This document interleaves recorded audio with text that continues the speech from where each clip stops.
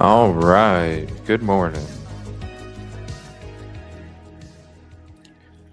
Good morning, everybody. Thank you for joining us for day 21 of the Lindsay Clancy trial. We do have a StreamYard poll open. Good morning. Good morning. It's going to be a huge day today. We'll see how much longer this last witness is. Oh my gosh, it's getting crazy. I want to say thank you all for the continued love and support. Help us hit 18.5K today. We're 98 subs away.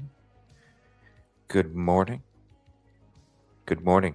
So, StreamYard poll open. Is Lindsay Clancy criminally responsible? You can type the number in the chat to vote. And you can type one. Baby, get down. Hey, come on. You can type 1 in chat for yes. You can type 2 in chat for no. You can type 3 in chat for undecided. And if you're undecided about voting right now, take your time. It's going to be a poll that we're going to have up all day. Baby, come on. We start the show and now she wants to start messing with stuff. Oh, but yeah, you can wait all morning or all day and vote right at the end if you want. It'll be open all day for you guys. Good morning, Hopper. Good morning, Kib Kitty. She does want to say hi. Well, I don't know. We'll see. We'll see. Again, thank you all for being here. Appreciate you very much. We got to discuss a couple things, and we're going to get into a recap real quick. But you can help the network mark the media algorithm, hit like, subscribe, and share this out to your socials. And also, we just dropped some members videos, no watermarks. You get no watermarks on the members videos, raw HD. But we just dropped a couple videos the last couple days with the Micah Miller case. Members get access to all raw HD footage. And to become a member, you can tap the link in the description or just type !member in the chat. The link will drop for you.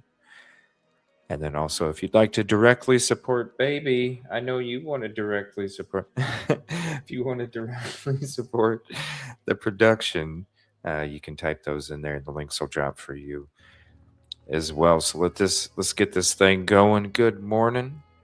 All right, let's take a look at the poll results so far, and then we're going to discuss something real quick because this thing was crazy yesterday. If you were with us yesterday and you saw this, it was like, what the heck is this lady doing? We're at court, man.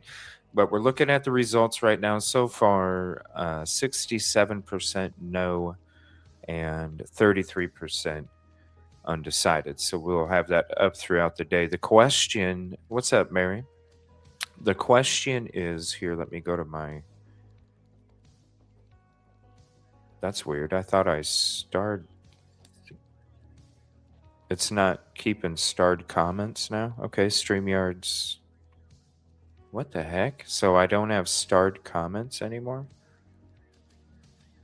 Okay, something's going on with StreamYard because I did like a minute ago. Not sure what's going on with that.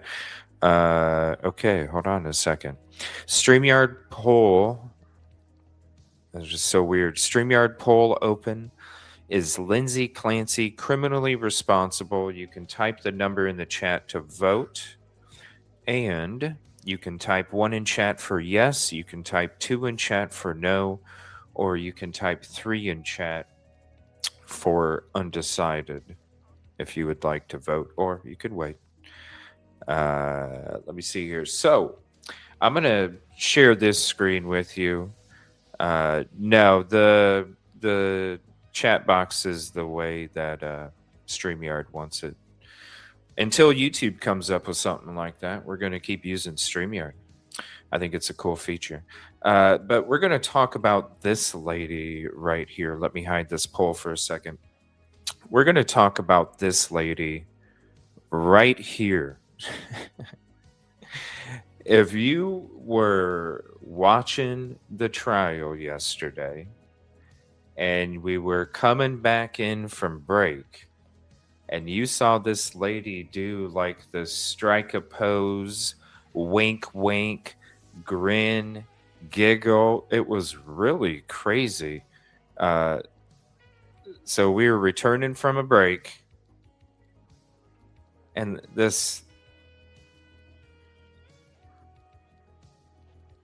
little couple winks and stuff. It's like, what? What the hell did we just see? I remember watching it. Now check this out, Miriam. I remember we were watching it yesterday, and it was like, what the hell is up with that lady in the green dress? She was striking a pose. Like, it was like the camera talks to me. the camera talks to me. It was like, what the hell is this? You know, we're at court here. I guess she is a Vanity Fair reporter, and she was removed from the court gig from Vanity Fair. So it wasn't some kind of stunt from Vanity Fair.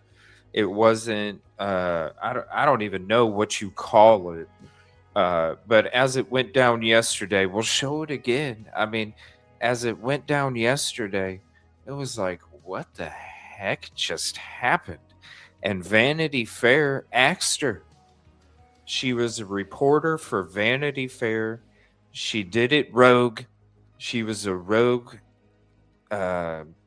model. A rogue model. Striking a pose. Camera, talk to me. Talk to me, camera. And then Vanity Fair axed her. So, yeah, so from this thing at court yesterday, I mean, she's going to be famous now. She's going to be famous now. She's going to be famous now. I mean, come on. Let's be real. I was like, who is this lady? I was about to search it up, but I was too busy with the court stuff. But, yeah, that's from yesterday. So, thank you all for joining. As always, in the mornings, we're going to get into Nate Eaton's recap. He does amazing recaps of the day. We're going to check that out as we get into the day. We know that court's not going to start on time, let's be honest. But, you know, we're always going to take you there as soon as it goes live. You know that as well. So we're going to go ahead and check out this video. I got a bunch of goodies. I'm going to be spending a lot of time with you in these breaks today. I got a lot of goodies for you. And there's another As Get Industries video we're going to check out too. So again, thank you for joining. Appreciate you very much. Please hit the like, subscribe if you haven't. And good morning. Have some coffee. Sit back. Let's listen to Nate Eaton break down yesterday. And what a day. Today, hopefully closing statements. But damn, we haven't even got to Reddington yet. Hopefully closing statements. We'll see. Love you guys. Appreciate you being here. Day 20, we thought, in Lindsay Clancy, we thought it might be the end of the witness testimony today. It wasn't. It's going to continue tomorrow. And then we'll probably have closing arguments on Thursday. We thought Monday, we thought Tuesday, we thought Wednesday, now Thursday, maybe Friday. I don't know. We'll see if it continues. Right. We'll get into all of the details. There's no schedule. Further, though, I want to bring... And before we go any further, just remind you, this is at 1.25 speed. Just in case court starts on time. We have to be prepared for that. But we know, as always, they won't. And then there's a sidebar. In a video clip that our Grace Wong got this morning. So Kevin Reddington, you know, is Lindsay Clancy's attorney, and a lot of attorneys will not stop and talk to the media outside the courthouse. They'll just go to their car and come back. Some enter a private entrance, not a private, but like a entrance that's kind of tucked away in the back or whatever. Kevin Reddington will engage with the media. He has been short, brief stuff. And this is what happened this morning. Take a look. I generally don't talk about how players react to anything. You, let me tell you something. Yes. I don't want to talk to you again. Why? Because you are a biased weasel. Not at all. Okay? Whoa. Ridiculous, Kevin. Ridiculous. Why? Go Yes. read what you say about my case. Go read about that guy with the bald head yesterday. That doctor you said that yesterday- the jury was eating it up. They love were. him. They were. You said Stay outside away he was a from me. nice Stay guy. away from me. Kevin, you said outside that he Wrong was a good guy. guy. Wrong guy. Why? I was talking about somebody else. He was a good witness. Stay away from me. Kirk was a good witness, Kevin. You said it yourself. Whoa! Right? I didn't know this went down yesterday. What? Hold it. Hold it. Hold it. What? Whoa, what was this? Oh, that's that John. Oh, that's who this. Okay, so I see this guy coming up on YouTube all the time. John DePietro. John DePietro.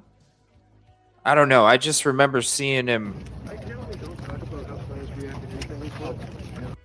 I just remember seeing him pop up on my YouTube feed. This guy right here. This guy right here, John DePietro, or something like that. I don't know for sure. John DePietro, something like that. Something. John does something. But damn. So yeah, I've been seeing, he's been reporting live. Listen, you're going to see us out there. We're never going to get these reactions from these people. I mean, this is disrespectful to anybody involved here.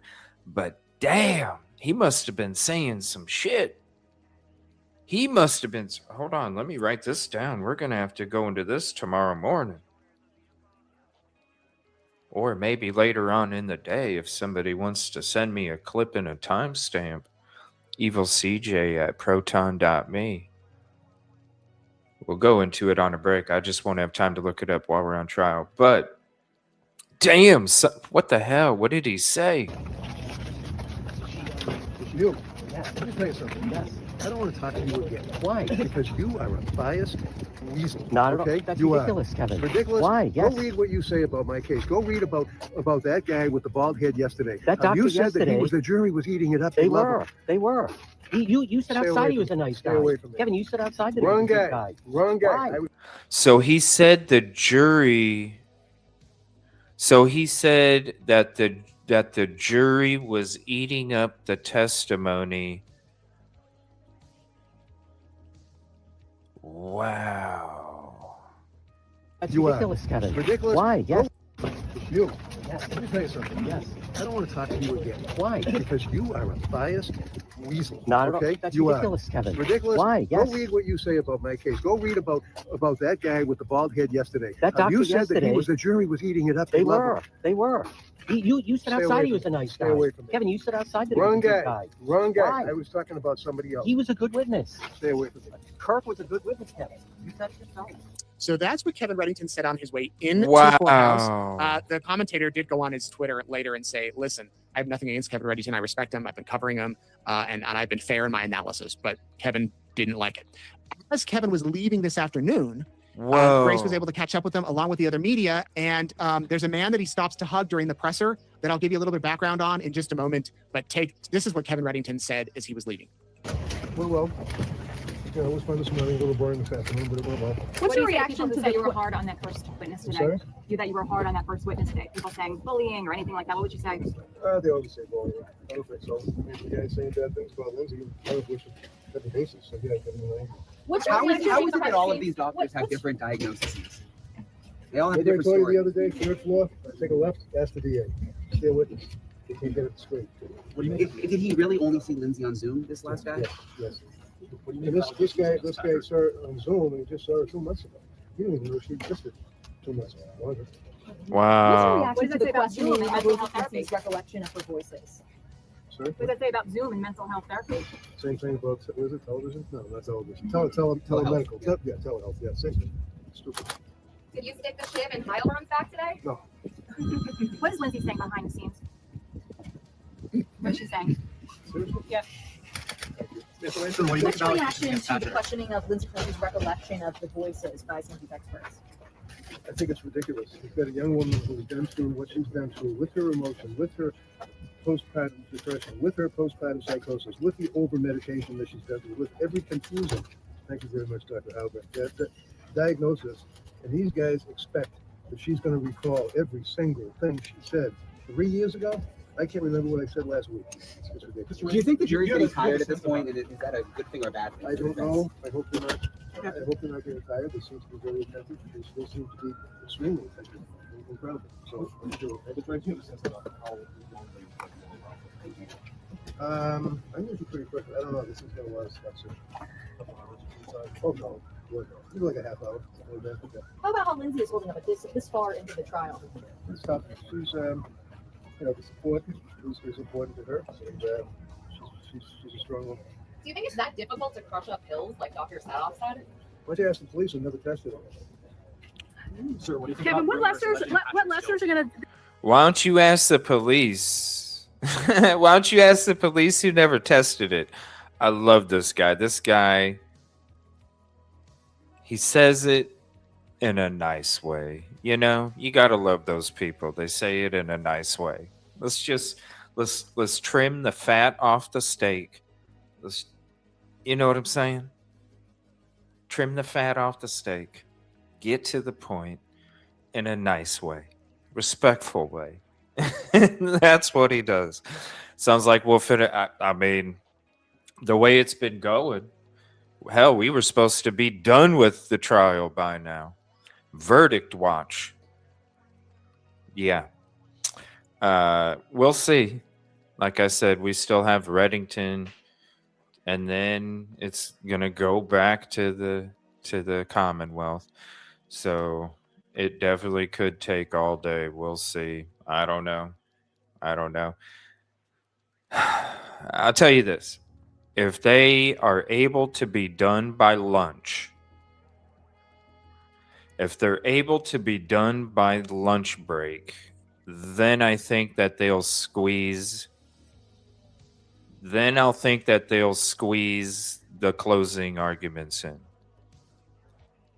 If this witness goes past lunch, I see him doing closing arguments.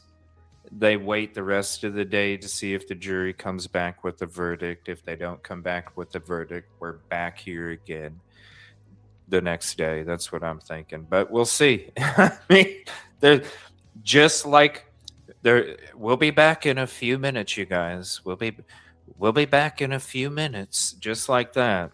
Not so much. We'll see. All right, we're gonna get back to this. By the way, thank you for all the love and the continued support. Help us hit 18.5K today. We're only 98 subs away. Yeah, you're right. We're only on week 5, and the judge said 6 to 8, so that's promising. I mean, I guess I get where he said they're ahead of schedule, but I thought somebody said in the beginning this was going to be 4 to 6. Maybe I'm thinking of another trial. And if you're enjoying the live stream, help us reach more people. I need some more coffee. Make sure to drop a like, subscribe, comment, and share this out to your socials and friends, and we appreciate you. All right, back to this recap. The jury And then- going to consider? Important day What today, lessons y'all. are the jury going to consider? That's up to the judge. Okay. Are you going to get involuntary manslaughter, you think? It's up to the judge. We ask him. Do you want them to be sequestered for the deliberations? Yeah, we don't sequester anymore. We used to. We don't anymore. Sir, any comment on rumors regarding Patrick? No, I don't deal with this. You don't think there's any credibility to those theories? You guys later. Watch out.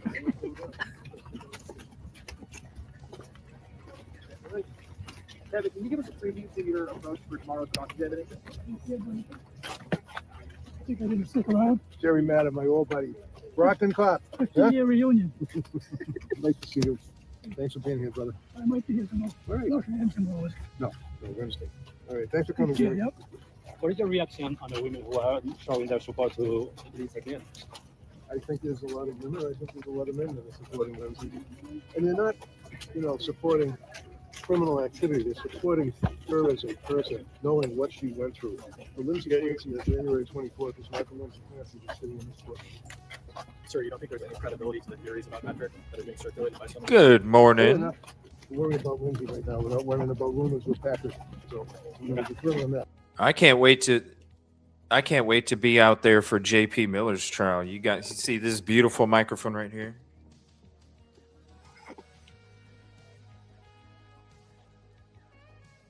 Yeah, baby. Yeah, baby. JP Miller, we're going to be there, buddy. All right, no problem. Thank you, All right, guys. Yeah. So the man in the video who Kevin Reddington hugged is named Jerry Mata. He's a friend of Reddington. They've known each other for years, former police officer. And Grace stopped to talk with him. We thought you might want to hear part of that interview. Here it is. Tell me again how you know Kevin. I met him 55 years ago in Brockton District Court. He was a rookie lawyer. I was detective of Brockton Police. And that's it. So I had to go overseas to meet him. And he was shocked that I was here. Oh, But he's a defense lawyer. Aren't you usually, as a police officer, testifying against somebody in his case? Yeah, he and I fought all the time. And what was he like as an opponent? Very good, very diligent, you know. But I would always have the right evidence, so he didn't win too many then. Did he win against you? A few times. I reminded him of that. I told him 10 years ago, I called him up. I said, remember when I broke you in as a rookie? He's a good guy. And what does he say? He laughed, you know. Is Jerry Mata, a friend of Kevin Reddington, lifelong friend, supporting his friend there at court today. So that's what happened outside of the courtroom. Now let's get to what happened inside of the courtroom. All right, Grace, day 20 of the trial. You were in the courtroom. What was your overall takeaway with what happened today? Well, we're getting into the home stretch, Nate. This is going to be the last witness for the prosecution. It doesn't sound like there's going to be a serve rebuttal. Then I think it'll be case closed tomorrow, and we could be in closings on Thursday. And you know, that's when the jury will get the case with following the judge's instructions, and they'll begin deliberating. So tell me, Grace, are we hearing anything new? I mean, we've heard a lot of this similar testimony from experts after experts after experts. I mean, any idea why you think the prosecution? And we do have a StreamYard poll open. Is Lindsay Clancy criminally responsible? You can type the number in chat to vote. The results are in the top right or the bottom for the vertical. And it is up to the second results. You can type in chat 1 for yes. You can type in chat 2 for no. And you can type in chat 3 for undecided. Let us know. Decided to call this last final witness. I think this last final witness is basically just reinforcing their position that Lindsay Clancy was and is criminally responsible for the deaths of her children. This particular witness is a forensic psychologist that has, unlike the previous witness, has had experience treating postpartum women who were incarcerated, and these are women that are children, and he treated them and group therapy sessions for them. So he has a little bit more experience with postpartum psychosis than the previous witness, and he didn't interview Lindsay Clancy as thoroughly as the other experts, but he did interview her on Zoom and gave details and what he thought was significant about what she could remember about the case. And basically, there are details that she doesn't remember, but what he found significant were the details that she omitted. Basically, you know, there were times when he asked her what she remembered about killing the children and how she managed to get the children to come down the stairs and how she separated them. She doesn't recall some of the details, but we do know that she killed Dawson first and then Cora second and the baby last. And specifically, he asked her how he convinced Dawson to come down the stairs. And he was just getting to the point where he was going to describe the resistance. You know, he was starting out by saying the children are very active. And I think he was going in the direction where you were going to hear about how Dawson resisted being strangled, because there is forensic evidence, there is autopsy, medical examiner evidence that was given about the bruising to him, which seemed to be a lot more intense than the other bruising on the other children. Obviously, the infant did not resist, but Dawson definitely resisted. And then he was, you know, that is testimony that the prosecution wants to elicit to show premeditation, to show the what they say was the atrociousness of the crime, the cruelty associated with the crime. And so that's important witness, that's important testimony for them. And of course, Kevin Reddington's going to argue that that's prejudicial, it's not necessary. He's already conceded that she killed the children. So the only reason for the details is just to prejudice his client and to inflame the jury's passions. Grace, the jury's been there 4.5 weeks. What was their read today? I mean, some of the testimony you could say dragged on a little bit, was a little bit slower than in days past. Again, we've heard a lot of this stuff before. Are they still in tune? Are they still focused? I thought they were getting a little tired with this witness. You know, he was very slow and deliberate in his delivery, and I saw them like not taking notes anymore. And whereas, you know, in the previous witness, Dr. Heilburn, they were taking, a lot of them who I'd seen not taking notes were taking copious notes. And this time it seemed like they kind of gave themselves a rest after Halbrand's testimony. So I think they're still engaged, but definitely it was a good time to call it a night, because it's a lot. It's a very, it's a lot of very dense testimony that they have to follow. And I think they needed a rest from it. And I think the judge sensed that and called it a break just when he did. Grace, one of the things I wanted to ask you, we played it earlier, the clip of Kevin Reddington walking into court this morning. He, it's not often that attorneys will stop and talk to the media during trials. He's given a few comments here and there, kind of walking to his car and back and forth. But he stopped and had some harsh words for a commentator that was out there. You caught the whole thing on camera. Any background, any idea what that was about? Well, John DePietro is a bit of a fixture in terms of local trials. He's local here in the Boston area and the Plymouth area, and he has been attending the trials in person. He was at Reed every day, and he's a commentator. He calls it as he sees it, and he and Kevin's kind of got into it because he didn't like what John DePietro said. He's very opinionated, and Kevin is a zealous advocate for his client. He doesn't like to hear anything that would go against his case. I mean, you heard him today say the only negative thing that anybody has said about Lindsay Clancy, every witness that's brought up here said she was a good mother. The only negative thing that you've heard is from these two. And he points to the two prosecutors. And of course, that drew an objection, and the judge sustained the objection. But he really does not like any attacks on the case, on his client. And he doesn't receive it very well. And that's what you saw today, was him taking John to task about what he said. John calls it the way he sees it.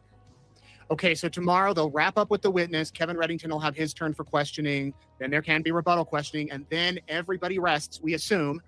And then the judge will dismiss everybody, and then Thursday will be closings. So the jury could have this case Thursday afternoon. Yeah, Thursday afternoon. I don't anticipate Kevin's closing is going to go much longer than an hour, and the prosecution the same, except they do get an open and a rebuttal argument. So they go 12. And I did hear from Kevin that today what he said was that there's still a very important decision that the judge has to make in terms of the charges that will go to the jury. Kevin has asked for involuntary manslaughter, and that is based on involuntary intoxication. And if he gets that, and if the jury finds that this is an involuntary manslaughter case, that reduces the penalty significantly. She won't be facing life in prison without parole if she is convicted. So that is an important decision the judge has to make. He hasn't made it yet. And also the other question about whether the jury is going to be sequestered during deliberations, Kevin said that they won't do that, or at least he is not going to lobby for it. So the jury's going to be free to come and go during deliberations, and they will probably deliberate for as long as they want. They'll be on their own schedule. At least that's been the case for most deliberations. We'll see about this case. The courthouse does close at a certain hour, and they don't like to go past 5 o'clock. Yeah. All right, Grace, thank you so much. We'll see you tomorrow. So there's where we are at now with the Lindsay Clancy trial. And let me just get straight to it. What happened today? We had more high stakes testimony, tense testimony with the doctor who said that Lindsay killed her kids in altruistic filicide. We broke that down yesterday. The last witness and expert said that a male voice, Lindsay hearing this voice to commit the murders, telling her to commit these murders, was unusual. And then the debate over outside voices versus inside voices was also discussed. Dr. Kirk Helborn, a forensic psychologist, returned to the witness stand for the Commonwealth. He was on the stand first thing this morning. Here are a couple of photos from today from Gregory Durr from the Patriot Ledger. He picked up his testimony from yesterday. He interviewed Clancy for 3 days early this year, spent about 10 hours with her.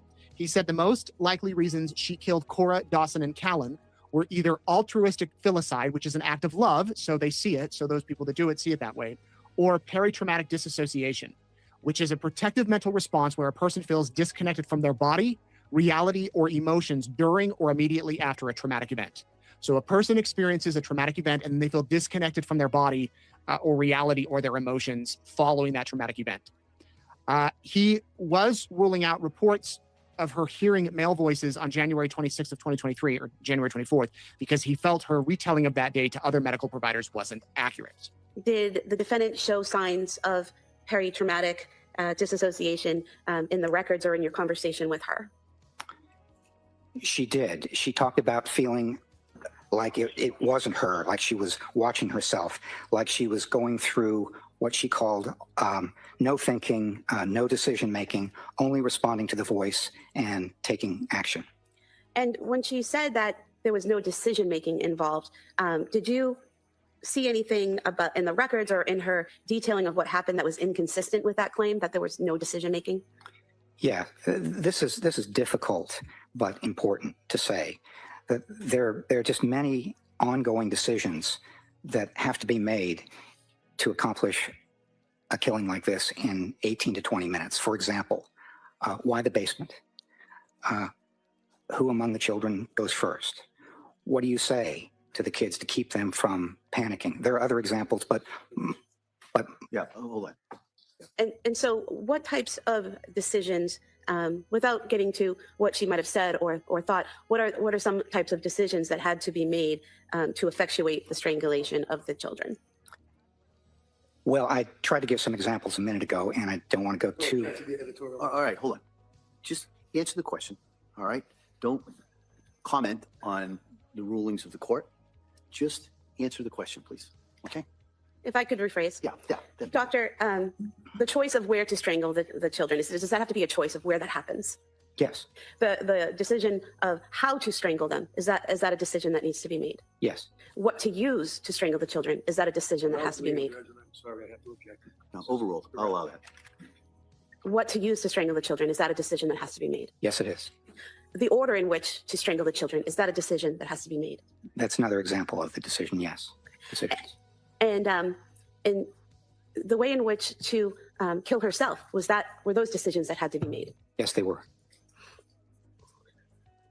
Now, you said that this peritraumatic disassociation seems like it would be a sign of psychosis, but isn't. Why isn't it? It's actually something that is much more commonly experienced in that kind of set of circumstances than psychotic symptoms. Yeah. And the portion where it says that she told a treatment provider that she had to kill the kids to kill herself because the kids would suffer. Do you recall that statement? Yes, I do recall that statement. And when you asked her about it on the third day of interviewing her, did she recall that statement? Yes, that statement in Brigham and Women's to the attending psychiatrist was made in the context of her thinking about what happened. Well, let me see if I can find it here. Yeah, she was asked about what the voice had said on that afternoon, and her response was, it had said, you have to kill yourself so you can kill the kids, and also said the kids will suffer without you. And when I asked her about that, whether the voice had said that, she said, no, the voice only said, this is your last chance. You have to kill the kids so you can kill yourself. So we're going to move to strikers now. No, overruled. I'll allow. So the two differences where at Brigham, she's saying the voice said, you have to kill yourself so you can kill the children, and that the children would suffer without her, versus after that when she says the voice only said, you have to kill the kids so you can kill yourself, is the fact that she's giving two different statements significant in your evaluation? As I talked about in my testimony yesterday, when there is inconsistency, that's something that alerts me to the possibility of inaccuracy. And two statements that are mutually exclusive or inconsistent suggest to me that there is a problem. One of them, at least, is not accurate. Now, the doctor also noted that at 5:33 that day, the day that Lindsay killed the kids, Patrick called her while he was out on errands, and the call was missed, but then she called him back. We've heard about that. The doctor said it was very, very unusual during a crucial time, killing your children, to have the act be interrupted by a phone call and have the person take the call. The prosecutor then asked him about comments Clancy made about her future and what it would look like. He reiterated yesterday's testimony, saying although she was suffering with a severe mental defect, she was still criminally responsible because she knowingly disobeyed the laws of right and wrong. Comments from staff and in the notes about how she was a little bit more future oriented and thinking about what it would be like in the future, her life and that sort of thing. So that's one of the considerations that was in response to kind of thinking about herself and being oriented toward herself. And is there any significance to that state of mind or those thoughts in your evaluation of her? Well, I don't think that she was in any way over this or thinking only about herself. It's something that I noticed when I evaluated her in April is that she is still grieving. She's still in mourning for those kids. And she used language like, I have lost everything and I don't want to be here. So I would not think of Lindsay Clancy as someone who is really self-centered or oriented only to herself. She is grieving her children. Bipolar II disorder, depressive symptoms. And there were other things that were exacerbating that, making it worse. One is the sleep problems and probably the continued adverse reactions to medication and so on. But yes, in my opinion, she did have a mental disease or defect on January 24th. And doctor, to a reasonable degree of psychological certainty, did you form an opinion as to whether or not the defendant appreciated the criminality or wrongfulness of her conduct when she killed her children? I did, yes. And I'm at the end of my report, I was very careful about how I phrased this. And so Just sustain. If you could just answer the question regarding your opinion. So yes, you formed an opinion? I did, yes. And what is that opinion? That opinion is that she retained an awareness of the illegality of killing others, including killing her children. Her moral awareness of the wrongfulness of this killing was influenced by her strong desire to die and, if she were dead, not to leave her children behind. Some of this perception was realistic. For example, my children will suffer without me because they would have suffered, I think. And some of it was distorted. For example, nobody else can care for my children. But her awareness of the illegality and moral wrongfulness of such killing is best appraised by understanding these acts as a serious suicide attempt combined with altruistic filicide, killing her children out of love, rather than as a response to command hallucinations. And did you form an opinion to a reasonable degree of psychological certainty as to whether Ms. Clancy was able to conform her conduct to the requirements of the law when she killed her children? Yes. And what is that opinion? That her capacity to conform her conduct to the requirements of the law is, again, best understood by considering the seriousness of her suicide attempt and her strong desire not to leave her children. She demonstrated such self-control throughout the day on January 24th, and her actions between 5:15 and 6 p.m. that afternoon were influenced by her depression and her hopelessness about her life and the desire to end the pain she had experienced since October. Although this depression and hopelessness influenced her decisions, she retained control over whether, when, and how she carried it out, and the inclusion of her children.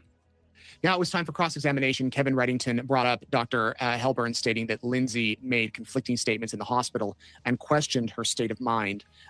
His ability to determine her mental state came from an evaluation that was done 3 years after the murders. Kevin Reddington has repeatedly said this, like, when did you evaluate her? Okay, 3 years after the murder, 3 years after the crime, and he's had questions with that timeline. Watch. Did you tell this jury, in addition, that Lindsay made a different statement when she was in the hospital? Yes or no? What I said to the jury I'm is... asking you, sir, did you make that statement to this jury? What I intended to say... No, not what you intended. Can you answer my question? Yes or no? No. Now, is Dr. Helbrun aware of the concept of post-intensive care syndrome?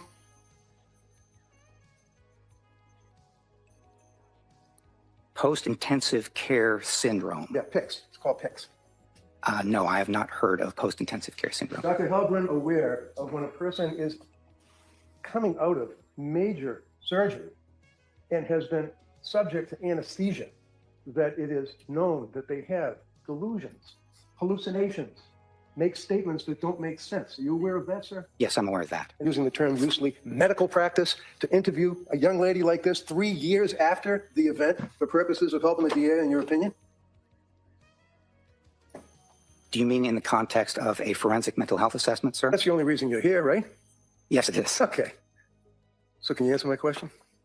The answer to your question is the sooner that I'm able to evaluate somebody after their involvement in the alleged offense, the more closely I can come to using that current state information as something that is relevant to their mental state at the time of the offense. Reddington went on to point out that the doctor made $54,000 as the Commonwealth's expert to analyze the case. He asked the doctor if he had ever treated a postpartum woman suffering from psychosis, and he said back in 1982, so 44 years ago.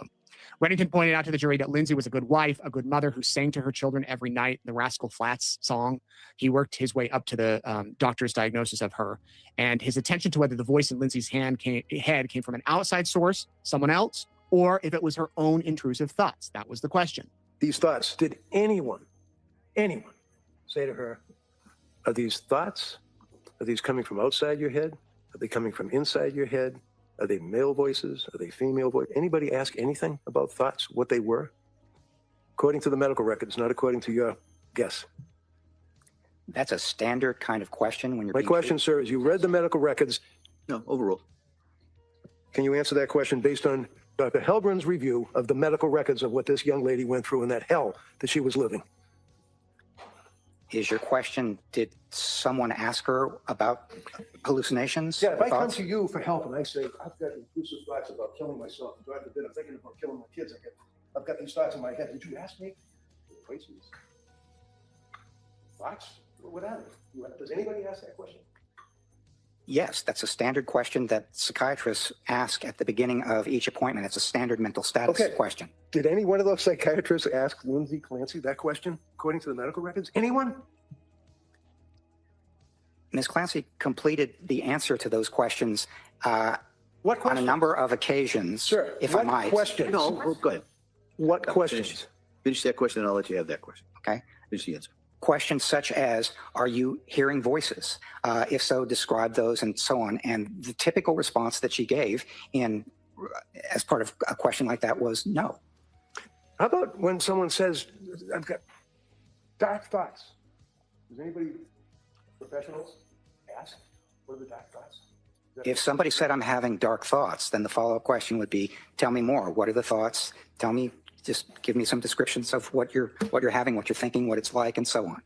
So if a patient goes to a doctor and says, I'm having these intrusive thoughts, I'm having dark thoughts, I'm having thoughts of, and at the same time frame in December, she's talking about harming the children, correct?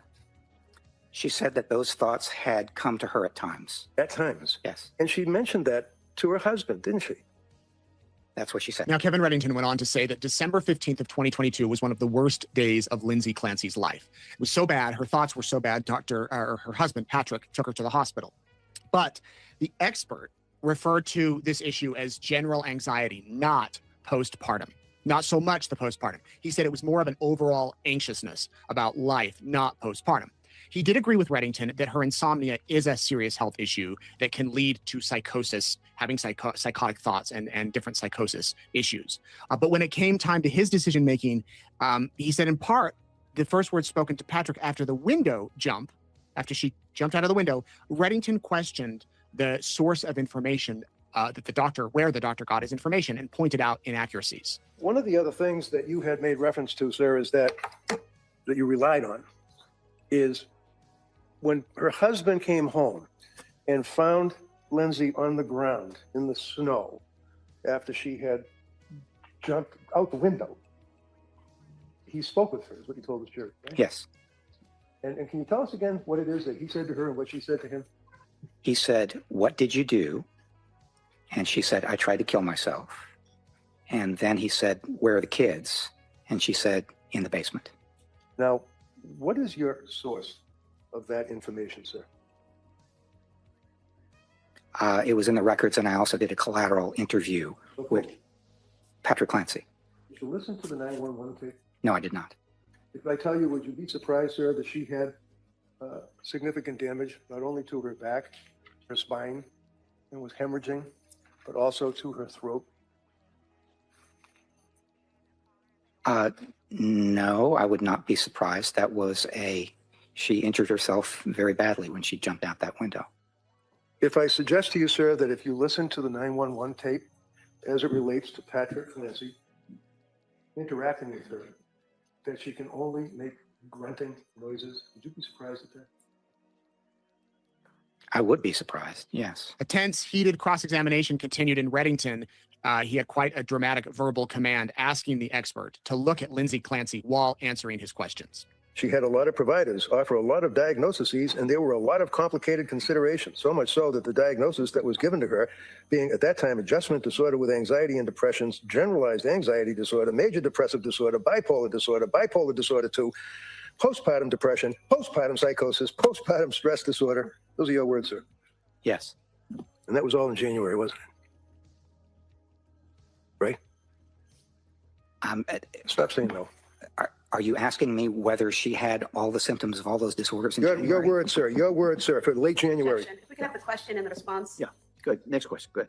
Did I just read right what you said in your testimony yesterday? I'm not understanding your question, Mr. Reddington. She also had psychotropic medication with adverse reaction. Your words to this jury yesterday. Yes. What is psychotropic medication with adverse reaction? What does that mean? It's pronounced psychotropic. And sorry? Okay.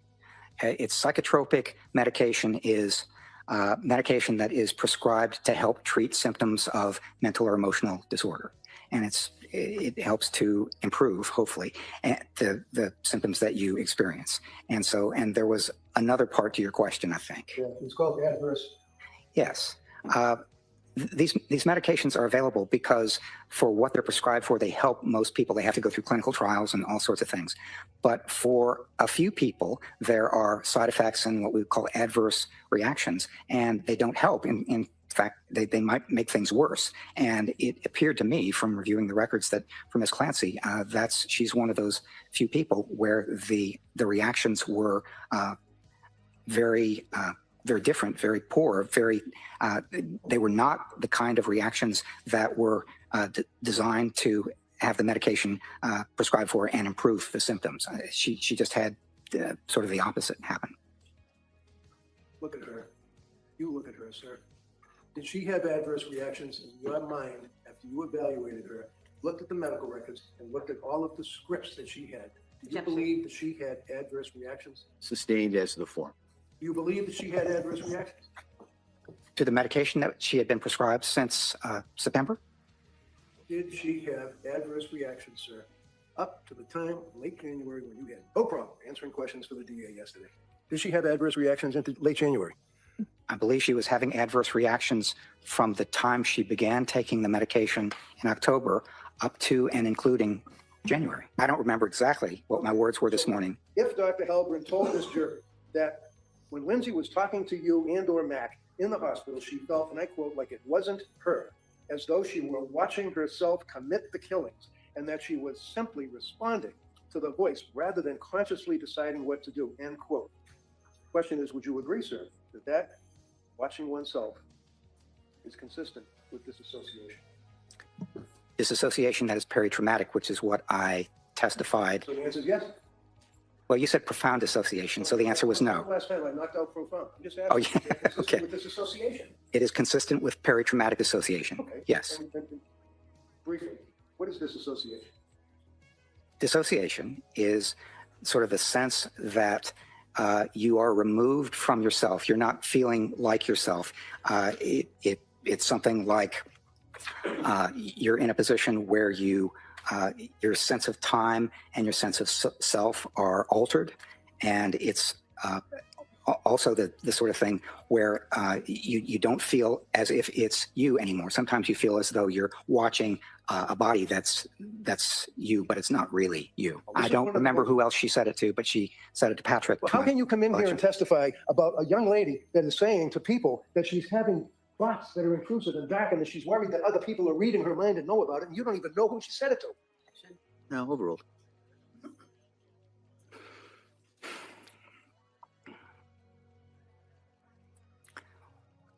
One of the things that she said is that her thoughts were kind of intrusive and loud, and I mean that sort of thing. And one of the things that she said was that she thought that because of that, other people might be hearing them or might know what they were. Now, another small part, but actually could be a big thing, but you decide, and we'll see if the jury decides. Reddington caught the doctor giving some inaccurate information and started to question his credibility. The doctor said he worked with and wrote a paper about women with postpartum psychosis decades ago, but in fact, it turns out he didn't. It was later revealed to be about people with schizophrenia. In redirect by the Commonwealth, and then Reddington again, he was again asked about auditory command hallucinations, and the doctor did not believe that Lindsay experienced any the day that she killed her kids. After Reddington asked if he thought Lindsay was being honest with him and how she tested on the honesty tests, the scales, this was the response. Can someone who is experiencing psychosis with a command hallucination, can that person know the difference between right and wrong? Yes. It's way outside the scope of questions. Next question. And can someone who is experiencing psychosis conform their behavior to the law? Same objection. No, overruled. In some cases, they can, yes. And is that what you were talking about just a few moments ago, when someone can be in a state of psychosis, hearing a command, telling them to do something, and they try to avoid doing what they're told to do? Yes. And you gave some examples, but someone trying to distract themselves with music or something like that, correct? Yes. I'm going to stop objecting, but I had the standing objection to the leading judge. This is the K scale or the lie scale, right? Yes or no? Just please, yes or no? The MMPI does have a K scale. Okay. And it does have an L scale. That measures if a person, to you, as the administering psychologist, is bluntly lying, right? No. Okay. Does it also, in your testing, determine if the person is exaggerating their symptoms? Yes, it's Okay, much the answer is closer yes. to that. The answer is yes, thank you. And when you administered the test to Lindsay, close to 3 years later, you indicated that it was the fact that it was late that you administered the test. It was testing her at the time it was administered, right? That's right. And one of the things that, the results, by the way, if I understand, looking at your transcript of testimony, is regardless of all of your explanations about MMPI and the other psychological testing, she was not elevated on anything except a suicide scale, right? That's correct. Okay. So she wasn't, according to the testing you administered when you saw her with Mac, exaggerating, lying, malingering, anything like that, right? That's correct. Okay. And one of the things that you did in your report, sir, is regarding the lying or the malingering, is you made reference to, I believe, Dr. Resnick, Philip Resnick. You know him, right? I do. He's a significant authority in the field of filicide. Is that right? He is. And Dr. Resnick indicated, sir, that his opinion as to the lack of malingering, and, as well as yours, right? Yes, he did. Okay. And you made reference to one of Dr. Resnick's articles, actually, in your report, correct? Some of his research on... The answer is yes. We can make this easy. The answer is yes. Did you look at and cite Dr. Philip Resnick's research report? His research, yes, I did. And are you aware, sir, that what you cited is outdated? Are you familiar with the 2012 article by Dr. McCarthy Jones collaborating with Dr. Resnick, talking about the largest study of hallucinations ever conducted in the world? I'm aware that as a researcher, you build on some of the No, things. not what researchers do. Are you aware of that report? No. Okay. Are you aware, sir, that that study was after the report that you cited in your report, and it involved 191 individuals who were asked almost 400 questions about auditory hallucinations? You aware of that? No. And are you aware, sir, that in fact it was determined that auditory hallucinations can come from within and it can come from without in that report? You're not aware of that, right? No. And then the doctor was done testifying. You want to watch the whole thing? We've got it. You can go watch the whole thing. Interesting back and forth. I said earlier, I was interviewed on a radio show, that we're hearing a lot of the same things now. I mean, we've watched it. You've watched it. I've watched it. The jury's in the courtroom. We're hearing it's coming down to, what expert do you believe? These experts say this. These experts say this. Who do you believe? Who do you really, truly believe? And the prosecution is really trying to drill their point home, as Grace said earlier. They called one more witness, another doctor, Gregory Sathoff, a Thank you so much, Shane, for the 10 joules gold coin. Thank you so much. Come on, StreamYard. Let's get these emojis showing up on these comments, too. Thank you again for the contribution. And what about this guy yesterday? We're going to be seeing more of him today, Gregory Sathoff. Going to be seeing more of his testimony today. What you think of him? I just went, oh, another expert witness not qualified for the specific nature of this case. Another one. Psychiatrist who works with the Behavioral Analyst Division. Thank you all for being here. Please hit the like, subscribe if you haven't. We are waiting for court to resume. As soon as it gets live and they're on camera, we're going to take you there. We know there's going to be a sidebar. We're going to bring you back to this. And then after they come back, then we're going to bring you back. That's how it goes every morning. Analysis with the FBI. He's evaluated up to 7 women who have killed their children. His forensic psychiatry has examined many other cases as a forensic psychiatrist for criminal responsibility, and that's what he was tasked to do in this case. He started off by describing what psychosis is: auditory or visual hallucinations, delusions which are fixed false beliefs, and difficulty communicating. He says it's very possible to be psychotic with just one of these symptoms. He interviewed Lindsay on 2 occasions for a total of 11 hours. It was done via Zoom because he couldn't travel. And then he also interviewed Patrick Clancy. Dr. Saftoff said the voices in her head occurred when she was in the kitchen making her kids dinner the night that Patrick was out running errands. When I asked her about the voice that she heard, again, she said that it started really right after the telephone call at 5:34 with her husband, Patrick. And she said it was a man's voice. It was very clear. It was external. In other words, it came from outside of her head. That it was constant. So this phrase, "This is your last chance. You have to kill your kids and then kill yourself," was something that was repeated over and over and over and over again during that period that she strangled her children. And then just as soon as it started, it stopped at when she had finished killing the children, strangling the children. Well, what was significant to me is that she had not spoken about hearing voices before that in any of the mental health professionals, the psychiatrists, the nurse practitioners, the physicians and staff in the emergency departments or at McLean. And so this was the first time that she reported that was documented, but also that she experienced an auditory hallucination, according to what she told me. So that was unusual. And then also, what was very unusual was the fact that the voice stopped with the death or the strangling of her youngest son, Callan, and that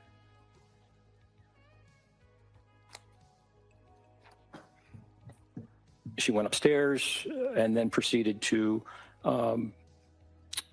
engage in behavior in an effort to kill herself, but that the voice had stopped as soon as she had strangled her last Callan, her youngest child. The doctor went on to say that it's rare to hear an audio command hallucination only one time and not before or after the incident, similar to what other witnesses have said. Midway through his testimony, Reddington requested a hearing to investigate the expert's credentials. The judge took note of it, and then the doctor continued. He went into detail about why he didn't believe the audio command hallucinations. He cites Lindsay being able to do the tasks needed to kill the kids and attempted to take her own life. And he pointed out something mundane and small, like crushing up the pills she took before cutting herself, was an important piece of information in his evaluation of her mental state. Crushing pills is really a challenge if you don't have the right equipment, if you don't have like a mortar and a pestle that they might have in a pharmacy. And so what I wondered about was that process of crushing the pills to the point that they were powder in order then to put them in lemonade and then drink them. And so that is, to crush pills, significant number of pills into fine powder is not an easy thing to do, particularly if you don't have the right equipment. It's just kind of a laborious process. Okay. I do need to pause it right there because I do have to say we heard it from Kevin Reddington in one of the interviews that we watched this morning where that was not tested from the police. And I have to sit here and wonder, like, how in the hell was a powdery substance that was used to make a pain pill crushed?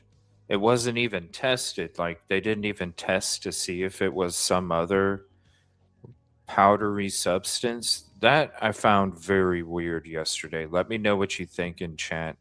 By the way, we do have a StreamYard poll up. Is Lindsay Clancy criminally responsible? You can type the number in chat to vote. You can type 1 in chat to vote for yes. You can type 2 in chat to vote for no. You can type 3 in chat for undecided. And just keep in mind with StreamYard live polls, just type the number only. And that's the only way the vote will register. I don't know. Maybe they can update their stuff at some point. And I do have to say thank you so much for the continued love and support. Help us hit the 18.5K goal for today. We are only 87 subs away. You can help us by doing that if you haven't subscribed yet. And please hit the like. As soon as court goes live, you know it. As soon as they go live, we're going to bring you there. Then they're going to have a sidebar. Then we're going to bring you back here. And then as soon as they come back from the sidebar, then we're going to bring you back over here. But until they go live, we're going to stick around on this recap. We just got a couple minutes left. And if they're still not live by the time we're done with this recap, we're going to go back to what we were covering in the beginning of this show today. The green strike oppose lady in court that got fired.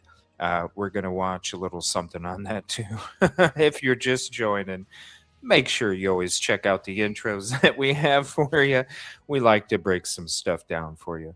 Plus, yesterday, I did a little breakdown of how Dr. Kirk threw out the mortal sin on purpose. You'll have to check that out if you haven't seen that yet as well. Thank you for being here. Good morning. And it's going to be a hell of a day today. Thank you for being here with us. So, and she also did not, it was Patrick Clancy who told me about the door being locked. And she told me she did not recall locking the door. And in terms of Ms. Clancy's ability to execute the strangulation of her children, is there anything about how she did it, what she did, that stood out to you in your evaluation? Yes. And what is that? Ms. Clancy told me that she, after the phone call with her husband, she returned the call, that was when she took Dawson down the steps into her husband's office to strangle him. And I asked Ms. Clancy about what she remembered about how what she said to Dawson to get him to go down the steps and leave, his sister and brother upstairs. And was there resistance, verbalization, et cetera, crying? And she said she could not recall that. She could only recall bringing him down the steps and then strangling him. And then she repeated that. The next child was Cora, that she went back upstairs and did not recall how she got Cora down the steps, how Cora came down the steps, but then brought her into a different area, the kind of a living room area in the basement, and strangled Cora. And then lastly, that she went up to get Callan. And I asked her, I said, where was Callan? Upstairs. And she said, well, maybe in a playpen, often, she said she couldn't really remember, but then bringing Callan down, and he was the last child to be strangled, all during this time where this voice is over and over again saying, this is your last chance. You have to kill the children before you kill yourself. And that was pretty much the end of today. The witness will be back on the stand tomorrow to have cross-examination, and with the Commonwealth too continuing to question, and then witness testimony should be done. So that is where we stand for now, and we will see where the case goes from here. All right. So we are going to go ahead and switch to this now. We covered this in the beginning of the show. Let me bring that poll down. We'll go ahead and put that away. The poll will still be up the whole time we're doing the show. So I'll still mention from time to time about the poll question and what you can type in chat to vote. Now, this is regarding the green dress lady here. Strike a pose. We went into this morning. Oh, hold on a minute. We'll get back to that represented by Attorney Kevin Reddington, when we have a Commonwealth is sidebar. represented by Assistant District Attorney Jennifer Sprague and Assistant District Attorney Shannon Buckingham. Well, good morning, everyone. Good morning, counsel. Good morning. Good Sidebar. morning, Ms. Clancy. Sidebar. All right. Before we start, can I Yep. see everybody at sidebar? Yep, sidebar. All right, we're going to sidebar. We're gonna like clockwork. All right, we're gonna check out this video real quick. We know damn well it ain't gonna be more than 6 minutes. So here's more on Green's strike oppose. All right, well, there's more drama from the Lindsay Clancy trial after Vanity Fair reporter Brittany Romano went viral for smiling and winking at court television cameras despite the horrific details of the case. Another plot twist, Romano grew up with Clancy. Following backlash, Vanity Fair revoked Romano's credential, citing, quote, clear conflicts with our editorial standards and processes. This latest drama comes just days before deliberations begin. Joining us now is Daily Wire opinion writer Chloe Trapanato. Chloe, great to see you. So this is a very serious case. There were 3 children who were murdered, suffocated to death, and yet you have this reporter acting like a clown and getting her credentials revoked in the courtroom. Yeah, well, first of all, Katie, thank you for having me. It is great to see you. And it's sad that we have to talk about such a disgusting and disturbing topic. So first of all, when I watched this clip, she could be starring in the next Smile 3 sequel. I mean, this woman just looked very creepy right off the bat.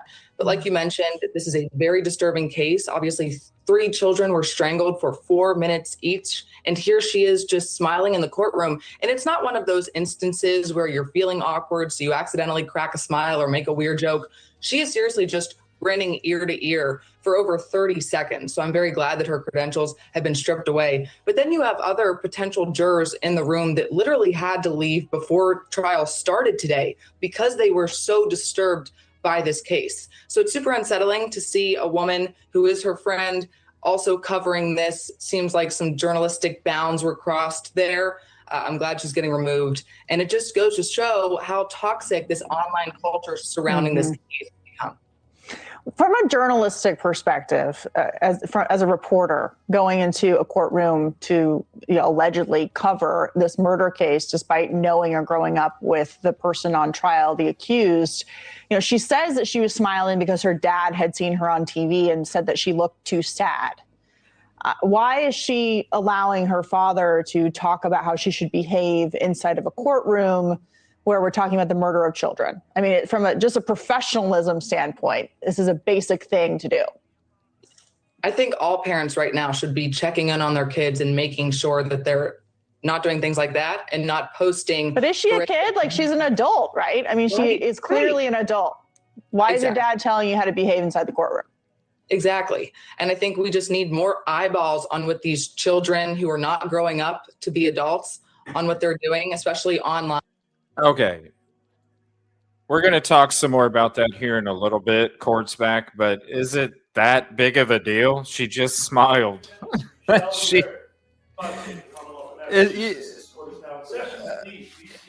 Damn her.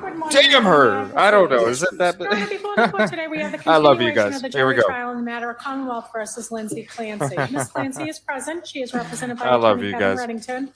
The Commonwealth is represented by Assistant District Attorney Jennifer Sprague and Assistant District Attorney Shannon Buckingham. All right. Thank you, Madam Clerk. Good morning, members of the jury. All right. It's nice to see everybody once more unto the breach, as they say. We're going to continue with this trial. So I appreciate everybody being here. I'm going to ask those questions, and I'll go a little bit into today's schedule and kind of where we're going to go on this. So first question, has any member of the jury read, seen, heard, or overheard anything from any source about any aspect about this case that would affect your ability to be fair and impartial? All right. Second, is there any other serious matter or concern bearing on your service as a juror in this case that anybody needs to address at this time? Again, thank you so much for following those instructions. And so what we're going to do, as I said yesterday, we're going to continue with the testimony of the doctor who was on the stand yesterday. And it's anticipated that that is the last witness in the trial. And then we will then take a break, because before we go to the next portion of the trial, which is the closing arguments and the legal instructions, the court has to make some arrangements. They've got to speak to counsel. So it takes a little while. So I'm going to excuse you at that point and have you come back tomorrow. All right. So we're going to finish the evidence today. We're going to excuse you. I'm going to then deal with counsel. and then we will do hopefully arguments in charge tomorrow. All right. So again, I can't tell you how much I appreciate everybody's dedication and commitment in following those instructions and being here every day. So that's kind of where we are at this point. All right. And so with that, I'm going to ask the Commonwealth if you could have the doctor retake the stand, please. Yes, Your Honor.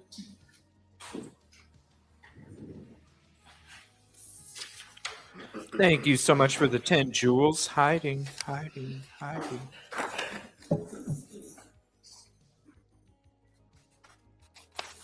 Thank you, everybody, for being here. Please hit the like, subscribe if you haven't. By the way, again, we are going to be having our Your Verdict live call-in show during the verdict watch. Closing arguments tomorrow. We heard the judge.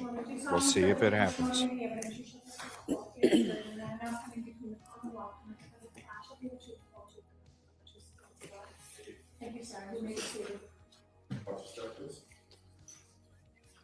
All right. Good morning, Doctor. Good morning. All right. Tree Sprague. Thank you, Your Honor. Good morning. Good morning. Yesterday, when we left off, you were testifying about the decision-making process of the defendant and what she told you about that. Going to what she told you about the voice and what it said to her, did the defendant tell you if the voice told her where to kill the children? No. Did the voice tell her how to kill the children? No. Did the voice tell her what to use to kill the children? No. Did the voice tell her in what order to kill the children? No. Did the voice tell her where to try to kill herself? No. Did the voice tell her in what way to kill herself? No. The fact that the voice, according to the defendant, the voice didn't tell her any of those things, but instead just said, kill the kids so you can kill yourself. Is that significant in your evaluation in any way? Yes. How so? Well, in the small amount of time that Ms. Clancy had in the home without her husband, it was important in order to carry this out, as well as her suicide, to do this quickly, methodically, and the like. And so this is having no instructions as to how to do it, but being able to execute those decisions, including being able to get a phone call and then return it to her husband in the process of all of this. Certainly the phone call was not expected. That is surprising that she was able to accomplish all of this without any other kind of direction or plan. Does that indicate to you that she was making decisions about those things, about where and how and when? Your Honor, this is, again, for the record, direct examination. It's leading by objector to have a standing objection. Yeah, if you could just rephrase that. What does the fact that she was able to do all of that indicate to you, if anything? Well, it indicated that she had control of the sequence of what she was doing throughout. Doctor, you talk in your report about interpersonal psychological theory of suicide. What is that? Well, that has to do with the decision-making process or the capability for someone who attempts suicide. And are there three parts to that theory? Yes. And what are they? Well, one would be called aloneness, or the sense of isolation, people not understanding. So that is a real difficult challenge for people to face. They feel that they can't fully share with others. Another is burdensomeness. If someone feels that they are a burden to others, that is also something that we find is a component to those who make serious suicide attempts and completions. And the third is what I would call capability. So you can have that sense of aloneness. You can have that sense of burdensomeness. But if you don't have the capability of taking your life, you can be very suicidal, but not ultimately accomplish the suicide. It does not mean that you're not suicidal.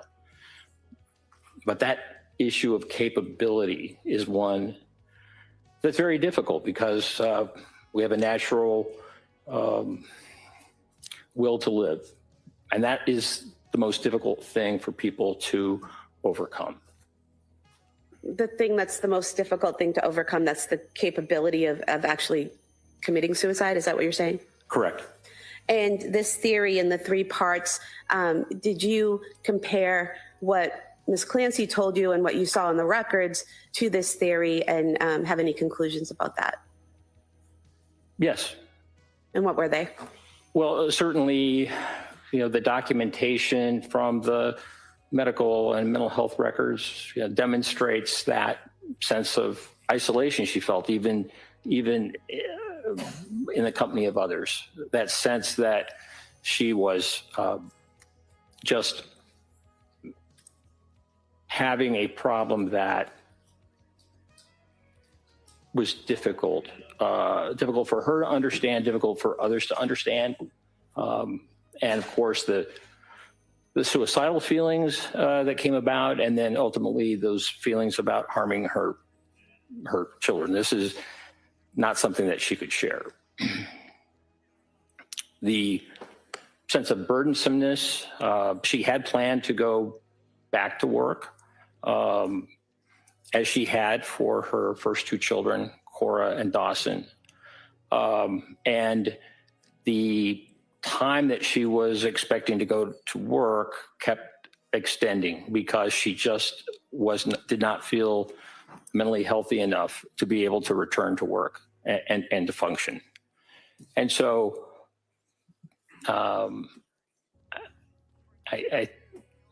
in some of the documentation where she filled out concerns and was asked about the kind of stressors in her life, she indicated that financial was one of the stressors that she was encountering. So to believe that her brain had been damaged, that she was not able to do what she loved, which was labor and delivery nursing, but also not in a position to help support the family, really was would be a burden for anyone. And certainly that sense of burdensomeness was something that I believe she was experiencing. And then the last component, capability, I truly believe that her suicide attempt was very, very serious, which is why she employed 3 different methods.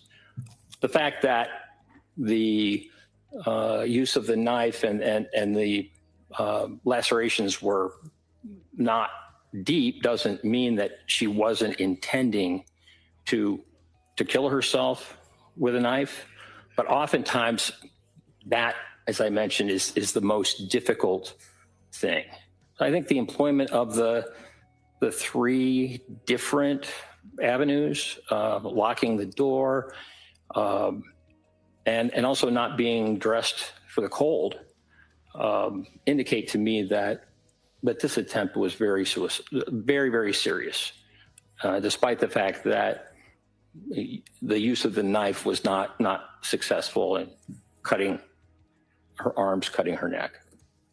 And so, doctor, in terms of the cutting on the arms and the neck not being sufficient to cause death, is that what you're referring to? Is that as someone faces difficulty or an inability to be capable of actually following through to commit suicide? Correct.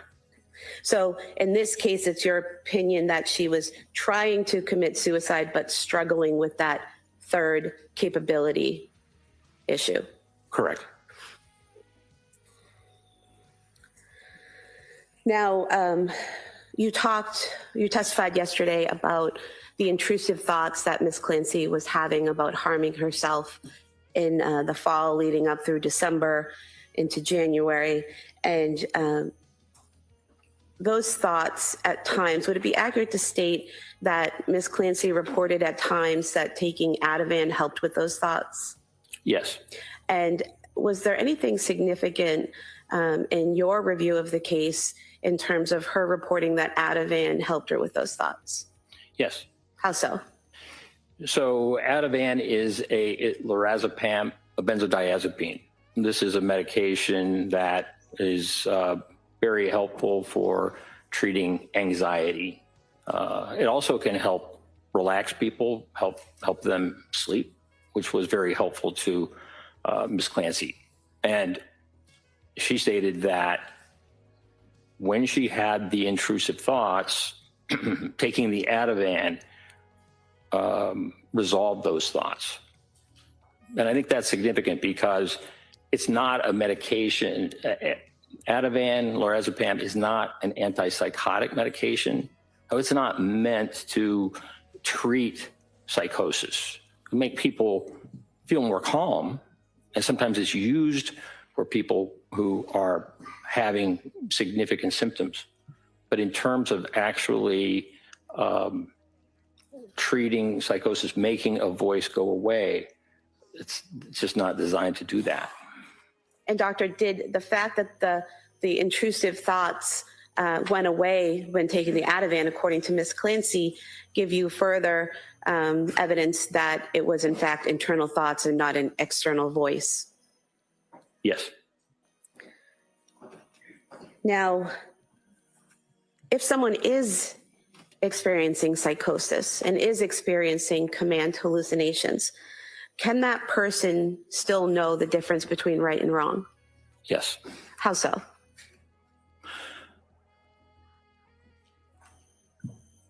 Well, hallucinations, even command hallucinations, when they occur, do not propel an individual to automatically obey them. And in fact, many people will engage in behaviors to stop the actions that the voice is claiming. That's something that makes sense, particularly when the command is just so serious and so against someone's values. So it's possible and common for people to engage in behaviors to avoid doing what a command hallucination is saying. And doctor, is it possible for someone who is experiencing psychosis and command hallucinations to conform their behavior to the law? Yes. And how so? Is it basically what you were just telling us? Yes. If someone is having a command hallucination to do something out in public, but there is a police officer nearby, it certainly is possible for that person to choose not to engage in that behavior because of the consequences. Even though a voice might be saying this, there's other decision-making going on based upon the environment. Now, doctor, in your evaluation of Lindsay Clancy, did you come to an opinion to a reasonable degree of medical certainty as to whether or not she was suffering from a mental disease or defect on January 24th, 2023? Yes. And what was that opinion? I believe that Ms. Clancy was suffering from a mental disease or defect.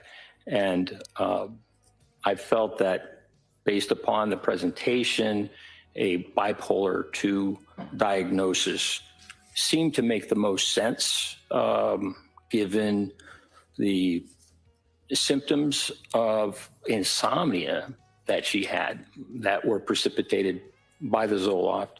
And this was just very, very significant. And while it didn't fulfill all the criteria or many of the criteria. If she were a patient of mine, I would diagnose her as bipolar 2, because I would want to make sure that any doctor who saw her afterwards would be very wary of using an SSRI antidepressant in treating her. And doctor, you mentioned the drug effects, Zoloft had an effect, and SSRIs might have an effect.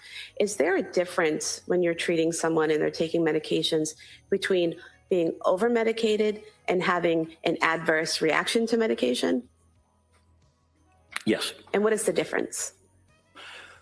Well, when we think about side effects, that is an example of a medication having a response. Now, sometimes we have side effects when we're not necessarily over-medicated, but we put up with those side effects. When there is too much medication, certainly we can experience those side effects. For example, over-sedation, or there are some medications that can cause stimulation, so people are not able to sleep. An adverse reaction is much more serious. An adverse reaction could be, for example, an allergic reaction that could cause death, or some type of reaction that you don't see in most people, but has been reported. So there is a difference between side effects, no matter how difficult they are, and what we would call adverse effects, which can be extremely serious. And in your review of the records of the medications that the defendant was prescribed from September through December, did you see any evidence of her having adverse effects from the medication?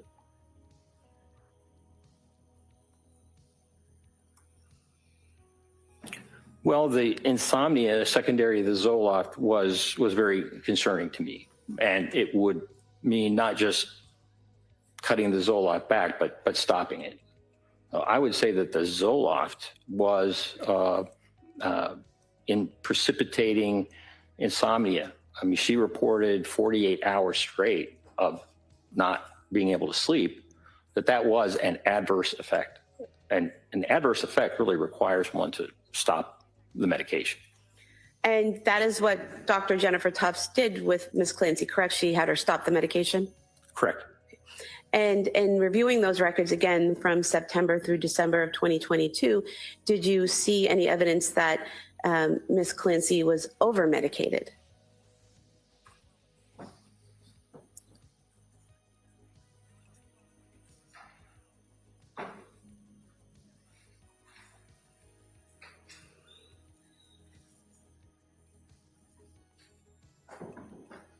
She experienced some significant side effects from some of her medications. She was given, I think, nurse practitioner Paul gave her clonazepam, which is also a benzodiazepine, and she really had an uncomfortable reaction to that. Just woke up and felt quite confused. So she stopped that medication, understandably. Seroquel is a medication, quetiapine, that at high doses can cause some significant side effects. At lower doses, it generally helps treat insomnia. At higher doses, it can have more significant effects. And in terms of just ability to think and organize one's thoughts. However, Ms. Clancy in December of 2022, chose at that time to continue on Seroquel, a combination of Seroquel and Valium. Nurse practitioner Gelada had suggested another medication, olanzapine, Zyprexa, which she's taking now. And Ms. Clancy asked that she continue on the Seroquel at that point and the Valium. So,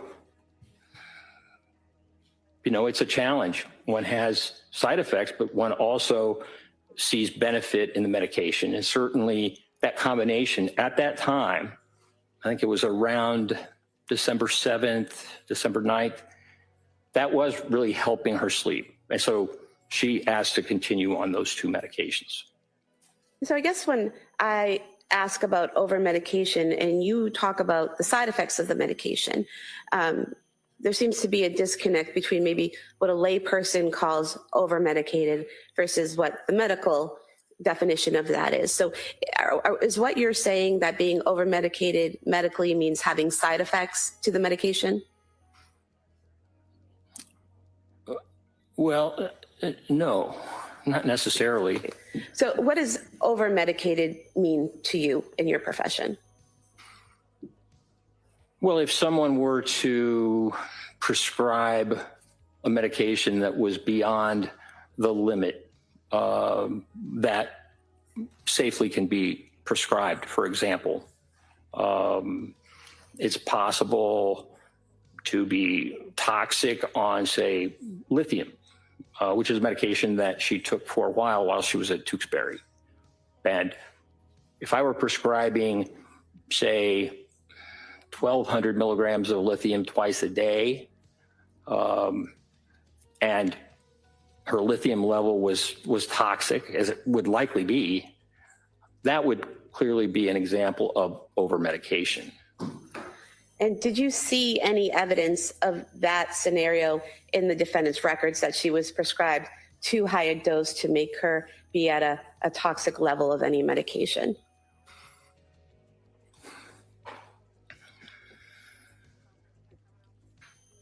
I think those who were prescribing for her were responding to the symptoms that she was bringing.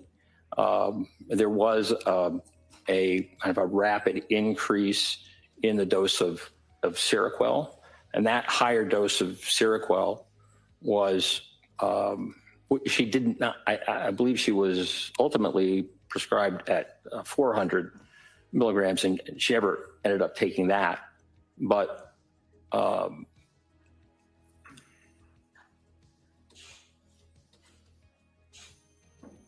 As a clinician, we do our best to try and treat symptoms. So, Doctor, did you see, other than the Seroquel, any medications that the amount that was prescribed you would think would be over medication? No. And then the Seroquel itself, you said she was prescribed up to 400 milligrams, but she reported that she never took that amount, correct? Correct. And after her stay at McLean Hospital, she had been weaned off of the Seroquel, correct? That's right. And the only medications immediately after leaving McLean Hospital were trazodone and Valium, correct? Correct. Dr. Tufts added a medication as a result of her appointments with the defendant in January. Is that correct? That's right. And what was that medication? That was amitriptyline, also known as EvilleCJ. And you saw that what the initial dose of that was, correct? Correct. What was that? The initial dose from Dr. Tufts was 10 milligrams. Is that a high dose for an adult? No, it's the very smallest dose possible. And then did Dr. Tufts increase that dose? Yes. And when was that? After a week, she increased the dose from 10 milligrams to 20 milligrams. And is that a significant increase in the dose? No. Is 20 milligrams a significant or large dose for an adult? Not at all. 10 milligrams or 20 milligrams of amitriptyline, is that something you could even prescribe to a child? Yes.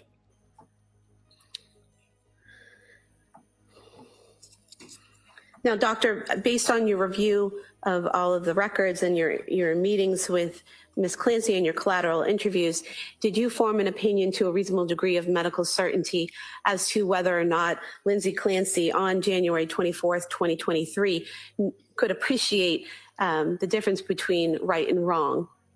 Yes. And what was that opinion? My opinion is that she did have the capacity to appreciate right from wrong. And what do you base that on? Well, on a number of things. Ms. Clancy had just met with her psychiatrist, Dr. Tufts, the day before. And in that discussion with Dr. Tufts, as documented, she denied suicidal ideation, and she also denied thoughts of harm to others. And also there was an ongoing conversation regarding future possible treatments, esketamine or TMS, which I spoke about yesterday, that could be employed to help her. Also, with regard to the appreciation between right and wrong, the planning involved prior to the strangling of her children, I thought was significant. The searches for distance of 3V, the searches of CVS, all done prior to her sending fairly late in the afternoon a text asking her husband if he didn't mind takeout from 3B and then adding on. So that planning, that preparatory planning, I thought was significant. The avoidance of witnesses. You know, a witness during a time when one is committing a crime can intervene, not just report, but also intervene. And so the fact that this was done without any witness present during a time where she had asked the potential witness to go on a longer errand, also I thought was significant. Concealment is another thing that I think indicated an understanding of right and wrong. I mean, the children were strangled all in the basement. And according to Mr. Clancy, the door to his office had been closed when he arrived to the basement. Timing was really, really significant in this. There was a window of time that Ms. Clancy was aware of in which she would need to kill her 3 children as well as to kill herself, which she expected would happen. She was conscious of time and told me that she had mapped out the distance, et cetera, because she didn't want her husband to be gone too long. But in this case, I think the issue of time and her husband returning, rather than being a solution for her, was a problem. And so to accomplish all of this in the course of that amount of time that Mr. Clancy was gone, I thought was significant, really showed an awareness of time. In terms of the weapons used, now these were exercise bands, but they were all near where the children were strangled. They were placed there. That's where they kept those exercise bands. And the exercise bands were nearly identical. I mean, very similar in terms of what they could do as ligatures.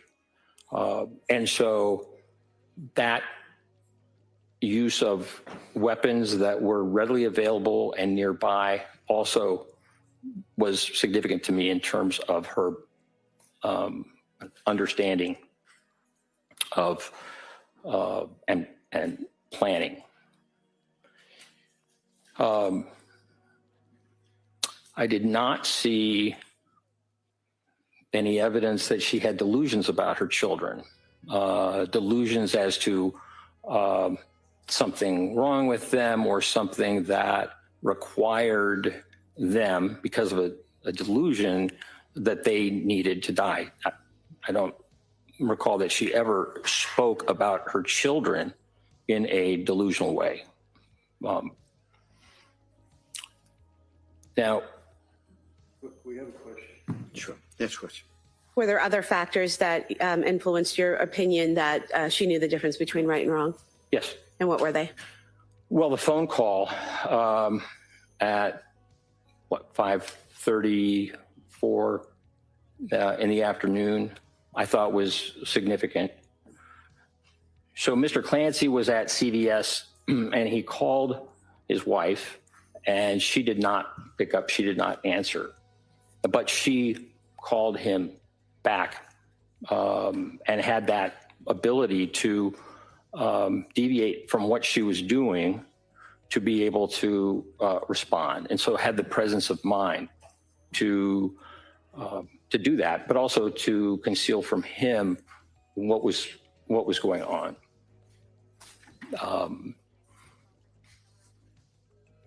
Locking the door is another example. I mean, certainly Ms. Clancy was aware of time and the limited amount of time to accomplish this, but by locking the door, it kept her husband from being able to enter the bedroom and therefore being able to see what had happened. So delayed that time.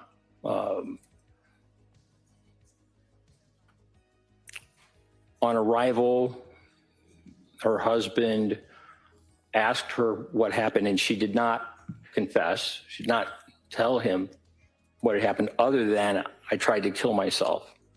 She also did not report auditory hallucinations, but rather said that the children were in the basement. It's my belief that she expected to die and that by the time Mr. Clancy arrived, she would have successfully been able to take her life. And sir, did you form an opinion to a reasonable degree of medical certainty as to whether or not Lindsay Clancy on January 24th, 2023 had the ability to conform her behavior to the requirements of the law? Yes. And what is that opinion? Well, if we look at that day, we know that in the morning she took Cora to a pediatrician's appointment. And all physicians receive training in psychiatry, no matter what specialty they go in. That's part of medical school.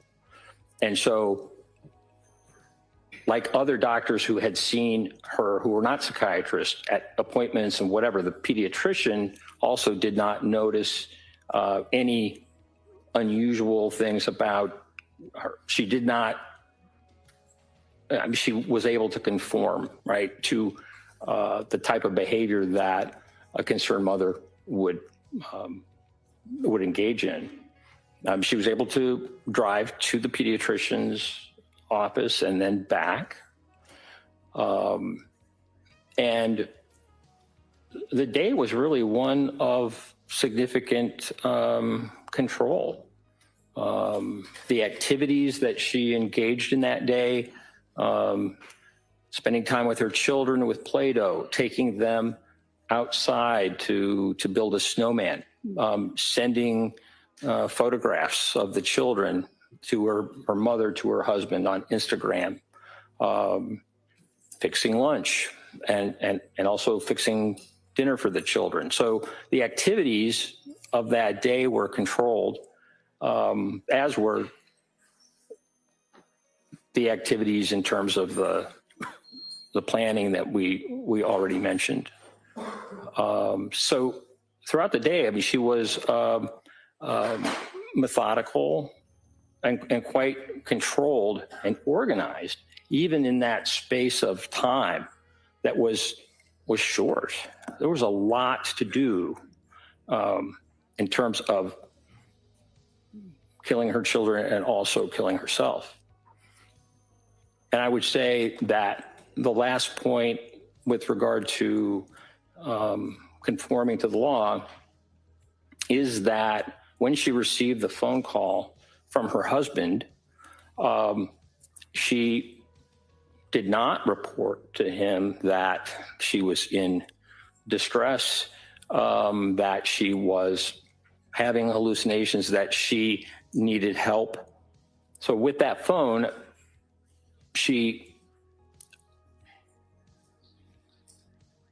by calling her husband back and reassuring him by the fact that, yes, she knew the medication, whatever, that helped guarantee that he would continue on the errands.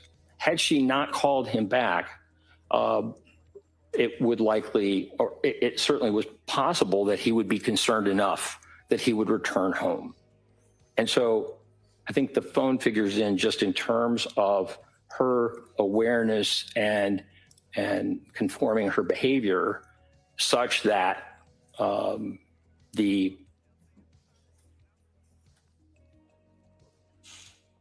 strangling of her children could be concealed. And doctor, did you form an opinion to a reasonable degree of medical certainty as to whether Lindsay Clancy on January 24th, 2023, when she strangled her children, was criminally responsible? Yes. And what is that opinion? Yes, it is my opinion within a reasonable degree of medical certainty that Ms. Clancy was criminally responsible. Move to submit Dr. Satoff's CV as the emergency exhibit.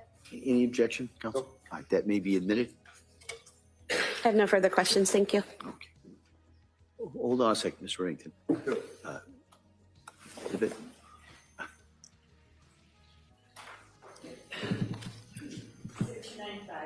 Thank you. All right, counsel. Morning. Good morning.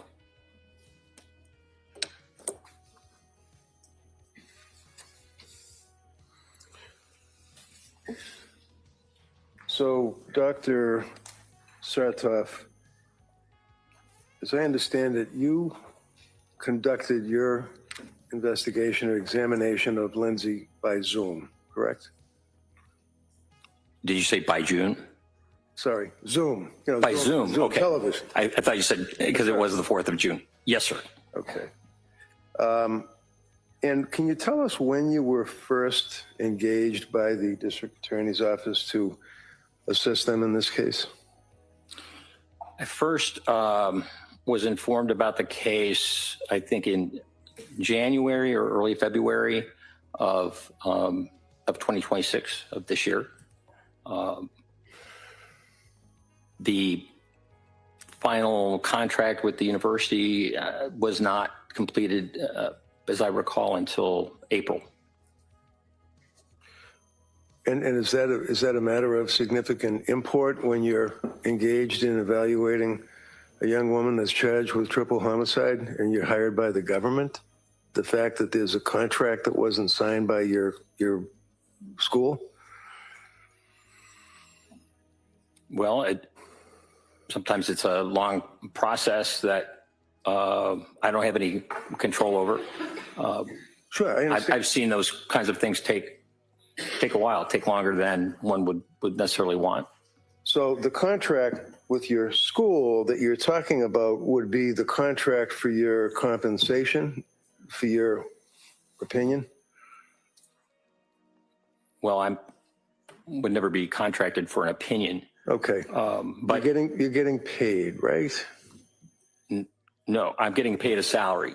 Yes. The university is getting paid. And the university is deriving a benefit monetarily from your testimony or working on this case for the DA, right? That's right. All right. And how much did the university get as a result of your involvement in this case? I don't know what the hourly rate is that they charge. So you don't know what the hourly rate for your time is, right? Correct. You don't know how much money was paid by the district attorney's office to the university, right? Correct. You don't know how much money will be paid for perhaps yesterday, today, whatever, balance billing. You don't know that either, right? That's right. You were retained or engaged in January of 26, right? Yes. This is an incident that occurred on January of 23, right? Yes. In January of 23 to January of 26, 3 years. That's right. To being engaged on the case, right? Correct.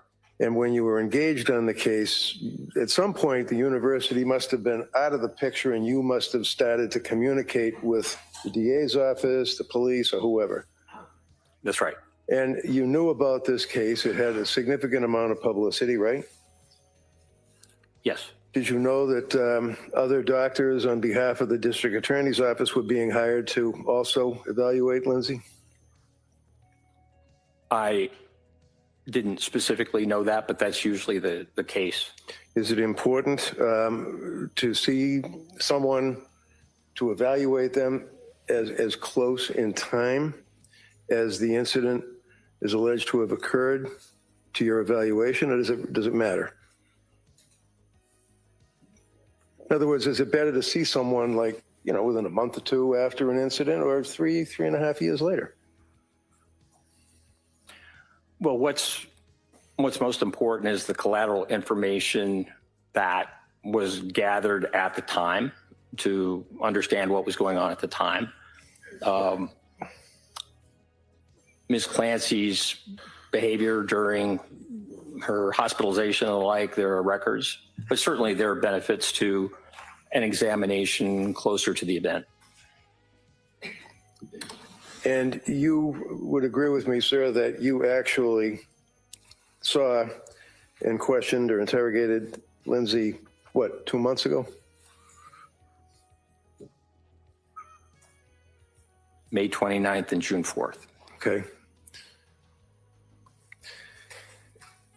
And when you went to interview her in purposes of your evaluation, you had already accessed the collateral information, sir? Yes. Before I go there, let me just review a few things here on your CV, which the jurors will have to examine. You indicated to us your present employment. You have a private practice as a psychiatrist? No. Okay. So where do you see patients? Well, I see patients in the prison system. They're your patients? Yes. What do you do for those people that are in jail? In prison, within the Virginia Department of Corrections, we have inmates within the prison system who suffer from mental illness and require assessment and treatment. I see. So you don't have, when you said to the jury a little while ago, if I'm treating my patient and I would prescribe a particular prescription for my patient, and I wouldn't tell my patient to do whatever it is you said, it's not people that go to an office or see you or even on the television to be treated. These are people that are in jail, right? Prison, yes. So there's a difference between jail and prison, right? Yes. And this would be in Virginia, is it? Correct. So you're dealing with people that are serving hard time in the Iron Mansion, as they say. It's not a house of correction down the street, right?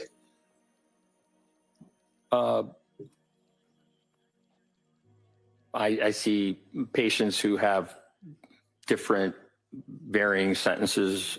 Some have life sentences. Some are scheduled for release, in the coming months. So that really varies.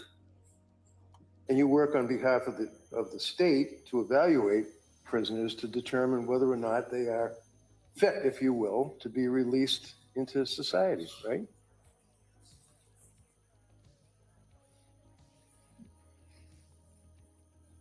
Once someone's sentence is over, the only way that they could be continued within a prison system would be to be committed to a psychiatric hospital. And I would say that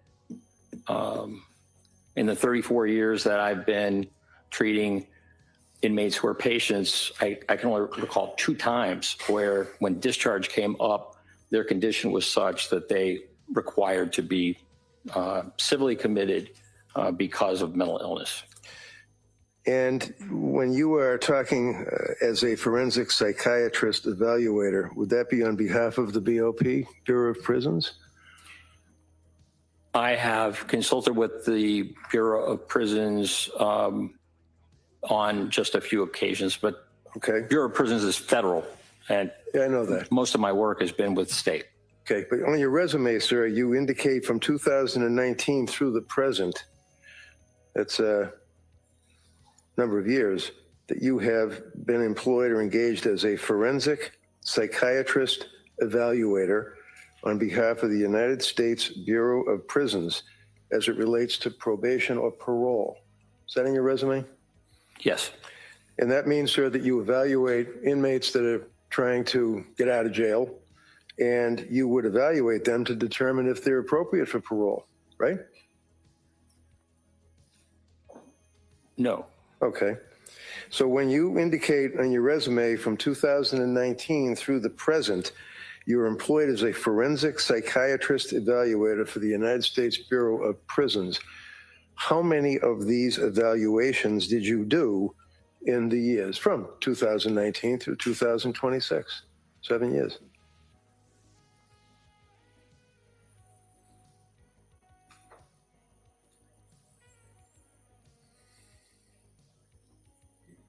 I think I've done 2 or 3.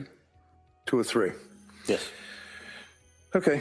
2016 through 2022, you're engaged as a consultant psychiatrist for the Elson Student Health Center. What is that? That's the Student Health Center at the University of Virginia. So that serves students who are at the university. And like what? I mean, do you evaluate them? Do you treat them? Do you analyze them? What do you do for college students?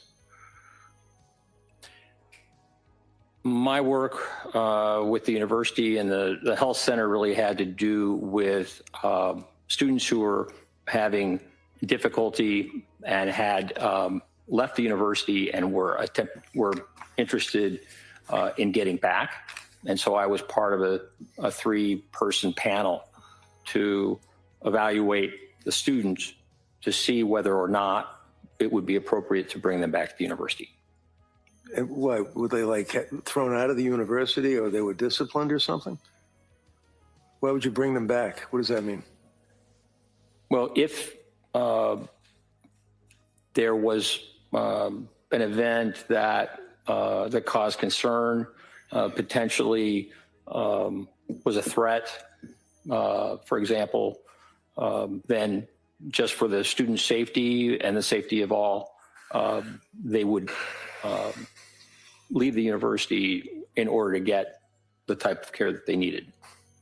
And then if they want to come back, then I was part of a panel that would evaluate these students and make a determination about whether it was safe. So these are the students. I'm sorry, I cut you off. Go ahead. Yeah. No, that's all right. Okay. These are students, right? Correct. In college, right? That's right. That have been thrown out or disciplined or suspended or something, and they're trying to get back into school, right? That's right. And when the parents of the students come, they retain you to advocate on their behalf? No. No, you work for the school, right? Correct. You evaluate them and then back the school up so that these kids can't get back into the school, right? Can you ask that question again? No, that's all right. 1999 through the present, you work for the United States Department of Justice, and the United States Department of State, right? Yes. Okay. And that would be the United States Attorney's Office, the prosecutors. Like they're the state prosecutors, you got federal prosecutors, right? Well, federal prosecutors and defenders. I've worked with both. Well, the defenders certainly don't work for the United States Department of Justice or the United States Department of State, do they? I was under the impression that federal public defenders were under the umbrella of the Department of Justice. No, that's called the CJAC. That would be a totally different group of people. Those are people that defend people to try to have them not be abused by the system, if you will. Yeah, that question be stricken. 2015, you're a psychiatric consultant for the Virginia Office of the Attorney General. Another prosecuting arm, right? Yes. 2013, Virginia Department of Virginia Department of Corrections, least restrictive measures for segregation. You evaluate people to determine if they should be in max or disciplinary unit as opposed to general population. Is that what you do? Yes, I've been asked to do that. Okay. And you certainly don't advocate on behalf of the prisoners that are being placed in seg or being placed in those closed units with higher security, right? No, that's not true at all. The National Security Expert 2007 to the present, Oak Ridge United Associated Universities. What is that? Yes, that is a group that that does research with the Behavioral Analysis Unit and the National Center for Analysis of Violent Crime, and I have done work with them. Okay. Critical Incident Analysis Group, CIAG, University of Virginia. Yes. Okay. Behavioral Analysis Unit, as you told us yesterday, for the FBI at Quantico, right? That's right. Psychiatric consultant to the Virginia Department of Corrections, medium, maximum, and supermax facilities, right? Yes. Continuing on with your experience, sir, as a witness in this case, you'd agree with me that you were involved as a psychiatric consultant with the Macro Task Force on-site consultation for the Australian Police Service. Yes. Former Soviet Union project, Republic of Georgia, TBILISI, Georgia. You're involved with that, sir? Tbilisi. Tbilisi, yeah. Critical Incident Response Group for the U.S. Air Force. You're in the assessment unit? Yes. Crisis Management Unit, investigative support for Operation Gray Sunset, Jordan. Correct. Crisis Management Unit, investigative support unit, critical incident response in Montreal, Quebec. Yes. FBI, National Center for Analysis of Violent Crime, Operation New Hope. Yes.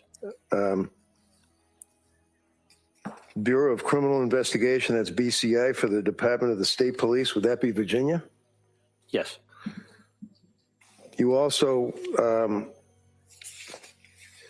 have an interest in and have studied or written about various topics in your career, correct? Yes. Okay. Hostage negotiations course, crisis management unit. You were involved with that, is that correct? Correct. That was a number of years ago, though. I guess that was like 1996. That's right. But you've been involved with the FBI for a long time, right? Yes. Fair to say that you're a government man? Objection. No, sustained. Hostage negotiation course. How about Virginia Department of State Police? You involved with them as well, sir? Yes? Yes. Advisory positions. You deal with Islam in prison is one of your interests, right? That was a TV program or something? Correct. Talk about National Institute for Justice, Standing Committee to advise the Department of State on unexplained health effects on U.S. government employees and their families overseas, right? Yes. Analysis of pre-attack behaviors of the Las Vegas shooter behavioral analysis unit for the FBI. Yes. Skipping ahead, papers published. Now, when a doctor or a psychiatrist, or any doctor really, I guess, publishes a paper that's of interest to other doctors or people, that's called a learned treatise, right? peer review? Yes. Okay. Can you tell me what is peer review? What does that mean when you're dealing with a person's focus and interest in writing about what they're focused on? So a peer review journal is one in which once an article is submitted, a paper for publication, that goes to qualified people within the same field who review it and make determinations about the quality and whether or not it should be published. Oftentimes, there will be some edits or suggested edits from those who have expertise. It's a blind process. So if I submit a paper and it's peer reviewed, I don't know necessarily at all who is reviewing it, but it's a way to ensure quality of articles that are published. And that's just an important standard. So it's kind of a rigorous standard to make sure that what you're writing about is reliable and would be helpful to others that are interested in it, right? Correct. Okay. So for example, also it depends on where you're publishing it. You could put something in the National Enquirer, or you could put it in International Psychiatric something or other, right? Which would be a better publication. I don't think the Enquirer is peer reviewed, but. So you certainly would agree with me that the International Journal of Law and Psychiatry is a respected source for learned treatises, right? Yes. And you would agree with me, sir, that you've been in here telling this jury all about Lindsay and how she didn't hear voices or did hear voices or exaggerated and lied.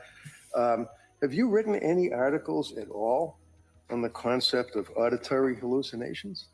No. Have you read any of them? Read any articles? Yes. Yeah, okay. You certainly have heard of Dr. Philip Resnick, yes? Yes. And it's fair to say, tell me if I'm wrong, is he literally a world-known authority in your field for filicide or the killing of children by their parents? Yes, he's well known. And is he also well-written as far as auditory hallucinations, same stuff you've been testifying about? Yes. And he published an article in the International Journal of Law and Psychiatry, which is considered to be, if you know, a landmark article about, and I captioned, listening to voices, the use of phenomenology to differentiate malingered from genuine auditory verbal hallucinations. Now, did you read that article? Yes. So it is a peer-reviewed article published in a recognized journal, correct? Correct. Your Honor, I would offer this under Commonwealth versus Sneed for the jury, if they wish. Objection. Counsel Garcia, sidebar.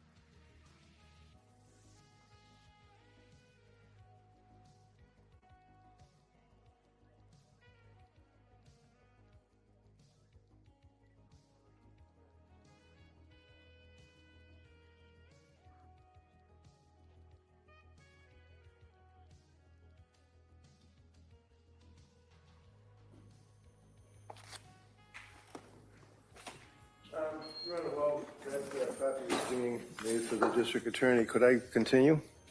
Sure. Thank you.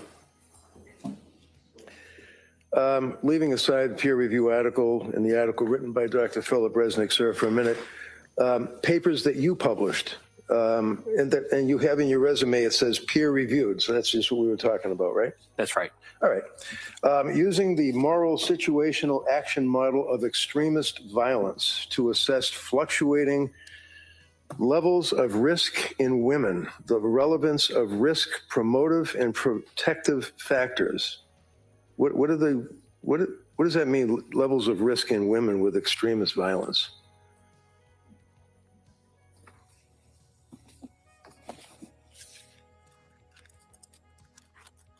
We're looking at risk assessment in terms of violence and what may be mitigating factors. In other words, decreasing the risk or the threat, or increasing, that would be enhancing factors.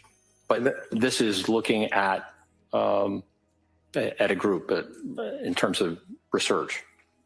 And it's research about women that are involved with extremist violence? Yes. Okay. Assessing, strike that. Using the moral situational action violence risk model for assessing women involved in extremist violence and empirical study. Is that a similar article? Yes. Operationalizing theory, a moral situational action model for extremist violence. That would include guys plus women, I guess, right? I'm sorry. That would include men plus women, I guess, right? Because it doesn't say women. Suicide, terrorism, performance of violence as a public plunge. You wrote that, right? Correct. It's another interest. Crisis leadership and military community resilience. You wrote that, right? Correct. Painting by numbers, capturing the pathology of socio-political conflict, dealing with depression amongst Palestinians. You wrote that, right? Correct. Psychological challenges of bioterror. You wrote that, right? Correct. Trauma and intergenerations transmissions in Kuwait. You wrote that, right? Yes. Recognizing borderline personality disorder in the family practice setting. You wrote that, right? That's right. Mortality among elderly patients discharged from a state hospital. It's one of your interests, right? That's right. Postpartum psychosis induced by bromocriptine. That's the one that you told the jury about originally, that you published 40 years ago, right? Yes. Okay. Morality and the radicalization of women. What is that? What was that all about? Could I be refreshed with that? I'm sure. It's just, I mean, you can look at your resume if you wish. I'm just going through it. It's under B, books and chapters. This one is the first one, and it deals with radicalization of women. A handbook, I guess, for terrorism studies. You remember that? It's only 4 years ago. Yes. Okay. Application of big data for national security, a practitioner's guide. You wrote that, right? Correct. I was one of 4 editors. Crisis guide of psychoactive drugs and poisons for the crisis negotiation unit. You wrote that, right? That's right. International handbook of threat assessment, right? Yes. Protection of children during armed political conflicts, a multidisciplinary perspective, right? Yes. The negotiator's guide, like when somebody's locked in a building and they're threatening to kill people or something, the negotiator's guide to psychoactive drugs, 2nd edition. You wrote a chapter on that, right? That's right. The negotiator's guide. And it goes on and on with the negotiators and things like that. Terrorism negotiators, right? It's fair to say that's your focus? Correct. Well, well, I know you can talk about postpartum, but I mean, I'm asking you if your resume that you prepared, I imagine, well before you were hired by this DA's office, sets forth your interest, right? Yes. Okay. The characterization of negotiation as trying to stop killers is not. I'm not accurate. I'm probably wrong. Comprehensive. I apologize.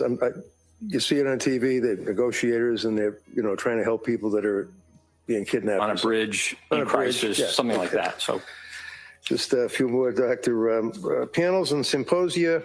You'd agree with, let's see, national security implicate. I just want to run through a quick attachment theory, mental wellness as it relates to threat management, threat assessments, corrections, psychiatry presentations, substance abuse and misuse in prisons, perspective on providing medical support during conflict and chaos, targeted violence in the media, lessons from history, the profiler of poisons, understanding the female extremist, crisis operations, leadership, how to fool doctors by injecting chemicals into muscle to obtain opioids, a prison inmate comes clean. Did I read all those topics correctly, sir? correct. Invited lectures, talk about extremism, terrorism, the future of policing, children in long-term abductions, how to prevent terrorism, mass shooters, U.S. prisoners, religious rights, religious radicalization, terrorism and the unknown enemy. Basically, that's what your focus is, sir, correct? No. And that's coupled with your experience of the two people or so that you recall dealing with in your, it's not a practice, but working for the Bureau of Prisons or the state for Virginia, the people that are in jail. That is the sum total, to be respected, of Dr. Sadoff, correct? I mean, you treated two people. You've written a lot about terrorism and other issues that we went through. That's not at all a correct characterization. Oh, I'm sorry, because I read your resume, right? Yes. Okay, and I related what you indicated to the jury, your experience when I asked you about patients or treating people. I said that right? I've been treating patients, and I continue to for the last 40 years. Now, in all of your experience, sir, have you ever treated a woman suffering from postpartum psychosis? Yes. When?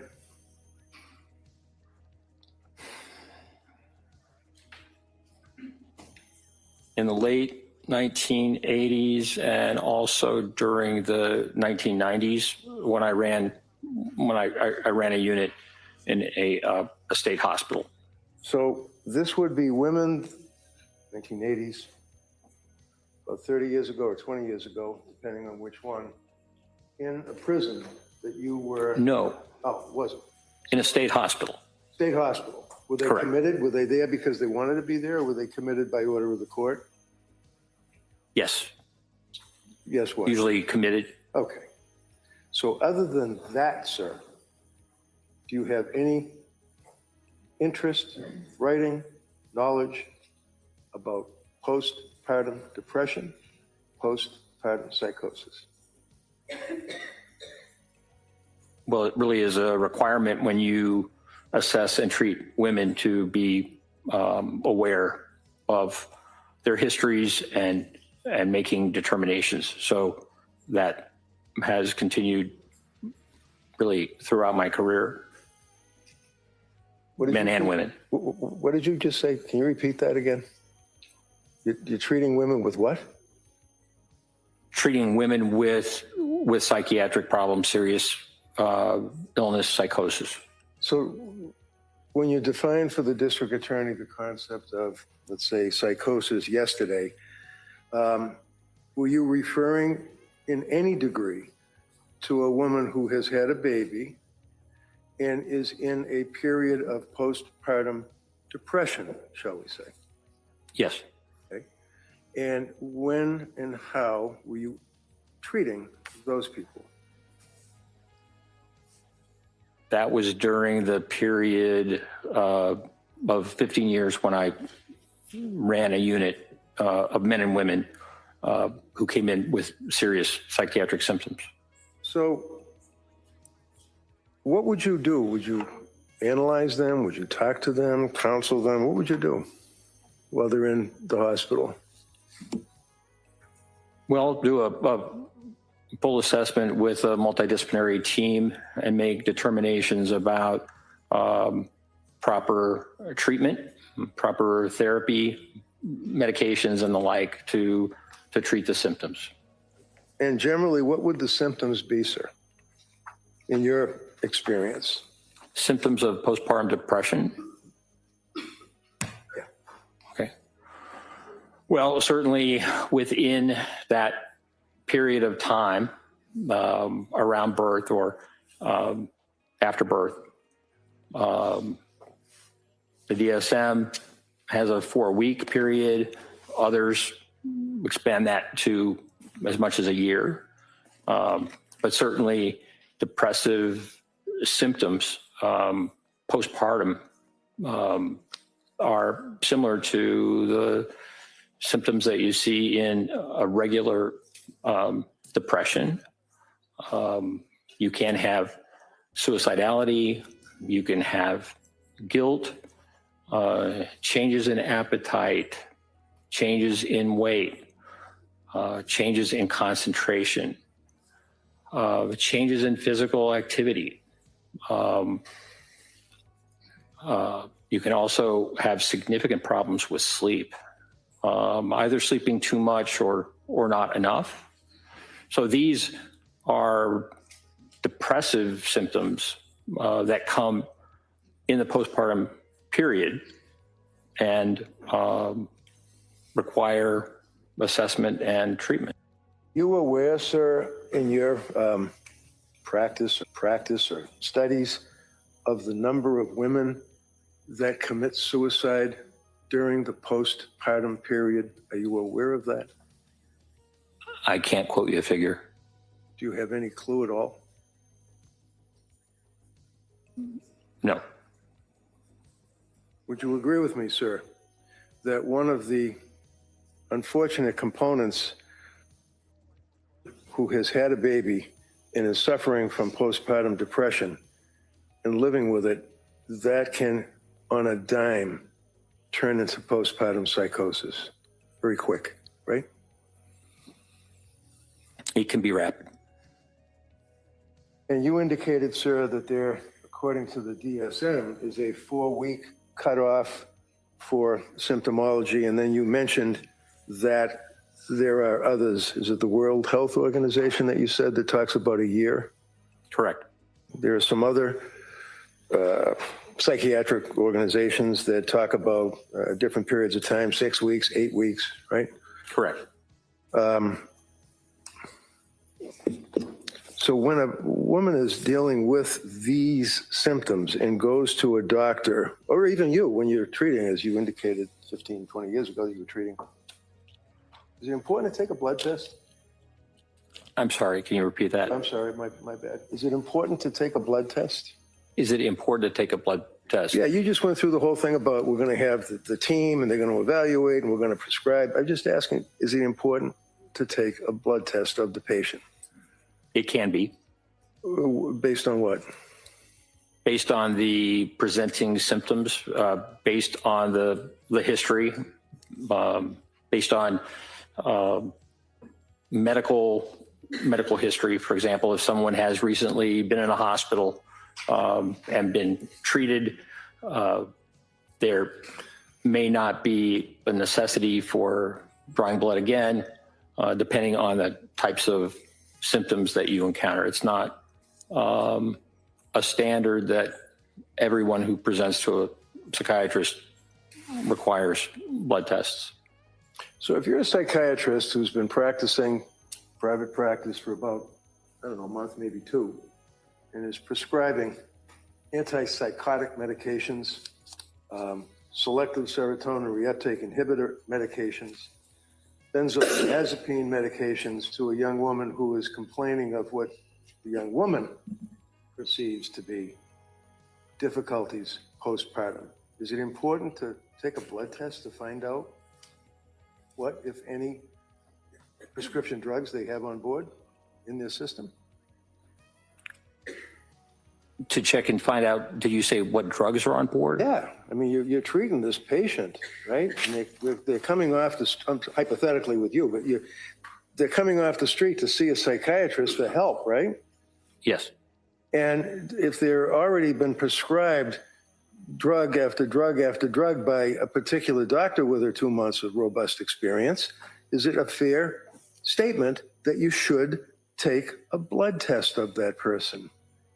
Well, it really depends on the medication. There are some medications that really require blood tests because of levels and like many psychotropic medications are not easily, there's not an easy test for the amount of medication in the system. So it depends on the circumstances, and it depends on the medication. I mean, for example, lithium or carbamazepine or valproic acid, those are all mood stabilizers. Certainly taking a blood test would be very important.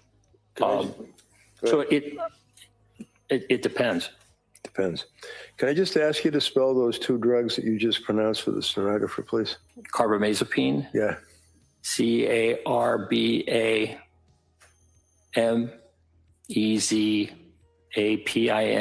Okay. Valproic acid, Valproic acid, also known as valproate, Valproate. And did I mention lithium? That's not a hard one. The record has to be accurate, that's all. Understood. Okay. Now, doctor, are there other tests in your experience that are or can be or should be administered to a young woman or a woman who's had a baby and is coming to a doctor, like Dr. Tufts, for example? Are there other tests that can be administered to determine if, in fact, that person is suffering from postpartum depression? I'm not aware of any specific test that specifically diagnoses depression. Years and years ago. Postpartum depression, sir. Pardon me? Postpartum depression is my question. Correct. Depression. I know you want to say it's the same thing, but postpartum depression is my question. And you're asking if there's a blood test for postpartum depression? I'm asking if there's any tests at all that a psychiatrist can or should administer to the patient coming to them for help. Well, there's the Edinburgh scale, which is a self-report that patients fill out for who are postpartum. You looked that up last night? No. Well, you knew about the Edinburgh scale? Yes. You administered the Edinburgh scale? Pardon me? Have you administered the Edinburgh scale? No, it's a self-report, usually given by nurses. Nurses, okay. In any event, it's a scale that is a useful tool to determine the level or degree of depression that a person may be expressing that is suffering from postpartum depression, correct? That's right. And do you know what the numbers are on the scale? Like, is it 1 to 23 or is it 1 to 50? Or do you know what it is? It's a 30-point scale. And when you say so 1 to 30, as I understand it. And when you say a self-report, the patient would then advise what symptomology they're suffering at that particular point in time, right? Correct. And then the doctor would then determine whether or not there is a risk or an extreme risk or a deadly risk of this person committing suicide, harming someone else, whether it's a baby or anybody else, and determine what the level of their postpartum depression is, right? Yes, it can help. And did Dr. Tufts administer Edinburgh test to this young woman? I know that Ms. Clancy, there were a number of Edinburgh tests that were given to her, so that there are some scores in her record. I can't recall which practitioner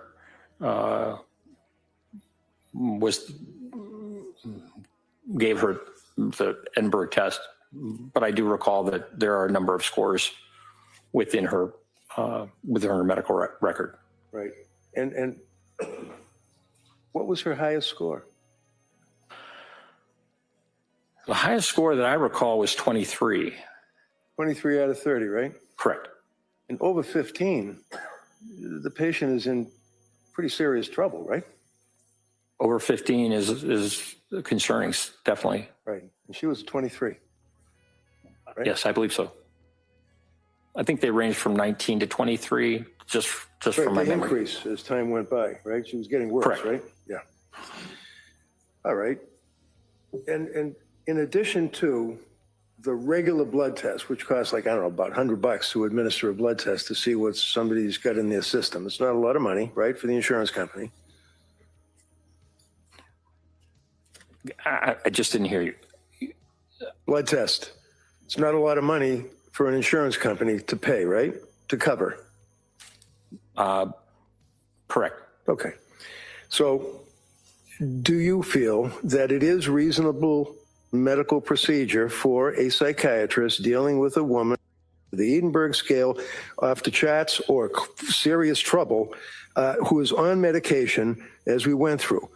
The antipsychotic drugs, the SSRI drugs, the amitriptylines are at the end of the period of treatment with these people, the benzodiazepines. It's helpful to take a blood test, right? It can be. And is that, in your opinion, sir, to a reasonable degree of medical certainty, a step that should be taken by a competent doctor?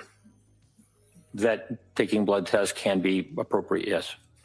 And then there's an additional blood test that you can use when you're dealing with a woman who's suffering from postpartum depression or coming to the doctor for help and they have significant narcotics or prescription drugs in their system, and that would be an enzyme test, right?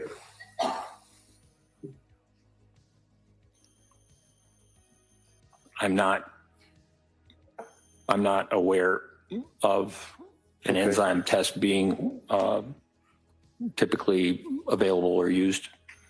Well, it costs a lot of money, doesn't it? Like it costs a couple of grand?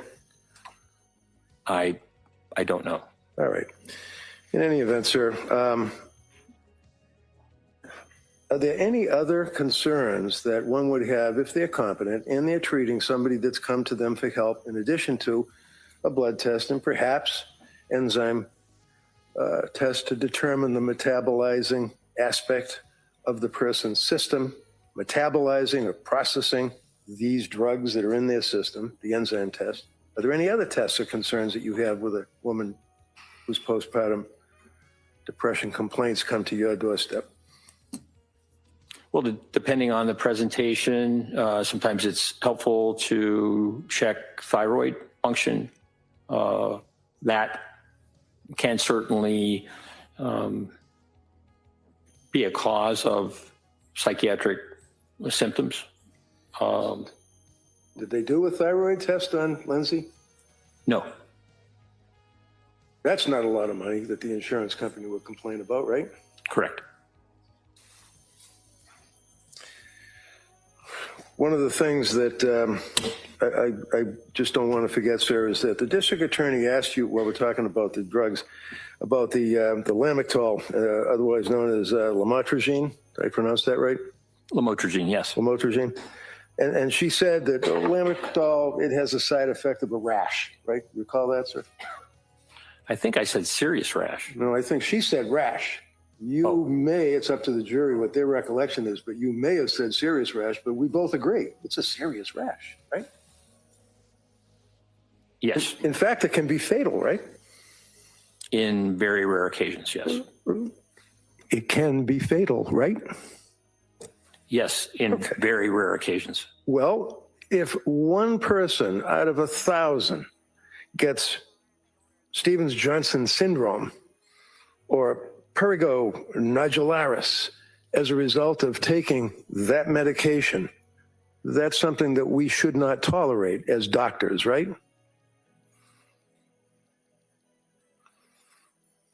Risks and benefits are something that every physician, every prescriber needs to think about. So you've heard of, as it relates to Lamictal as a prescription drug, what's called 10. You've heard of that, right? As a side effect? Yes. And that means what? It is a pretty severe reaction of the skin, as I recall, causing blistering. I mean, it's very significant. So if you have a young woman who is a nurse, an RN, who worked for 7 years in a very prestigious hospital's labor and delivery unit, who was so nervous about drugs that were being prescribed to her that she would at night sit in her kitchen on her phone and Google all sorts of side effects of narcotics, the drugs, the Seroquel, lamotrigine, all of these drugs. Is it an unreasonable decision for her to say, I don't want to take that drug, in your opinion?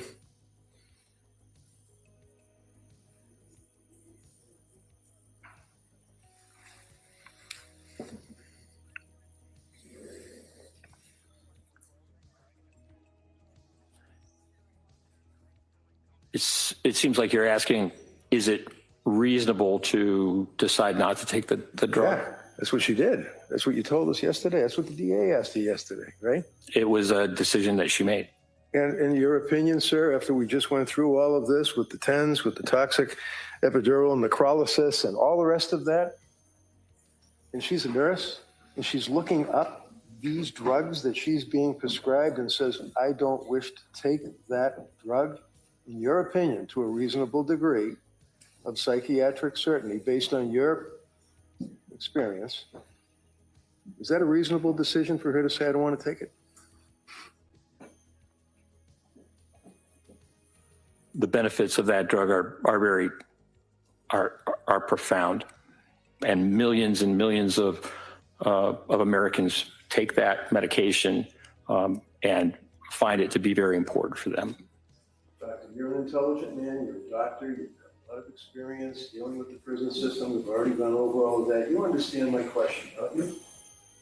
Yes. Is that a reasonable decision for Lindsay to make to say, I don't wish to take that drug? Based on all the side effects, whether or not it's rare that people die, whether or not it's rare that they break out on their skin with these permanent lesions and bleeding pustules, is it reasonable for her to say, I don't want to take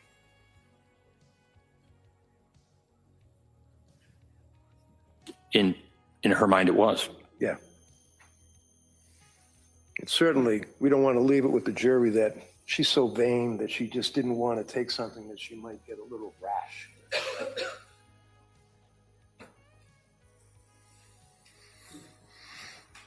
In any event. Now, have in mind, there's no blood test, there's no enzyme test, for metabolite test, there's no thyroid test, but we still have the pill factory through Dr. Tufts and then into Dr. Gelada for that period of time. You're telling this jury that that is, in your opinion, reasonable little drug doses that she was prescribed? Is that what you're telling this jury, sir? That it was reasonable to prescribe? Yeah, the drugs, one right after the other, and then stopping the SSRI, not weaning off, stopping it flat out. Is that reasonable? Objection. Sustained, just as to form. Is it reasonable, sir, in your opinion, to tell someone who's on an SSRI, such as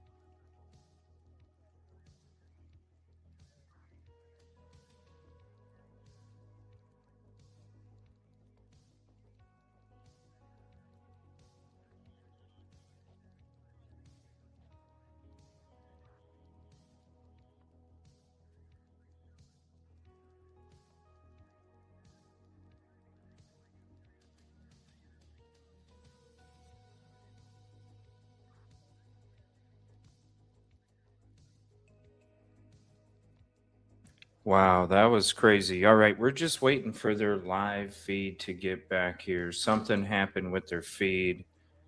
Not sure what. I doubt they're going to pause court, but we'll see.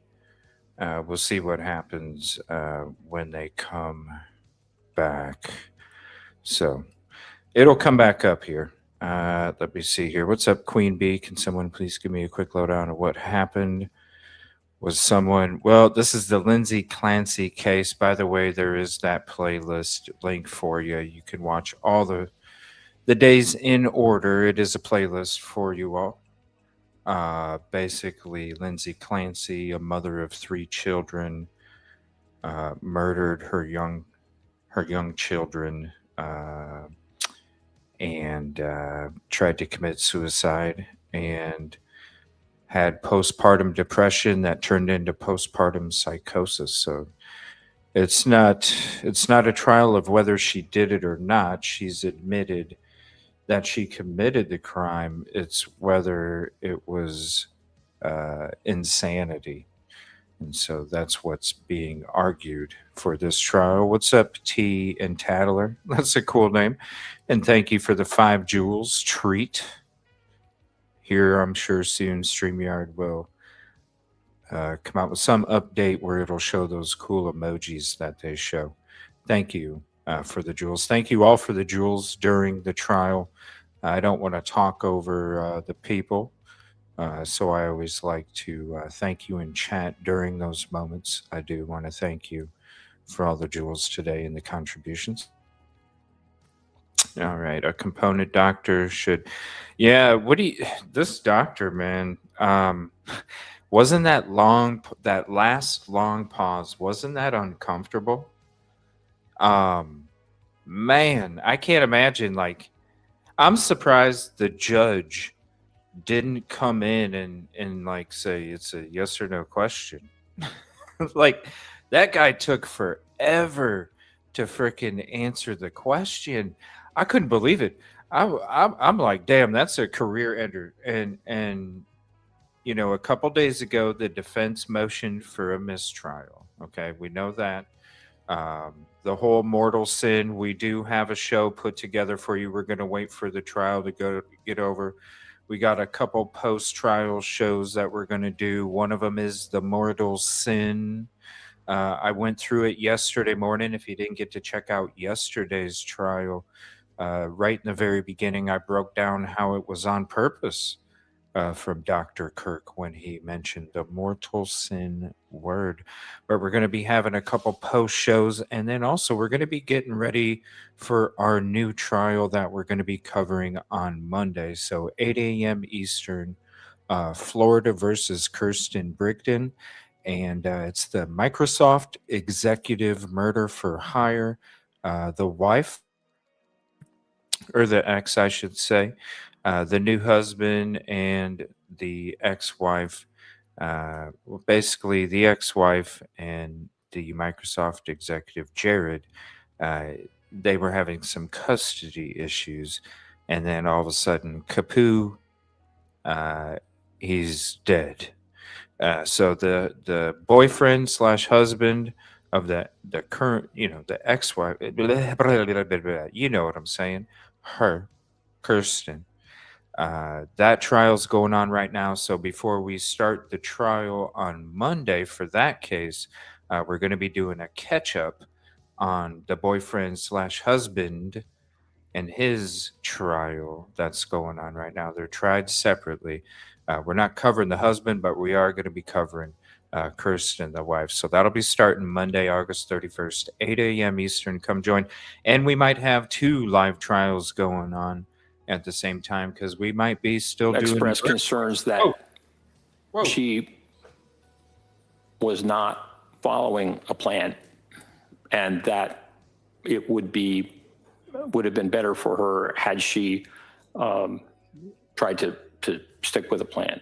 Is that one sentence in all of the medical records where it makes reference to the fact that she said something like, I should have stuck with the plan? Is that what you're referring to? Yes. Okay. My question, sir, was Dr. Tufts, Dr. Paul, Dr. Gelada. Nurse practitioner Paul and Gelada. I apologize again. That's right. My bad. Nurse practitioner Gelada. Up to that point, bringing us into November, these people and other emergency room visits that she had, she was not going out looking to score drugs off of drug prescriptions. Is that fair? Correct.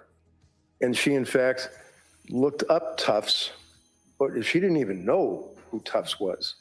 She went online and Googled postpartum depression and found an expert. Isn't that right? That's my understanding. But she was only practicing for like a month or two. Was she, in your opinion, to a reasonable degree, a psychiatric certainty, an expert? Objection. Overall.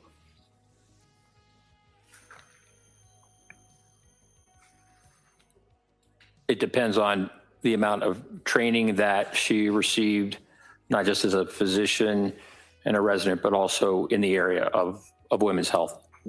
So the young lady goes online, Googles, trying to get help, goes to see the expert, Dr. Tufts,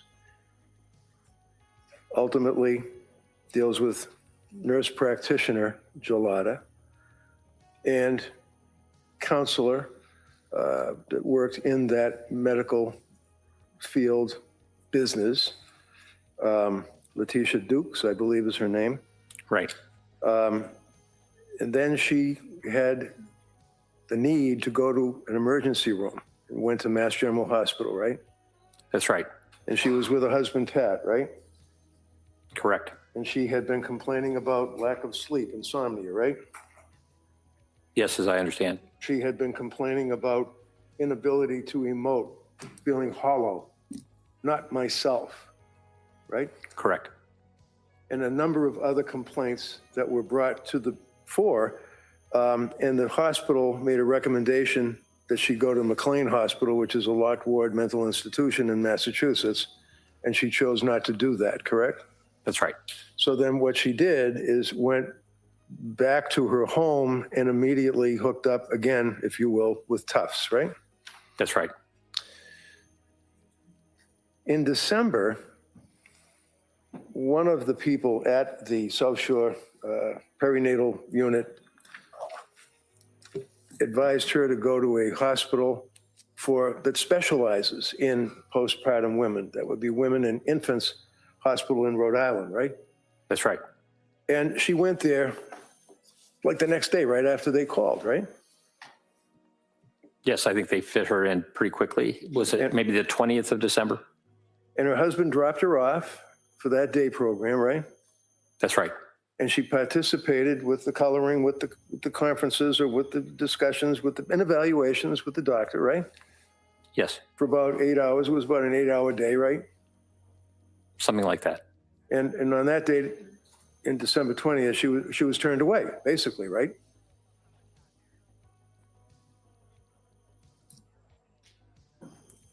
I don't know that I would turned away. Did they help her? By Dr. Diaz's notes, but. Did they help her? Pardon me? Did they help her? They felt that another program might be more appropriate, either inpatient. Oh, my Lord. Come on. Their feed's messing up again. It'll be back here in a second. I want to say thank you for the continued love and support. Help us hit the 18.5K goal for the day. Only 20 subs away, y'all. I've been blowing it away. Crazy.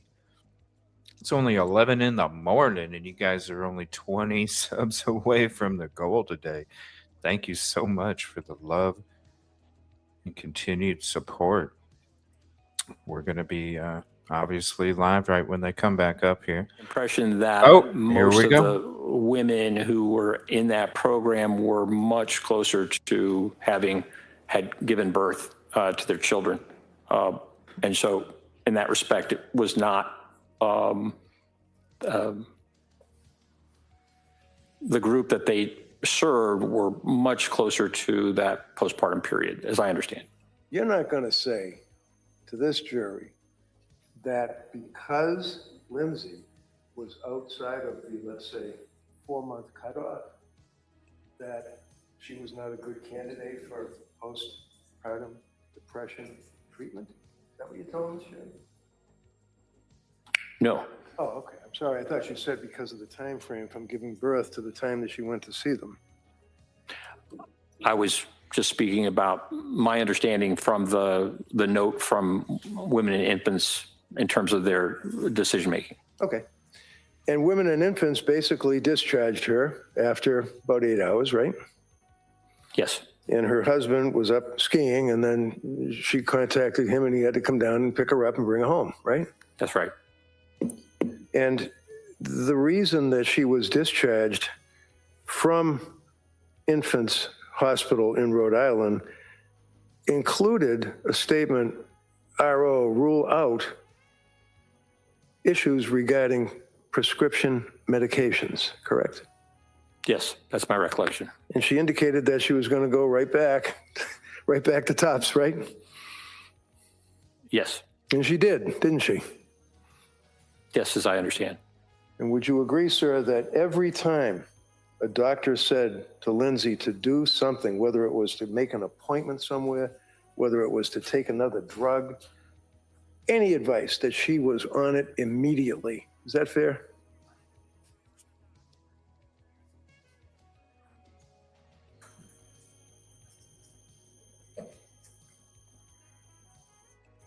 She attended her appointments, yes. Well, not just that, she attended them right away. She was told, for example, at McLean, you read those records, that she should hook up with her provider, and she did the very next day, right? Yes. Okay. So she wasn't avoiding seeing healthcare professionals, was she? No. And she was continuing to express concern about her state of mind. She felt that her mind, her brain was being damaged. Isn't that right? That's right. Those are in the records, right? Correct. And she felt that her brain being damaged was permanent and she was never going to get better, right? Yes. She was complaining not just to her physicians, but she was complaining to people in her community that she was having intrusive thoughts, dark thoughts, suicidal thoughts, and homicidal ideation. She said that, correct? The homicidal ideation, as I understand, was just voiced to her husband and her mother. Just voiced? Is that what you just said? Just voiced? Is that like talking about the Red Sox? She's talking about homicidal ideation of her children. Sustained. Next question. I asked you about her complaints of intrusive thoughts, complaining to doctors, complaining to friends, complaining to neighbors, family about dark, intrusive thoughts of suicide and homicidal ideation. Didn't she? I just don't recall that she complained of homicidal ideation to healthcare providers. Did you finish answering? I think, Doc, you finished? Did you finish the answer? Doctor, did you finish that last answer? Sure. Okay. All right.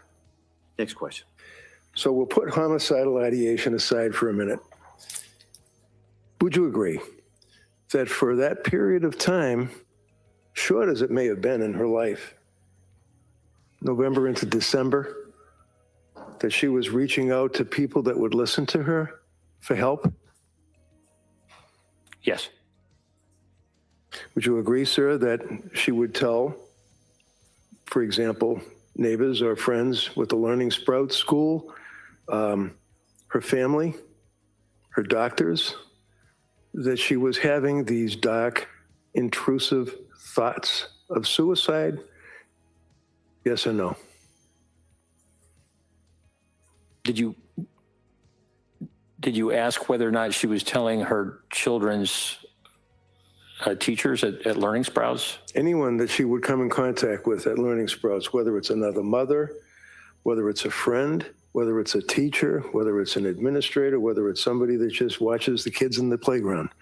Did she tell anyone that she had dark, intrusive thoughts to your investigation? Those people that you named, I wasn't aware that she informed them about that.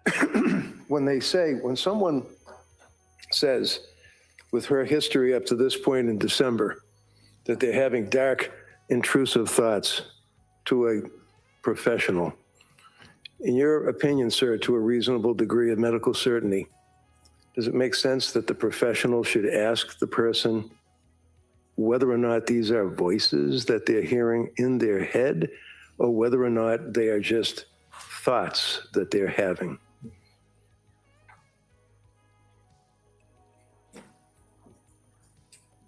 Certainly exploring that is important.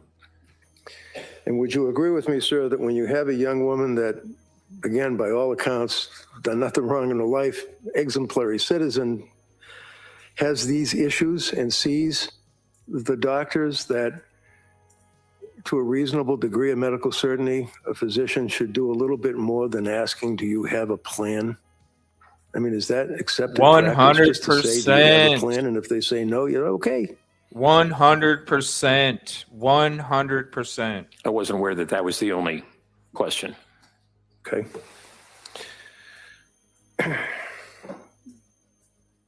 She was also told that counsel had asked you yesterday about other recommendations that were given to her by women and infants, and that you said that she did not follow through on that, but she did see Dr. Tufts pretty much the next day, right?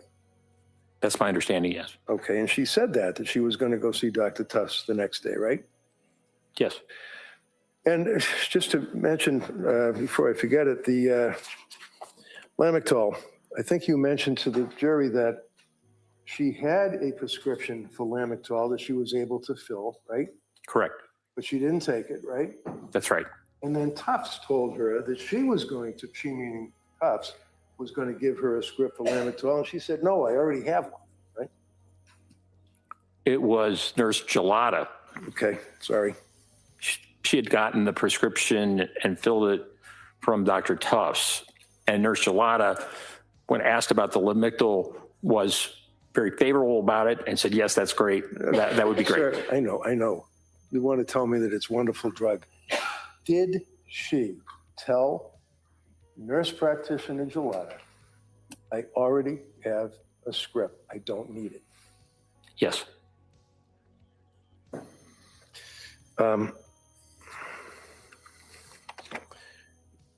Among other things, when people are in trouble and they're having dark suicidal thoughts, whether or not it's voices in their head, whether or not it's thoughts that they can't go on anymore, they can't live life, they have to kill themselves, many times they're told to call suicide hotlines, right? Yes, Aspire. Aspire. What is Aspire? I don't know what it stands for, but it is a hotline that Ms. Clancy called twice because of her suicidal ideation. When did she call Aspire saying that she had thoughts of killing herself?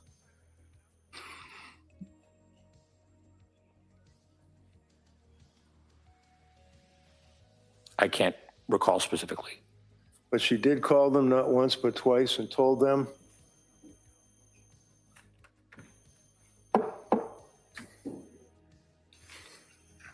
So she complained and told them that she was going to kill herself, right? Twice. Right? She spoke to them about suicidality. So here's a young woman with all of what she's been through who now is to the verge of killing herself and reaches out to people that her health care providers told her to call for help, said that she was going to kill herself, and what did Aspire do?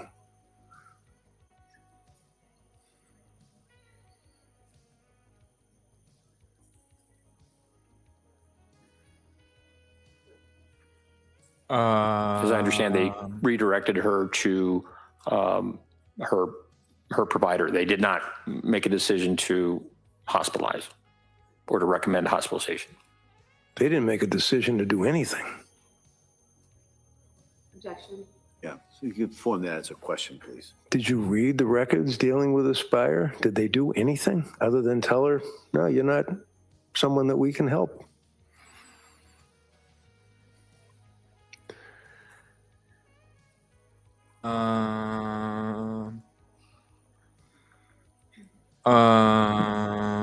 Oh my Lord, this is getting crazy. This is, I mean, I know that they were not oh my God, this is so wild. Ever since responsive day to 15. her suicidality because she did not indicate that she had a plan. And did you read a transcript or listen to a tape? Or That's right. How do you know Cringe. that?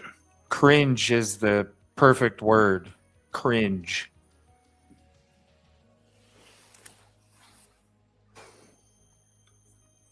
Oh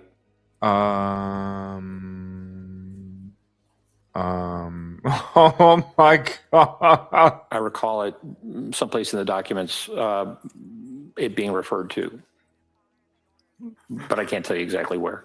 Oh So my this, God. sir, obviously is a murder trial, and you are a witness for the government, and you've indicated that you've read the records. You just told this jury that in the conversation that she had with the people from Aspire, that she expressed suicidal ideation and was asked if she had a plan. Where are you getting that from? You couldn't ask for a better witness for the defense on the way out. Swish. Swish. Oh my God. Swish. I can't tell Swish. you exactly. Within You the sent record. it. You sent in your third How about stringers. the second time she called This Aspire? is Why what would she call happens. Aspire again if they wouldn't help her the first time? You're seeing the last In your minute of the opinion, as game, a ladies and psychiatrist. gentlemen. The last Looking minute for of the help. game. Continuing to seek help. Swish. And yet again, she didn't get any, did she? That's my understanding. Oh, To a reasonable degree of psychiatric certainty with treating the patients to the extent that you've told this jury that you have, what kind of a devastating effect would that have on a person who's ready to kill themselves that's called Aspire hotline twice and has been turned away? Wow. Objection. Overruled. Wow. Wow. It could have a Overruled. very serious effect. Oh my Lord. And after being discharged from Women and Infants Hospital and reaching out to Aspire, you'd agree with me that one of the concerns that the doctor at Women's Hospital in Rhode Island had is the medication that she had been prescribed by Thompson nurse practitioner Gelada, right? Correct. And that's one of the reasons that they could not treat her. It wasn't just that, no, we don't think that you're postpartum depressed. We just think that there's a complicated overlay involving the medications that you've been prescribed, right? Yes. And these medications obviously included selective serotonin reuptake inhibitors, right? Yes. Prozac and Zoloft. Right. And one of the things that a doctor would be concerned about, especially with a woman who's had a baby and has stopped breastfeeding the baby, is the effect that that may have on the woman, physically, mentally, emotionally, when they stop breastfeeding a baby, right? Yes. And you've heard of gamma-aminobutyric acid, otherwise known as GABA, right? Yes. And can you tell us, please, what that is, sir? I'm sorry. Can you tell us, please, what that is, sir? What is GABA? I believe that you're referring to Lyrica. No, I'm asking about the actual acid in the person's system, their blood, that is gamma-aminobutyric BULRYC acid. It's got nothing to do with Lamictal. It's got nothing to do with Seroquel. It's got nothing to do with the drug industry. This is in the body. When a woman stops lactating, a woman stops breastfeeding. Yes. There is a physical effect on the person, the body, right? Yes. What is that effect?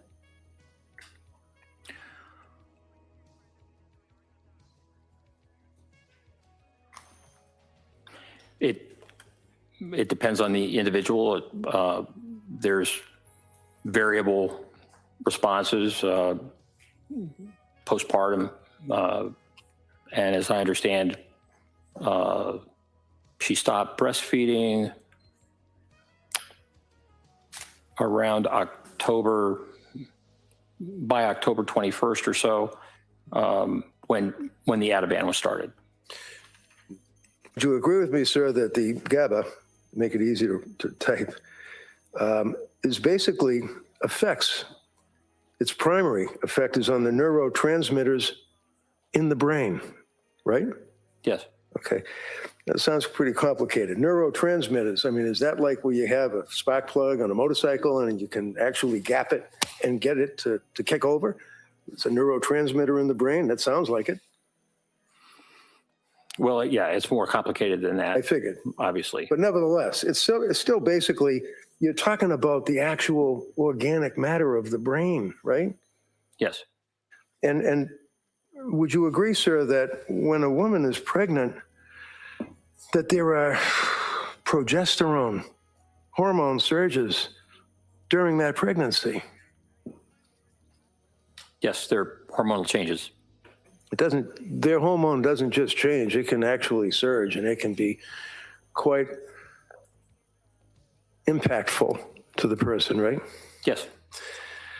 And would you agree with me, sir, that one of the metabolites of progesterone, which has been unleashed when a woman is pregnant, with the progesterone hormone surging through their body, that you have a metabolite that actually enhances or increases the GABA activity of the neurons in the brain, right?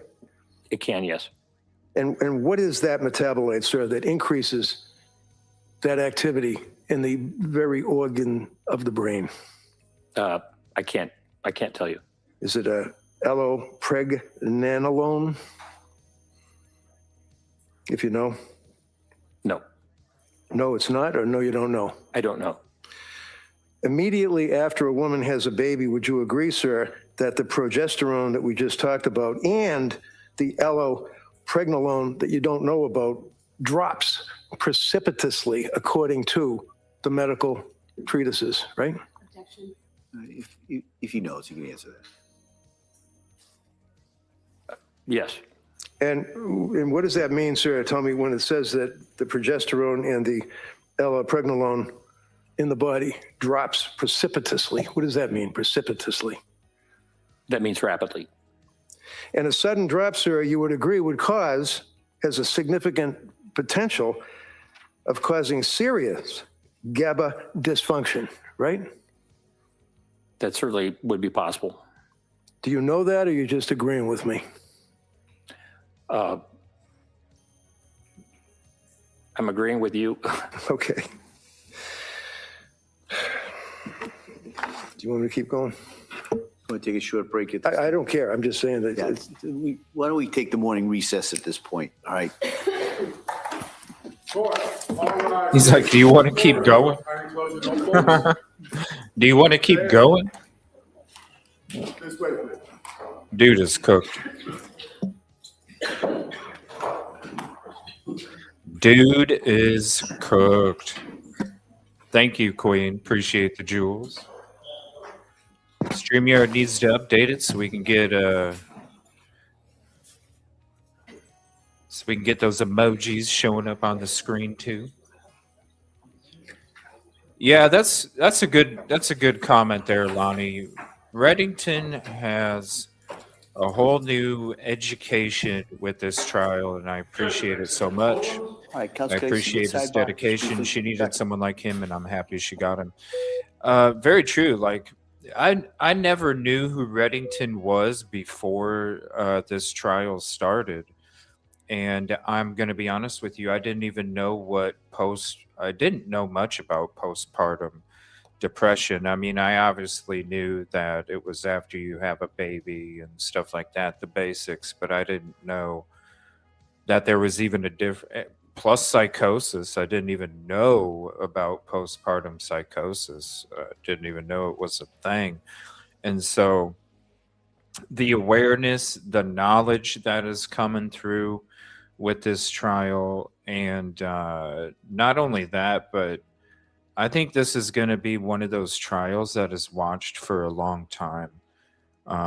Not just with all of the circumstances and stuff, but also the back and forth with the prosecution. It almost came to a mistrial. You know, just all these different testimonies and stuff. And so it's been a very interesting trial, that's for sure. And it's going to be an interesting verdict too. We're going to have a question up tomorrow about the verdict, and then also after closing arguments and while we're doing a verdict watch, that's when we're going to take live calls. So make sure you're subbed up. If you're not, come back, make sure you're hanging out. And if you're interested in calling in, we're going to be having your verdict. You can let us know what your verdict is. This is the latest poll, day 21. Is Lindsay Clancy criminally responsible? You can type 1 in chat for yes. You can type 2 in chat for no. You can type 3 in chat for undecided. This is up to the second result so far. We got yes at 14%, no at 64%, and undecided is 21%. So that's why, there's some more votes there. So it's updating right there for you as you vote. We're going to be having the question tomorrow when it comes to the verdict. And, let us know what you thought. This is going to be going the whole day today. So if you don't want to vote yet, you want to take your time and wait till the end of the day 21, you can do that too. You can definitely wait. It's going to be a poll that's open all day. Now, I got something special for you. I was talking about when I broke down how this mortal sin was on purpose. Okay. So if you go to the live stream of yesterday, and here's the link for it, I put a timestamp in the comment section of the breakdown. So if you wanted to click on it yourself, you can.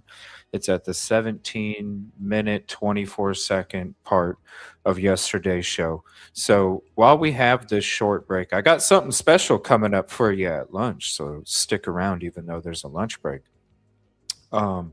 During this quick break, we're going to check out my breakdown yesterday with Rosie. Shout out Rosie Overtime. If you're not subscribed to Rosie, here's her link, one of our live reporters here at the network, and I really appreciate everything that she does. There's her link. Not feeling good today, so prayers for Rosie. She's feeling under the weather.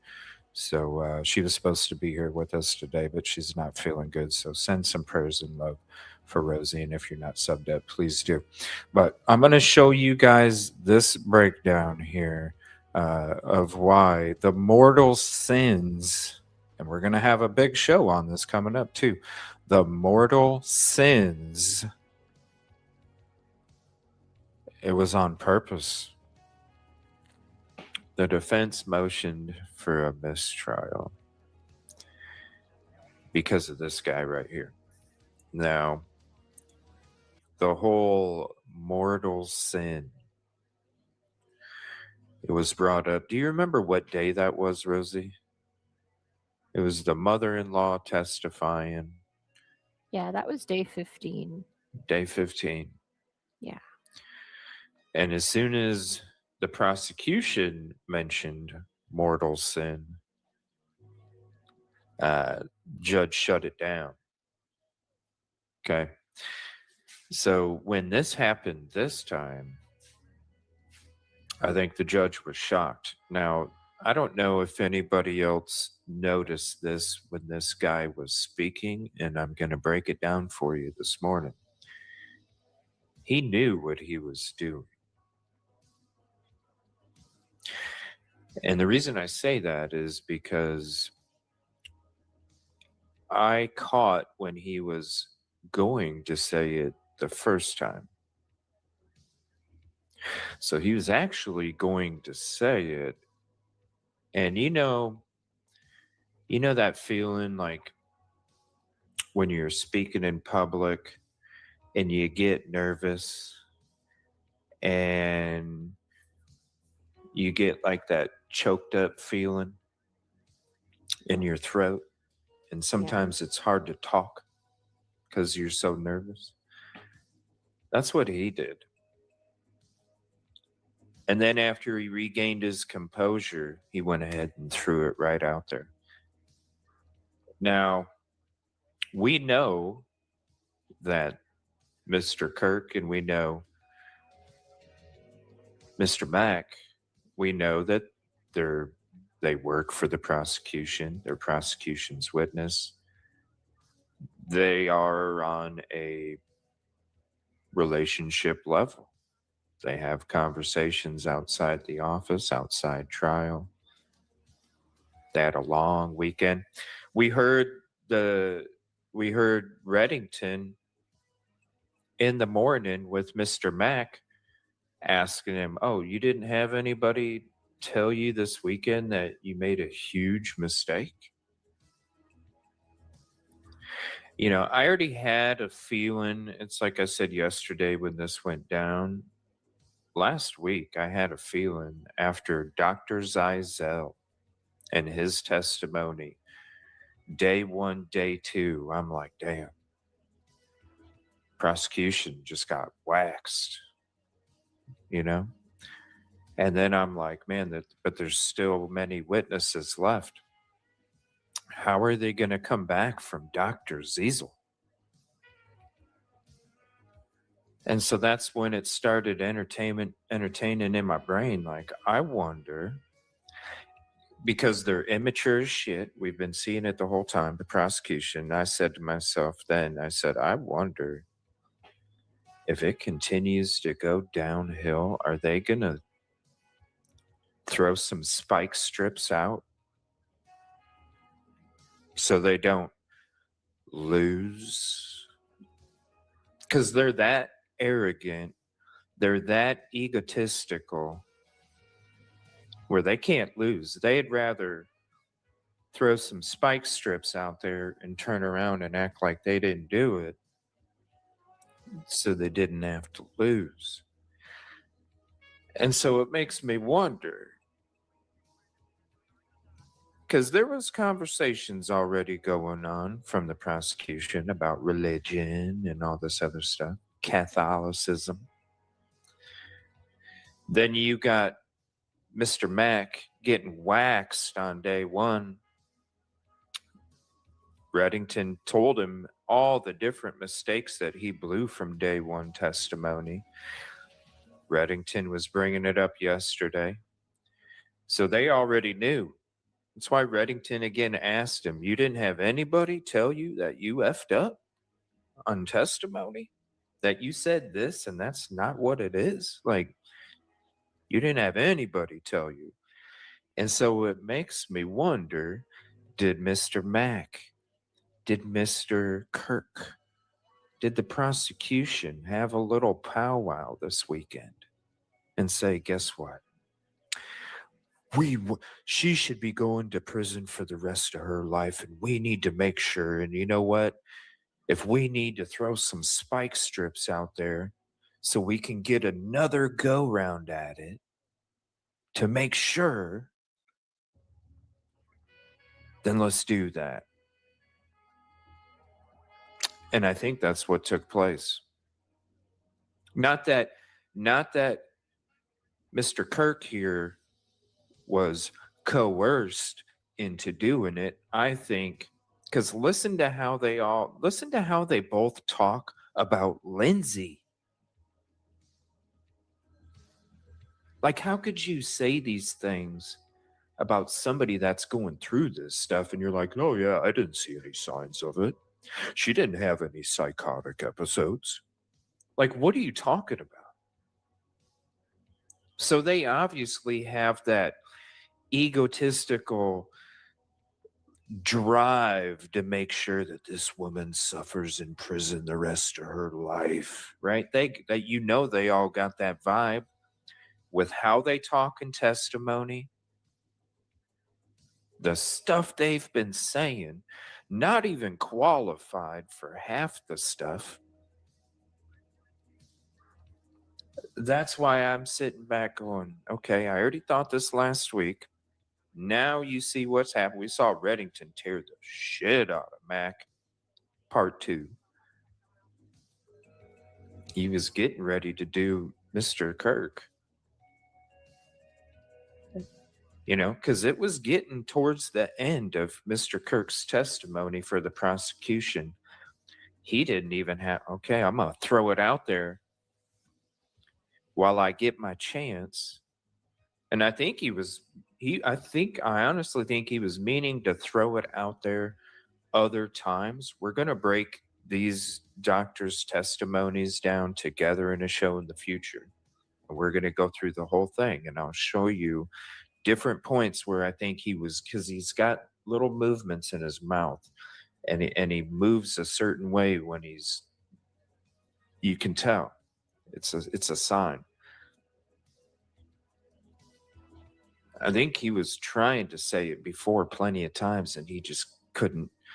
And finally, when he got to this slide, because there was slides that were in there that weren't supposed to be in there, and there wasn't slides that he talked about that weren't in there. So it was not organized, and I think that was done on purpose too. Oh, I didn't mean to let that slip in. My bad. Oh, yeah, sorry. Yeah, on purpose, because they knew they were going to lose this. Throw these spike strips out there because we need to make sure that she goes to jail the rest of her life. So I'm going to break this down here, just this little clip. Just a little clip. And I'm going to show you right before he said it, when you knew he was about to say it, he wanted to say it, he couldn't say it, he couldn't even find the word to finish, because he was going to end it with mortal sin. Check this out. Who try to take their own life. They're in pain, they're suffering, and they're trying to put a stop to it. And I think when she decided at some point that she was going to put a stop to it, then she had to answer the question of what to do about the kids. And she didn't want to leave them, and she was convinced that they would suffer without her. And further evidence that you saw for the suicide combined with altruistic filicide? There was. One of the things that she said when asked about what happened is that... Okay, so when you see this go to God baby, an expectation that she and her children would be together in heaven. Now, go to God baby is quotes that were already admitted as evidence. So that's not the issue. The expectation that she and her children would be together in heaven, that is an assumption. It's a good assumption, but at the same time, it's an assumption. That's not a quote. Hi, baby. Baby snuck in. Damn, baby angel snuck in. Is she gonna sneak back out? That's funny. I'm shocked. Damn it, she found a way to get in here. Oh no. Okay, give me. Yeah. We'll see what happens. Oh, Hi, okay. baby. Okay, I lost my train of thought. Hi, baby. Come here. You want to say hi? No, she's... Hi, baby. Yeah, she wants to do what she wants to do. All right. But anyway, an expectation that she and her children would be together in heaven. That's an assumption. It's not like she's told Dr. Ziesel, it's so me and my daughter, my children can be in heaven. That was an assumption. So, and that wasn't even, the judges wasn't even having an issue with that. It's just with what he said. And this is why, as soon as it was said yesterday, I was like, oh no, religion is not good right here. Yeah. Because we already saw what happened. The prosecution, Jennifer, said the words mortal sin to Patrick's mother during her testimony. You know, asked her, well, would you agree that it's a mortal sin? And judge shut it down. So this right here is where it starts. In the course of strangling each child, she said, go to God, baby, go to God. And that was part of her expectation, that she and the children would be together in heaven with God. She was raised as a Catholic, and this, as I understand,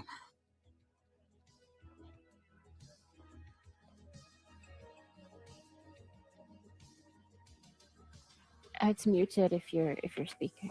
Sorry. So this is the spot right here that I'm talking about. Right here is where he was getting ready to say mortal sin. He could not get the confidence up to get it out because he knew the impact that it would make. It's a huge weight on your shoulder. You know the impact. You know what you're going to do. You know what you're about to do. You know what's going to happen. There's a lot of pressure.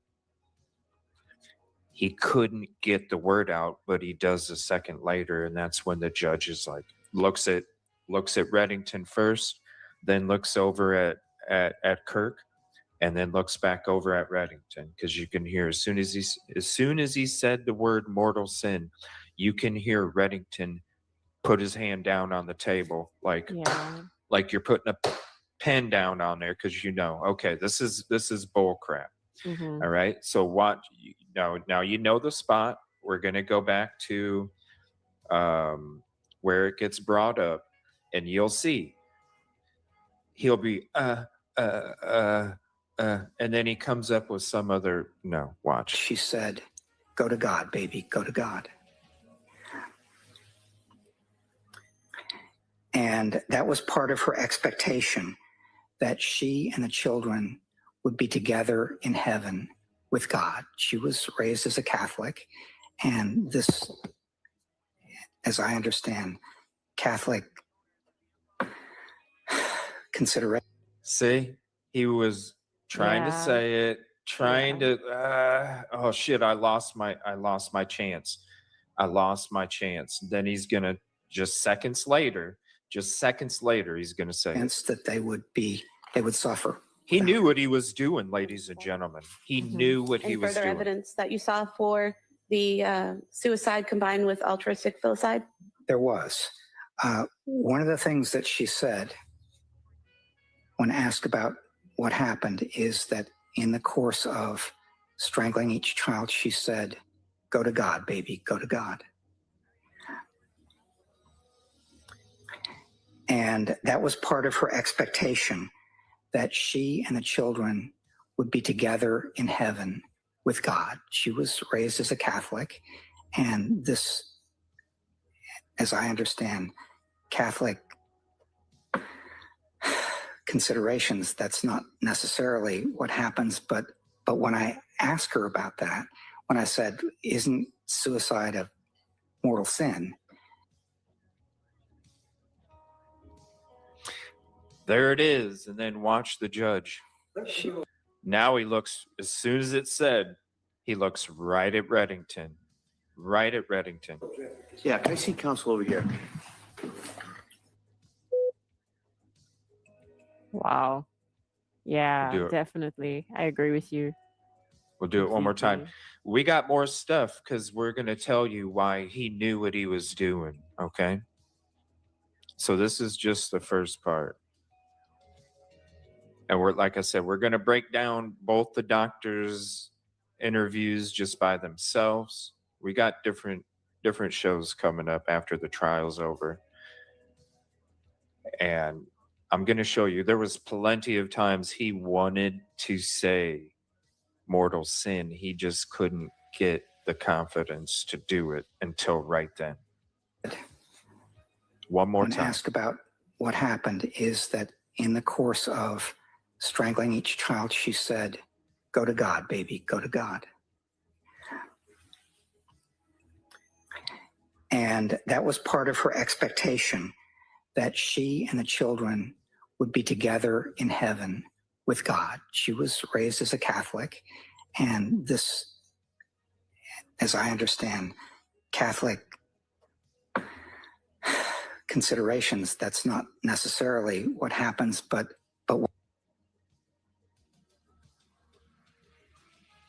You're muted. He was supposed to be saying Catholics consider it a mortal sin, and that's where all the fumbaloos came because of Yeah. his nervousness. Yeah. Catholics consider it a mortal sin. He couldn't get it out. and that was part of her expectation, that she and the children would be together in heaven with God. She was raised as a Catholic, and this, as I understand, Catholic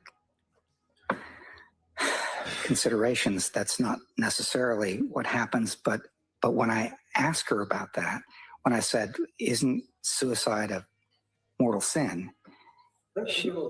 Yeah, can I see counsel over here? Yeah. And then he looks right at Reddington. Oh, hold on. And then he looks right at Reddington.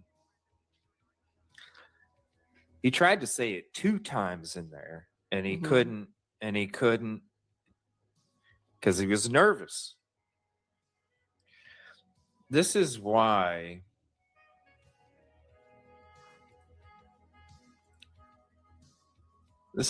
he knows what he's doing, okay?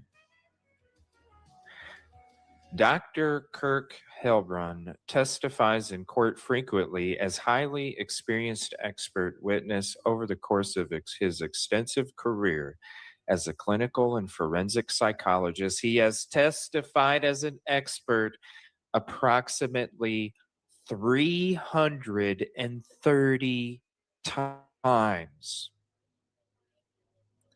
Whoops, where are we at here? Oh my Lord, it's going crazy.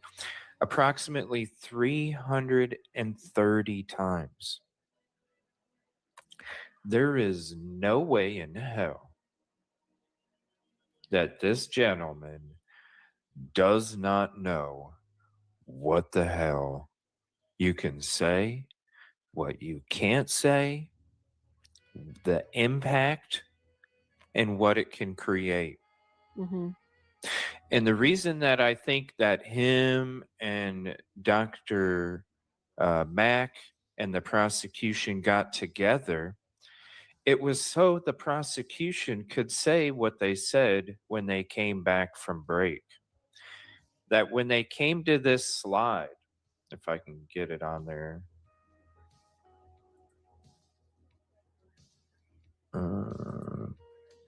One second. That when it came to this slide, well, the slide doesn't say anything about mortal sin, Your Honor, and we didn't ask him the question to lead into the mortal sin comment, Your Honor, so it wasn't our fault, Your Honor. Your Honor, we already got in trouble for the mortal sin comment before. Of course, we're not going to do it again, Your Honor, because we already got in trouble. Now, if Dr.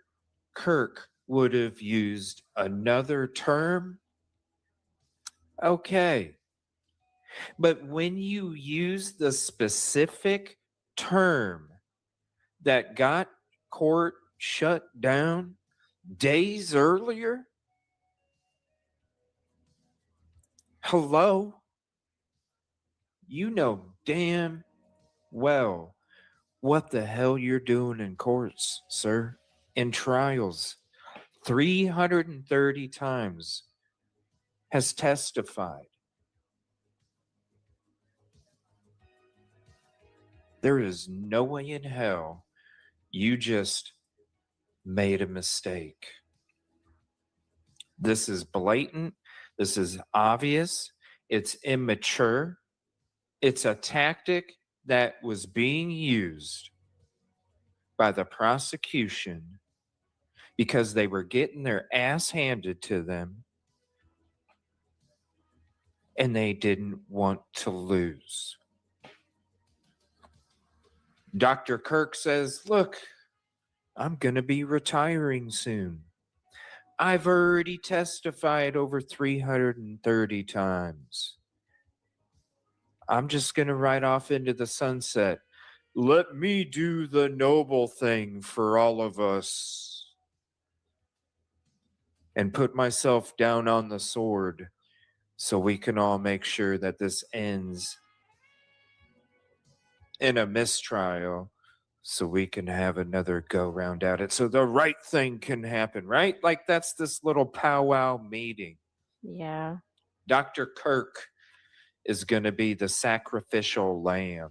Let them blame me for the mistrial. Let me get bashed on media for being the reason it was. Let me do it. They'll forget about it. It's ridiculous. That's what I think. That's what I think went down, because when we go to day 15, hold on one second.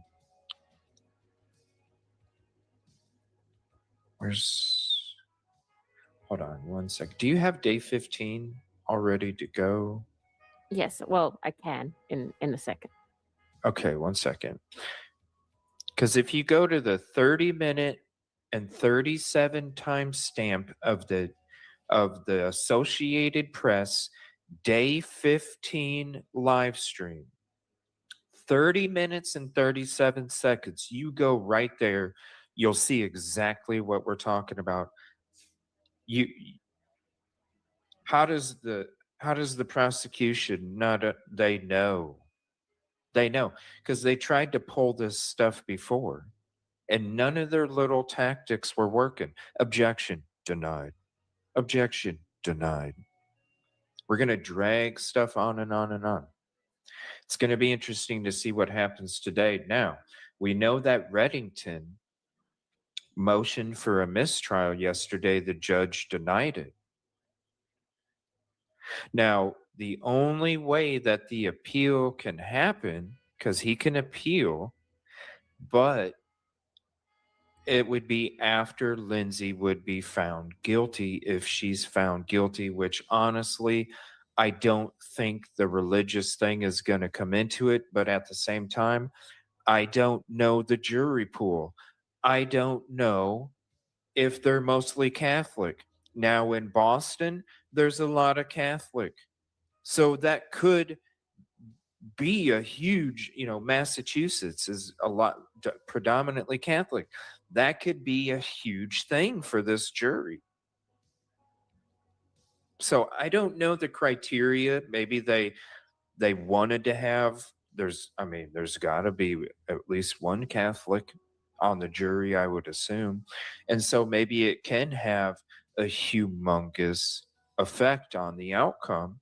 And so under the Massachusetts criminal procedure, a defendant cannot pause an active trial to appeal a standard procedural ruling or a denied motion for a mistrial. Instead, the issue is preserved for a potential post-verdict appeal. So it's not like we're going to be going into court today and we're not going to have a trial and the judge, he denied it. So the trial's moving on. There's going to be more questioning going today. He's going to ask the jury to never mind that. But the thing is it does set up, because even though Reddington didn't want to, he had to motion for the mistrial. But the thing is if she is found guilty, you can guarantee she's going to get a new trial like that. It ain't going to It ain't going to be like these other cases. That with this happening in this trial two times, with it happening in this trial, I guarantee you, as soon as there would be an appeal filed, automatic, yep, let's do it. We're going again. Because there is no way that they're going to deny an appeal based off of what happened yesterday, Rosie. There's no way, especially after they showed what they showed here, which you're going to show us. You're going to see how they already acted on day 15. It's no wonder the judge was so pissed yesterday. Yeah. Yeah. This is the first instance of it, which was day 15, 18th of August. And you can see it's like the same wording. It's everything. Thank you, Rosie. Her family. Right. Now, are you an active member in the Catholic Church? Yes. So you're aware that murder is considered a mortal sin? Yeah, Counsel, can I see you over here?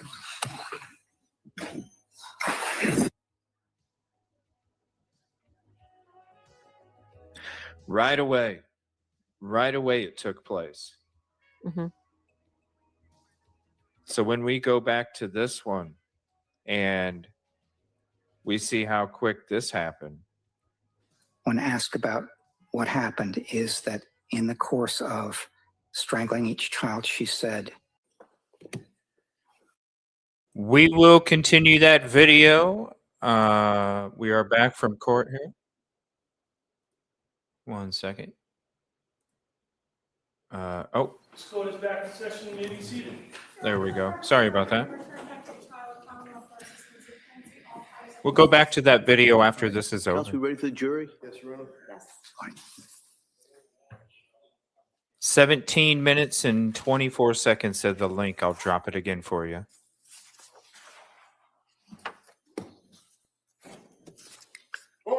All right. Jurors enter.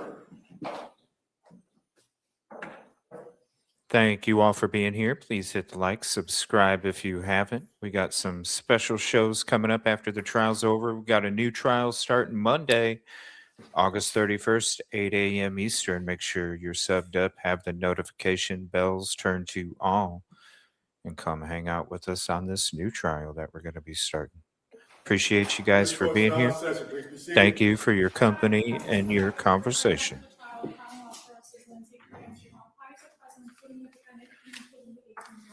All right, counsel. Thank you, Judge. Sir, when we left off, I believe the question was that, and you agreed, the sudden drop can cause significant GABA dysfunction. Recall that question where we broke off talking about the gamma? And you're familiar with the concept of, in that regard, talking about the gamma-aminal butyric acid and its effect on the progesterone and its effect on the brain synapses, is referred to as breaks, B-R-E-A-K-S. You've heard of that term, right? No. You aware, sir, that when you get to the point where you have that precipitous drop in the progesterone and the allopregnanolone dropping precipitously, that in fact it constitutes and causes significant neurotransmitter malfunction, referred to as broken brakes. I'm not familiar with that term. Can you tell me what a neurotransmitter in the brain is? You're asking what is a neurotransmitter? Sure. I don't know. Neurotransmitters function in the brain and have responsibility for not only aspects of mood, but also psychosis. Dopamine is a neurotransmitter that is significant in terms of psychosis. When it's too high, we need it. But the neurotransmitters function in a number of different ways, number of different pathways. When we think about psychiatry, we really think about the mesolimbic pathway and not just dopamine, but also serotonin, norepinephrine. And so depending on the disorder, there are different medications that can be helpful in treating those disorders. So really, from the standpoint of psychiatric illness and brain dysfunction, medication can be very helpful in regulating the neurotransmitters and difficulties. Have you heard of the broken brakes hypothesis as it relates to the impact of the precipitous drop of progesterone in the enhancement of the GABA activity? Have you heard of that concept? No. Would you agree, sir, that when a woman is in that position of the precipitous drop of the progesterone after ceasing the breastfeeding activity, the enhancement with the GABA... You mean prolactin? Prolactin. The enhancement of the GABA activity, that that would be a dysfunction in the brain, right? Certainly, mood symptoms can be significant.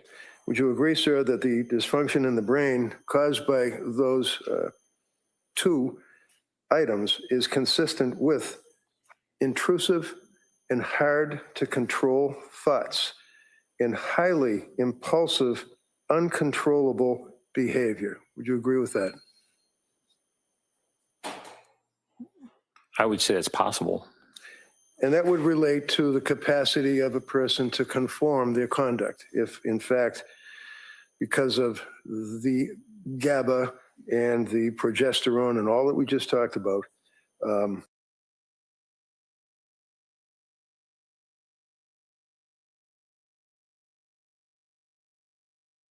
Oh, my Lord, they're having more issues with their feed, ladies and gentlemen. Just hang tight with us. It will be back as soon as they can get it back up. For some reason today, Let doctor finish. Did you finish that answer? Yes. Okay. All right. Okay. Next question. So, all right, we're back. Thank you all for being here. Please hit the like, did I subscribe. hear you if you say haven't. that Patrick is the source, the third-party collateral source of Lindsay saying, I tried to kill myself? Is that what you said?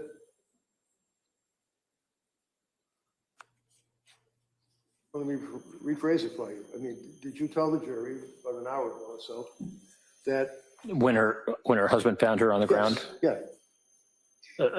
Yes, or something to that effect. Something to that effect, okay. And did you listen to the 911 tape when Patrick was actually speaking with Lindsay as she's laying prostrate in the snow on the ground with a broken neck and slashes and slits? Yes, I did. Did you hear her response to Patrick's comment, what did you do? No. Did you hear her respond to anything other than what would be described as guttural grunts? Not on that call. So when this conversation occurred, and this is the conversation that you're talking about, where she said, I tried to kill myself, kids are in the basement, he then goes into the house, right? Correct. All right. So now we have the EMTs and people are helping her out. We've seen the medical records. You know what the injuries were. You know the damage to her throat. You know the damage to her thyroid, right? Yes.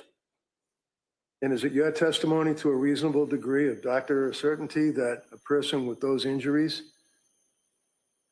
with the prescription drugs that were crushed up, that she consumed, with a broken neck, would be able to have a conversation?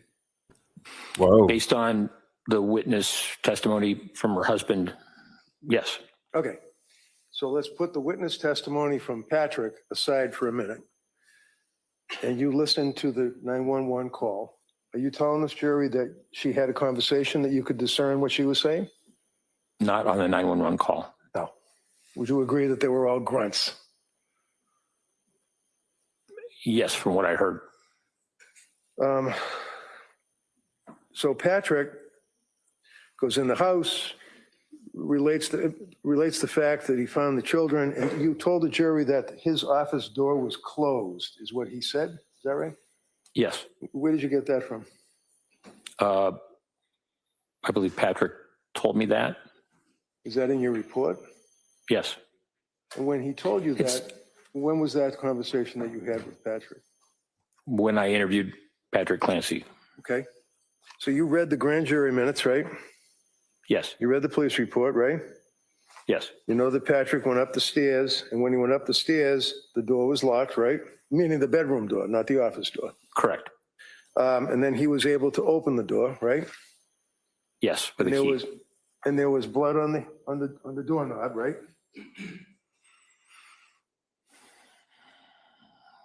There was blood in the room on the Describe the room on the blood. floor. Certainly, you already talked. We'll talk about that. But there's blood on the doorknob, right? Was there blood on the doorknob? If you know, I don't recall. Do you recall there being blood drops in the area of the door itself, like where you have the threshold? But what appeared to be blood, because nobody tested it, we don't know what it is, but it appeared to be blood. I don't recall the specific. I know that there was blood that was observed. Okay. And you would agree that there was a lot of blood drops, drips on the mirror, drops on the floor, drops on the nightstand, right? That's my recollection. And you looked at the photographs in your investigation and looked at the testimony, third-party collaterals, as you testified yesterday, right? Yes. And you told the jurors that one of the things that was of interest to you is the fact that there was a glass or a wine mug or something that had crushed narcotics or I think you used the word antipsychotic drugs, crushed up inside that cup. Do you remember that? Yes. Okay. Wine tumbler. Thank you. How do you know they were antipsychotic drugs? I don't recall saying that they were antipsychotic drugs. Oh, did you say they were drugs? I thought I said medications. Medications. All right, so drugs, medications, and they were crushed up? There was evidence of powder on the tumbler that Patrick told me about, and I went back and looked more closely at the photographs and saw that. Did you look more closely at the NMS laboratory or the state police crime laboratory or any testing that was done on the powder? Yes. And was there a report that said that indeed it was crushed up medication? They wouldn't. I mean, there is. They didn't indicate whether or not they were pills or. Did they ever? I'm not asking about pills or powder. Did they ever test the residue? Not that I'm aware of. So how do we know that that's even drugs or medications or whatever word you want to use?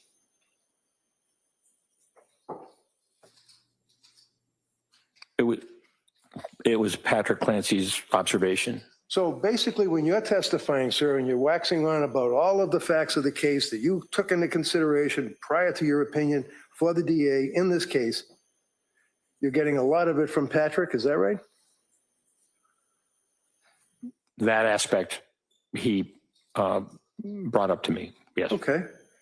So the crushing of the pills, was there a pill crusher found in the bedroom? Not that I'm aware of. Was there any residue found anywhere in the bedroom? Not that I'm aware of. So if someone's in a psychotic state and they're going to kill themselves and they're taking the pills, yesterday you said the fistful of pills, and then the DA said after painful questioning that they were crushed, you agreed that they were crushed. Wouldn't there be a residue? A residue? Yeah, you know what a residue is, right? Yes. Was there a residue on the table, on the nightstand, anywhere? Not that I saw. So there's no pill crusher, right? Not that I saw. There's no investigation by the police to determine what was in that powder, right? Not that I'm aware of. There's no indication that there's any residue on or in the actual nightstand next to the bed, right?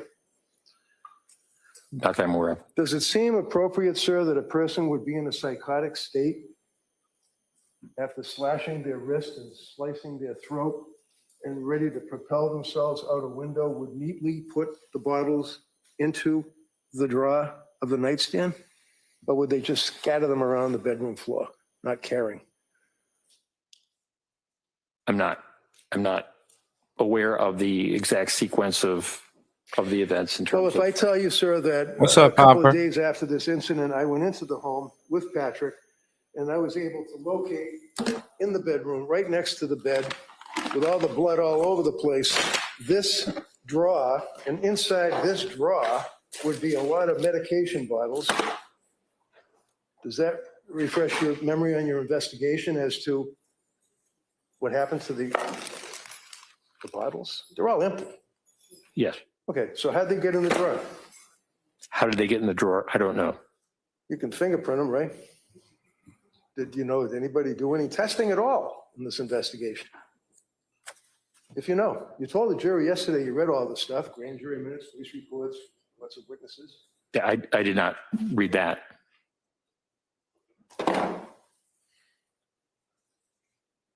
Is it your understanding, sir, that a person can be in a state of psychosis and I guess misremember something? Yes, Or have a false memory? it's possible.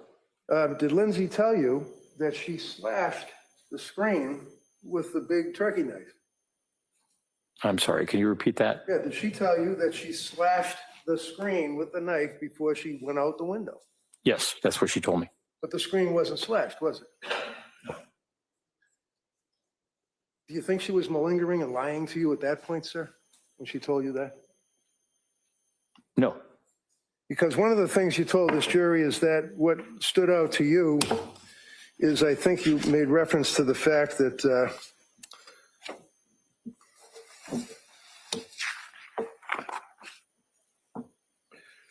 Lindsay betrayed her family by misleading her family.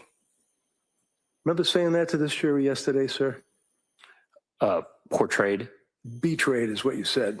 No, I said portrayed. So Lindsay portrayed and misled her family, is what you said to the jury? Yes. How she mislead her family?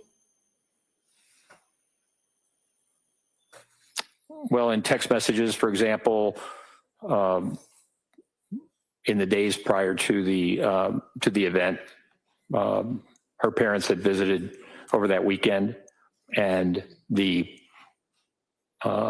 communications that she was providing did not give a sense of her state of mind regarding suicidality. You kidding me? They stayed up in their house to help them. Sustained. They stayed at the house, didn't they? Yes. Why did they stay at the house?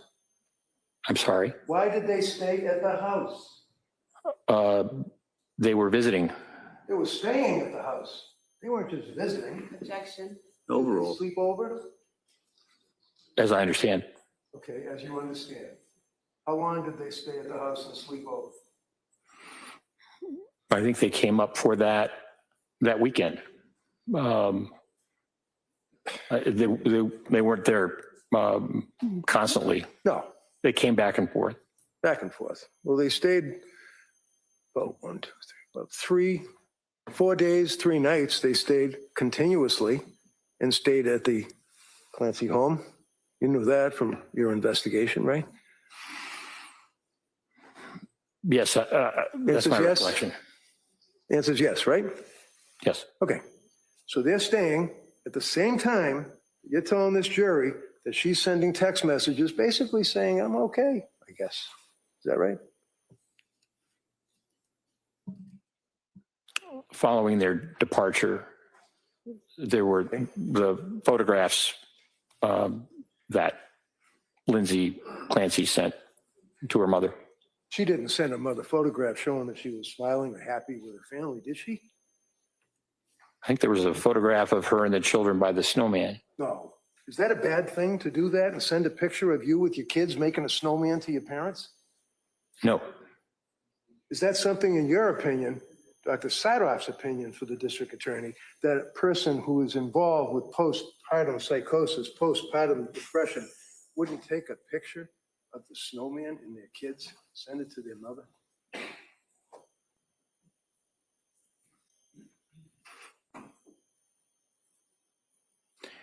Given the prior text that you showed to her mother in terms of being in terrible distress, that she was able to do that, that was not what happened when she sent the picture with her children, the snowman, and so did not raise concerns from the mother, as I understand.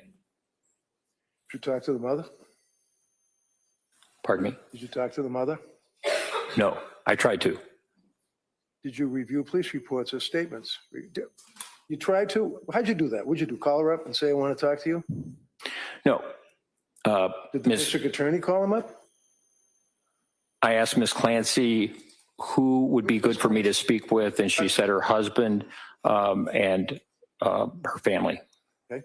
So based on that, what did you do? I contacted the district attorney, and I... Which one? Which one of these two? Ms. Sprague. Ms. Sprague. Okay. You spoke to Jen Sprague, and what did you say to her? Sprague. Was it? Attorney Sprague. You spoke to Jen Sprague, and what did she tell you? Attorney Sprague. She told me that she would reach out and attempt to see if I could interview Mr. Clancy and Ms. Clancy's family. Okay. So did you do that? Did you reach out to her mother? Did I reach out? Yeah. No. Okay. Did someone tell you that she wouldn't speak to you? Yes. And when was this, sir? About 2 months ago?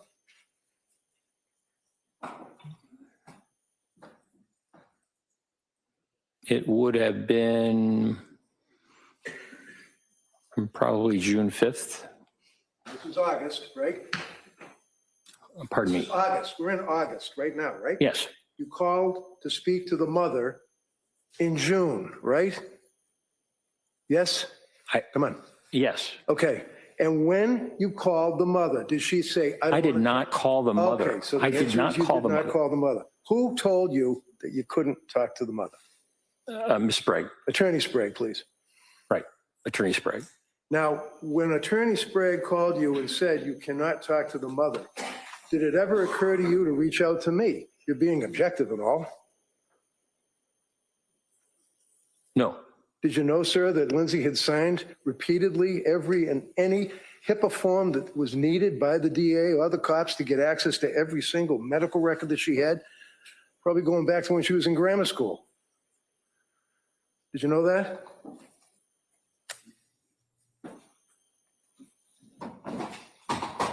I know she's been open to it, and she told me that she would like for me to speak with them. Right.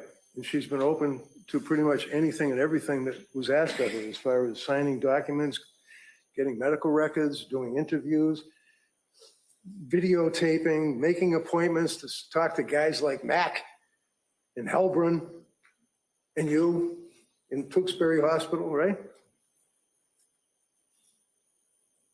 I'm sorry, can you repeat the question? All of your investigations, sir, led up to the fact that you were going to meet with Lindsay 2 months ago, 2 months prior to our beginning this 5-week triple murder trial. Is that fair? That's true. And you told this jury that you wanted to establish a rapport with this kid? Yes. Do you think for 1 minute, when you're trying to put her in jail for her life, that she wants to talk to you and have a rapport? Next question. Did you establish a rapport? I believe so. She was cooperative? Yes. She was polite? Yes. She was pleasant? Yes. And I asked her at the end if there was any question that I had asked that made her feel uncomfortable, and she responded in a positive way. Okay. One of the things that you told the jury is that you felt that she was malingering, or basically lying. I guess you were telling the jury, in your opinion, that she was making stuff up to make herself look like she's crazy when she killed the children. Is that what you told the jury? I didn't use those words. No. You're a little more finesse than I was. But nevertheless, sir, you're talking about malingering, right?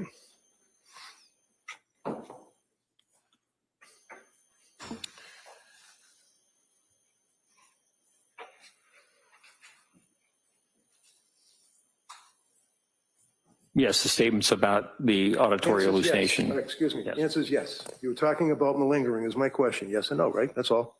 Yes. Okay. And when you're talking about malingering, sir, basically that would be when a person finds it in their interest to basically exaggerate or lie to an investigating psychiatrist, right? Correct.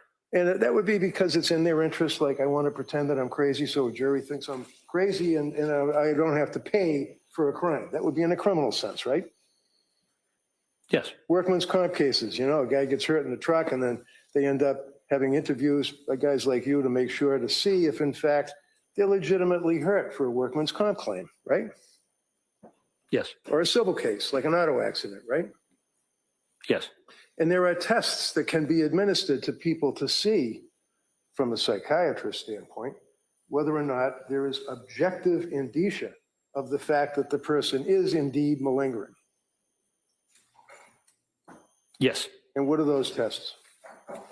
Well, I'm not a neuropsychologist, but there's a test called the SIRS, also the TOMS test of memory.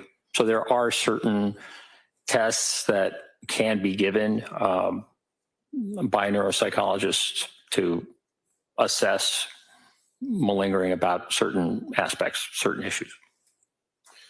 You've also heard, I imagine, of the MMPI, which is the Minnesota Multiphasic Personality Inventory Test, right? Yes.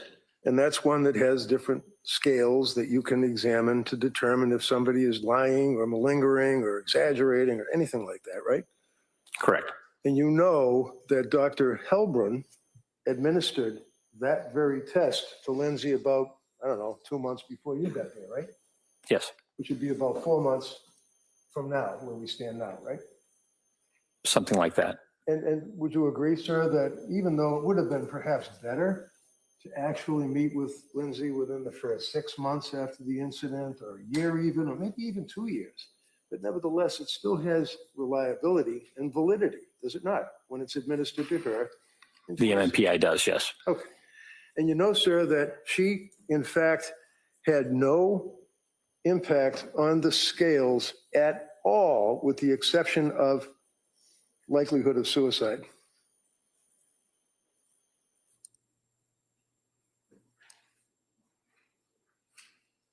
Yes, that's my understanding.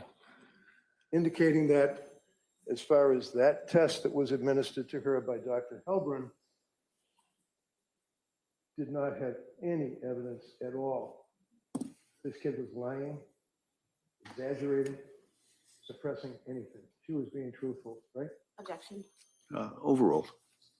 About the questions that were on the MMPI, yes. And those questions, sir, pertain to personality traits, they pertain to her recollection, they pertain to all of the investigation that Helbrun was conducting,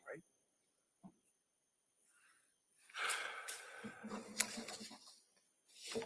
No. Okay. So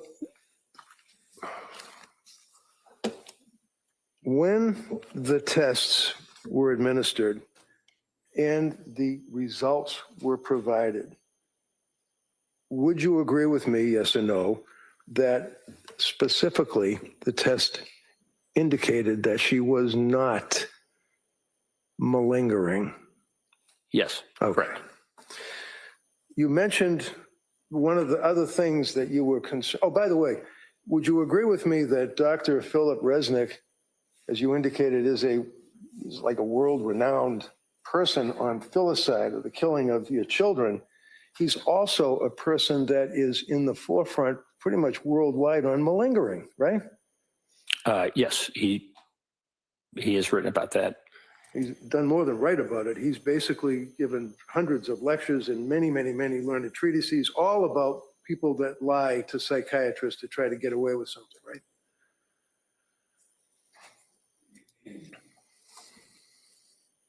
Right? Yes. Okay. And you know, sir, that Dr. Resnick examined Lindsay, and one of the first things that he did was determine whether or not, in his opinion, she was malingering, lying, suppressing, exaggerating, or doing anything like that, right? Yes. In his opinion, sir, when you read his report after all the testing of his examination, is that she was not lying to him at all. Isn't that right? Yes. One of the things that you referenced, sir, was you felt that Lindsay was lying about standing at the refrigerator and making chicken McNuggets or whatever and carrots or peas or something. And you felt that that wasn't right because the child had already had a bowl and was eating, I think you told the jury, chicken nuggets and vegetables or something like that, right? Green beans. Green beans. Have you looked at the photograph, sir, that's in evidence in this case about that bowl? Quite some time ago. Does that show any residue of chicken nuggets or green beans in the bowl? Not that I recall. No, it shows like sliced up residue of a cucumber, possibly a carrot, like vegetables, right? Not that I recall. So there are 3 kids, one of which is an infant who obviously pretty recently got finished breastfeeding, is on the bottle, so he's not going to eat chicken McNuggets, right? Right. So we have 2 young children that have to be fed, correct? Yes. You have 2 young children that Lindsay indicated that she was at the refrigerator getting the chicken and the vegetables so that she could feed the kids, correct? Yes. Told you that she would not give the kids chicken McNuggets and vegetables in a bowl, that she would have a plate, right? Not necessarily. So when she was at the refrigerator, sir, it's your understanding that she was not being truthful? Telling you that? Is that what you're telling the jury? I think what I said was very inconsistent with what she had told Dr. Spinelli. So when she's at the refrigerator and telling you, your interview, I know you imported Dr. Spinelli's report, you imported Dr. Resnick's report, you imported Dr. Zeisel's report. When you were talking to Lindsay, did she tell you she was getting food for the kids out of the fridge? That's my recollection. Now, with all of the understanding in your testimony, sir, about the voices, correct me if I'm wrong. You're telling this jury and Dr. Satop's opinion, based on your experience and all of your writings and everything, that when one hears voices, they would be internal or external? To be legit.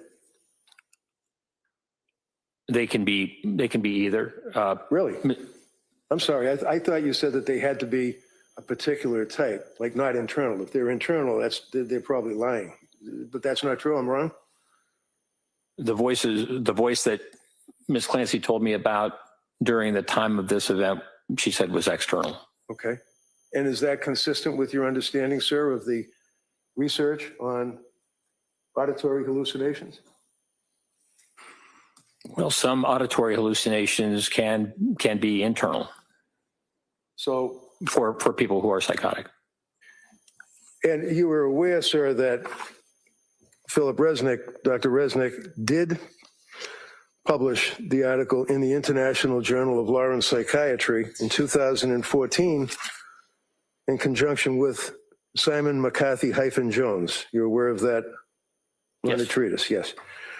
And would you agree with me, sir, that in fact, just if some doctors might feel that hallucinations auditory must originate from the exterior as opposed to interior, would you agree, sir, that in this article, claim number 1, doctors may say, voices are typically heard as coming from inside the head, with the corollary that voices heard as coming from outside the head are atypical? Would you agree with that?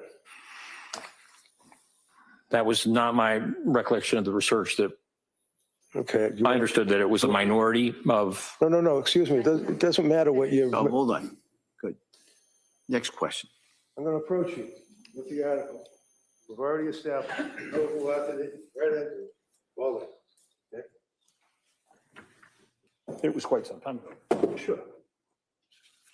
Let me put the tables over here just so I don't knock them over. So, if we can share that. Do you want me to say it? No, I want you to share it. Put it right here so I can look at it. Okay. All right. Would you agree, sir, that it says voices are typically heard? This is a claim number one. In other words, doctors feel voices are typically heard as coming from inside the head, with the corollary that voices heard as coming from outside the head are atypical. Did I read that right? Yes. Okay. And what does atypical mean? Atypical means unusual. Right. And this article is saying that there are psychiatrists that feel that voices heard outside of the head, auditory hallucinations, are indeed not legitimate. Is that fair? That was the old original way of thinking. That was the way it was taught at one time, that they had to be external for someone to actually be experiencing psychosis. Okay, so we agree then, as Dr. Resnick indicates, that the research evidence does not support the claim that internally located voices are emblematic of genuine AVH, auditory verbal hallucinations, and externally located voices are atypical. He cites a particular word, correct? Yes. For example, that says, the largest study on this question, Kathy Jones, was in 2012. That's what you're referring to as the old research, right? Oh, whenever you were in med school, we talked about that too. That would have been. Yeah, I was speaking about very old. Okay. Basically found that of 199 psychiatric patients, 81% who have been diagnosed with schizophrenia, 38% heard both voices coming from inside and outside their head. Did I read that right? You did. So when Lindsay indicated to you that she indeed heard a loud auditory hallucination voice, deep male, commanding her to do what she told you, that was external, correct? Yes. And you don't have any issues with that. In other words, that is very likely could be legitimate. Yes. Okay. Now, if you take a young woman who, as the evidence has shown, is suffering with her medical condition or psychiatric condition and seeing doctors and being prescribed medications and reaching out to people for help and suicide hotlines and people down in Rhode Island and McLean Locked Wards Institute. If I hold an opening statement, sir, would you agree that in her efforts to maintain control, she, meaning Lindsay, withheld? Form of the question? Yeah, if we could approach. Sure.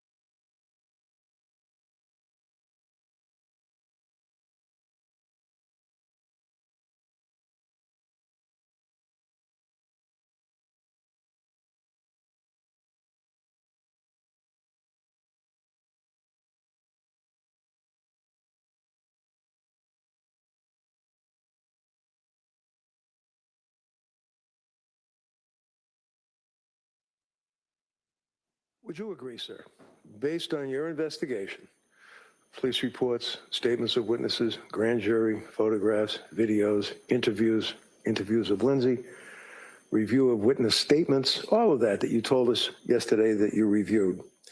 That in fact, on January 24th of 2023, Lindsay made a calculated decision.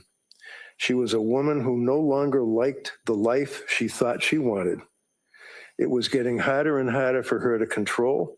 And when she saw the opportunity to escape, she made the selfish choice to take it and to take Cora, Dawson, and Callan first before attempting to take her own life. Continuing on, sir, she chose to manipulate her providers, seek out a quick and easy fix when she was feeling depressed and anxious, and when she didn't get what she expected, she chose the alternate route. She would seek a different doctor. She would change medications after days. She disengaged from treatment that she didn't like the plan, and after only 4 months in treatment, she made a choice, a deliberate and intentional decision that she did not want to try anymore. And because no one could take care of her kids the way she wanted them to, she had to take them with her too. Would you agree that the evidence, in your opinion, supports that contention, sir? Well, there's a lot in that. Yeah, it is. Do you agree that it would support your contention, sir, or it would not? I think that statement that you read really minimizes what she was going through. Okay. All right, thank you. Attorney Sprague. Thank you, Your Honor.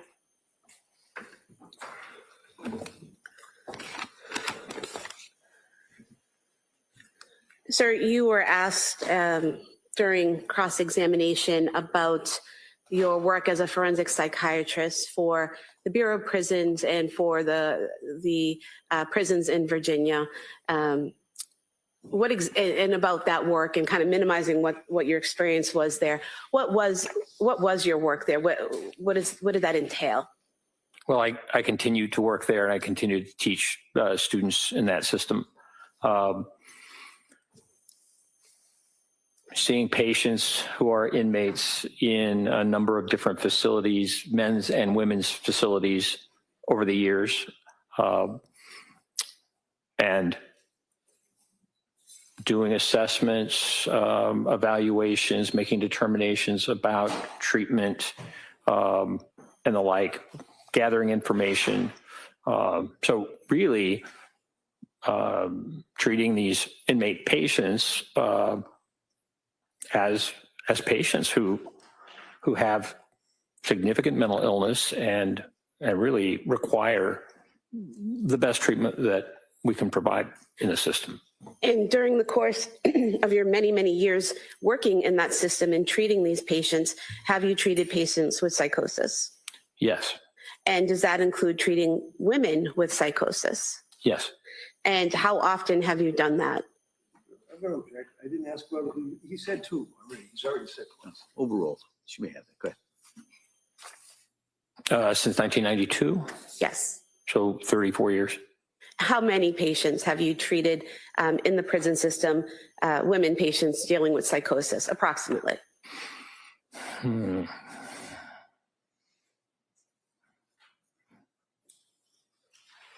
Several hundred. And are there certain common signs or symptoms that these women display who have psychosis?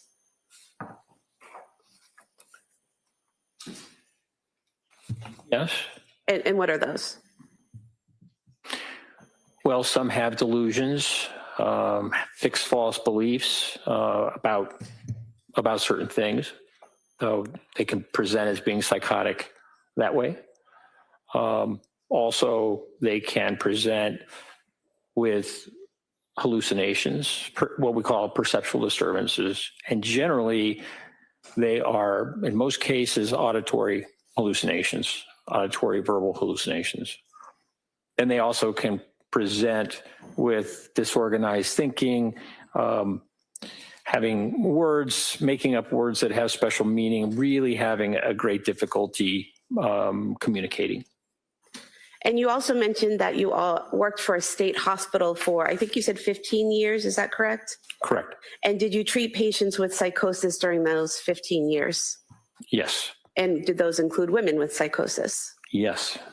And in terms of your treatment of women with psychosis, were you responsible for diagnosing them with their underlying mental condition? Yes. Diagnosing psychosis as being one of their symptoms? Correct. And then treating the underlying condition and the symptom of psychosis for those women? Yes. And you did that for approximately 15 years, correct? Yes. And you mentioned two specific patients, females that you dealt with postpartum depression or postpartum psychosis. Do you recall that?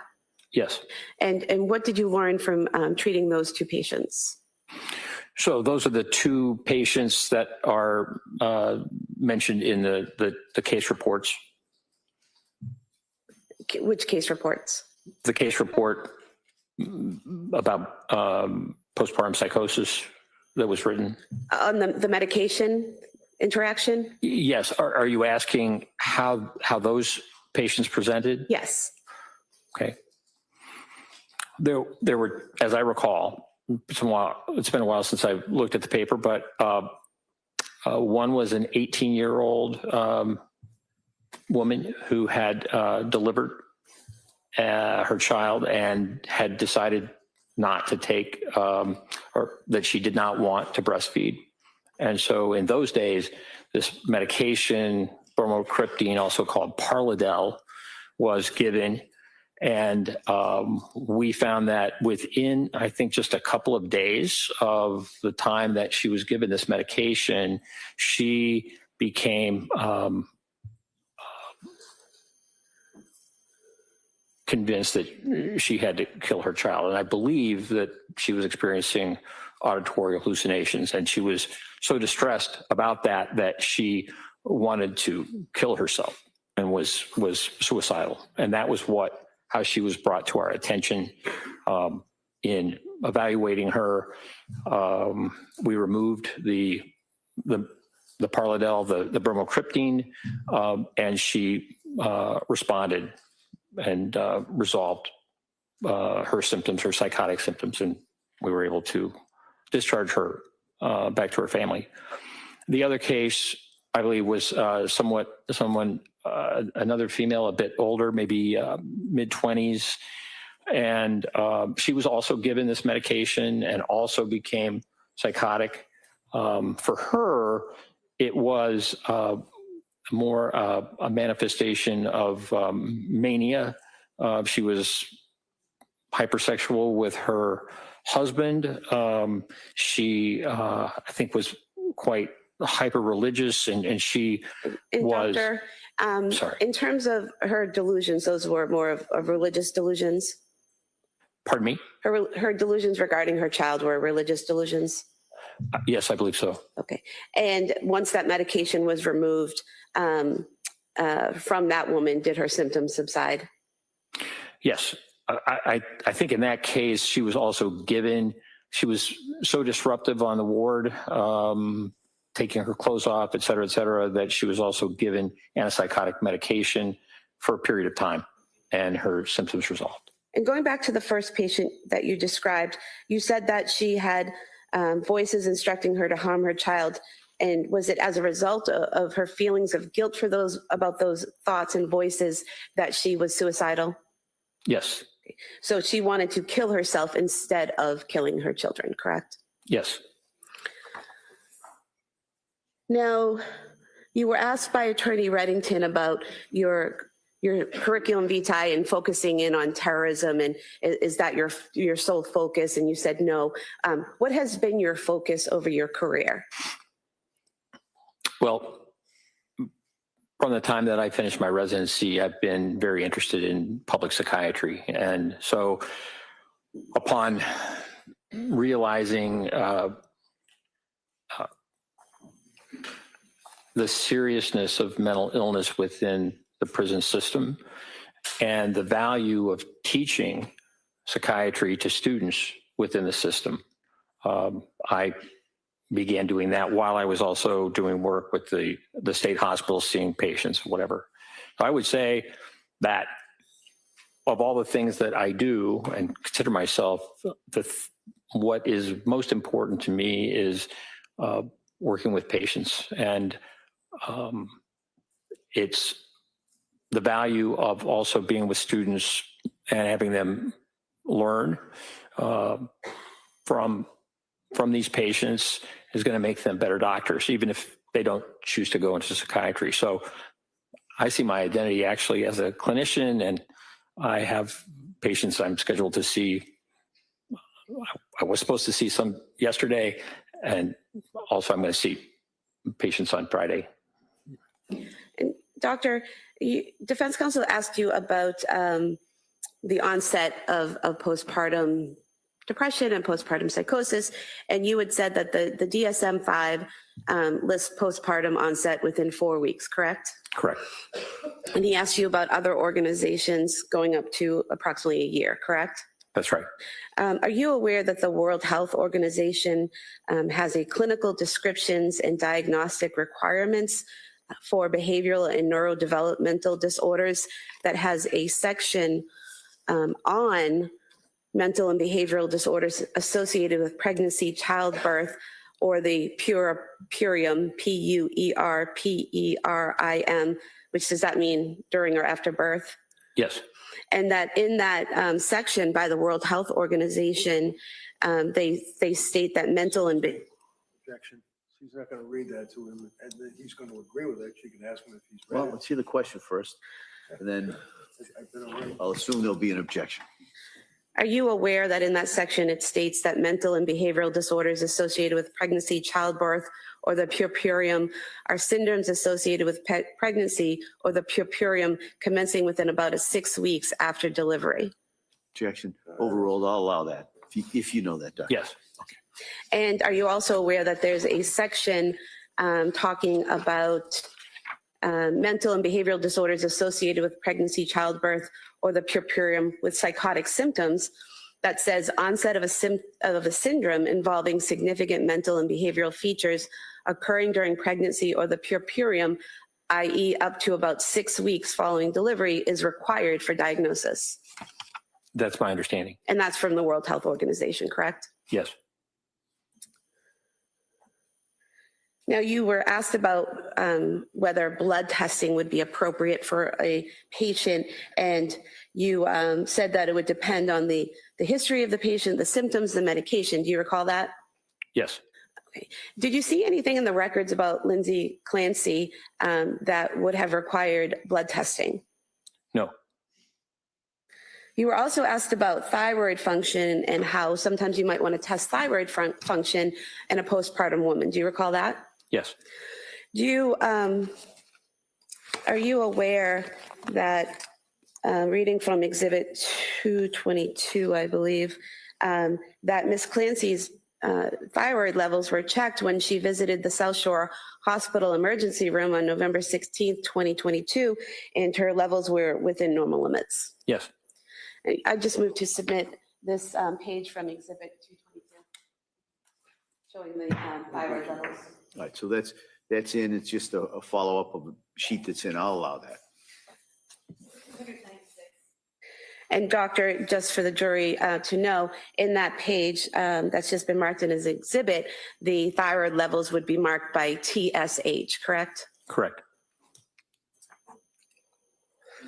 You were asked about Lamictal and the serious rash that could occur. You said that the serious rash is rare. How rare is it? Approximately 1 in 1,000. And you mentioned that millions of people take Lamictal with no problem at all, correct? That's right. And is there anything that providers do to be aware of the potential for the rash and to explain that to patients and to try to just basically keep an eye out to see if the patient's developing that symptom? Yes. And what is that? It's a medication that needs to be started at a low dose, 25 milligrams, and only gradually moving up. Finally, after a number of weeks, to a dose as much as 200 milligrams, perhaps even more. When the medication is given in a what we call titrated, slow process, the potential for this serious rash is greatly decreased. So it really is a medication that requires a slow titration. So the patient needs to be patient with that process, but it's now one of the most used mood stabilizers for bipolar disorder. That it really is a very important, valuable medicine for bipolar disorder. And you said that it's important to start at a low dose. Did you say 25 milligrams? Correct. And do you recall what dose Dr. Tufts wrote the prescription for Ms. Clancy? Yes. And what was that? 25 milligrams. And do you recall from the records whether the plan was, if she were to take it, to titrate in the manner you described? Correct. And putting aside whether or not someone chooses to take the medication because of a rash, is there any significance to the person, to a patient being prescribed a medication and then not telling that provider that they chose not to take it? Yes. And what is that? Well, it really limits the provider in making other decisions. If a decision is made that a patient is not going to take a certain category of medication, it's helpful to let that provider know. Say, I've decided against it. What are some other alternatives? Doctor, you were asked about lack of sleep potentially causing psychosis, correct? Correct. And sleep was definitely an issue for Ms. Clancy in the fall leading into December of 2022, correct? Yes.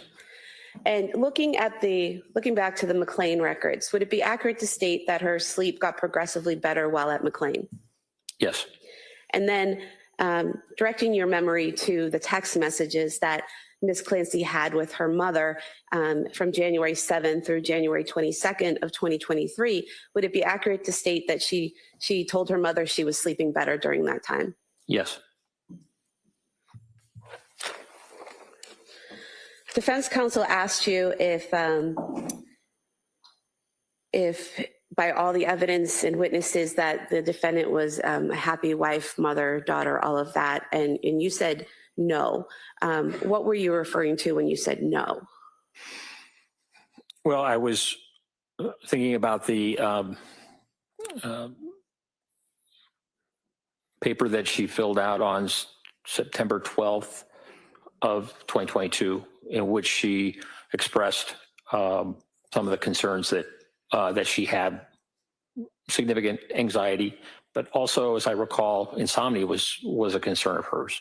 And it was followed up with Jennifer McAllister, who worked with Dr. Tufts. And I think in Ms. McAllister's note, Ms. Clancy mentioned that she had waning confidence in being able to take care of her children as they were growing up. And that, I think in a note of Dr. Tufts noted that she said that she found that Callan needed more attention, and that as the kids were growing older, that she was finding them more challenging. Did she give any information did Ms. Clancy give any information about why it was more challenging as the kids got older? I'm going to object, this is pretty far afield. Yeah, sustained. It goes beyond cross.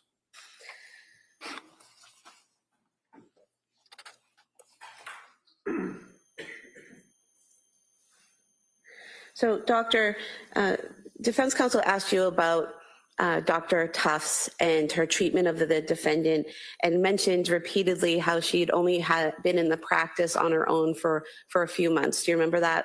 Yes. In reviewing Dr. Tufts' treatment of the defendant and the medications she prescribed and the methods she used in prescribing those medications, did you have any issues or concerns about the approach she took or what she prescribed? No. And what were your thoughts about her approach to treating this defendant? Well, possibly because Dr. Tufts was new and had just come into practice, she was more available. And so I think she was able to see Ms. Clancy over video 14 times. And for example, when Ms. Clancy was discharged from McLean, the request from McLean was that she needed immediate outpatient follow-up. And so Dr. Tufts arranged it the following day. And so there were some weeks where Dr. Tufts saw Ms. Clancy more than once a week. And I will also say that when Ms. Clancy decided to go to nurse practitioner Paul and then saw Nurse Gelada, I think early December, it might have been December 1st, she then went to Dr. Tufts, and Dr. Tufts wrote a note saying that she felt uncomfortable making prescriptions while Ms. Clancy was going to another provider. But in that note, suggested that Lamictal could be helpful. So Dr. Tufts was very responsive to concerns of Ms. Clancy in terms of seeing her. Was seeing her weekly and saw her on the 23rd of January, and then had another appointment the next week and had talked about future treatments, possible treatments, esketamine, as well as TMS. So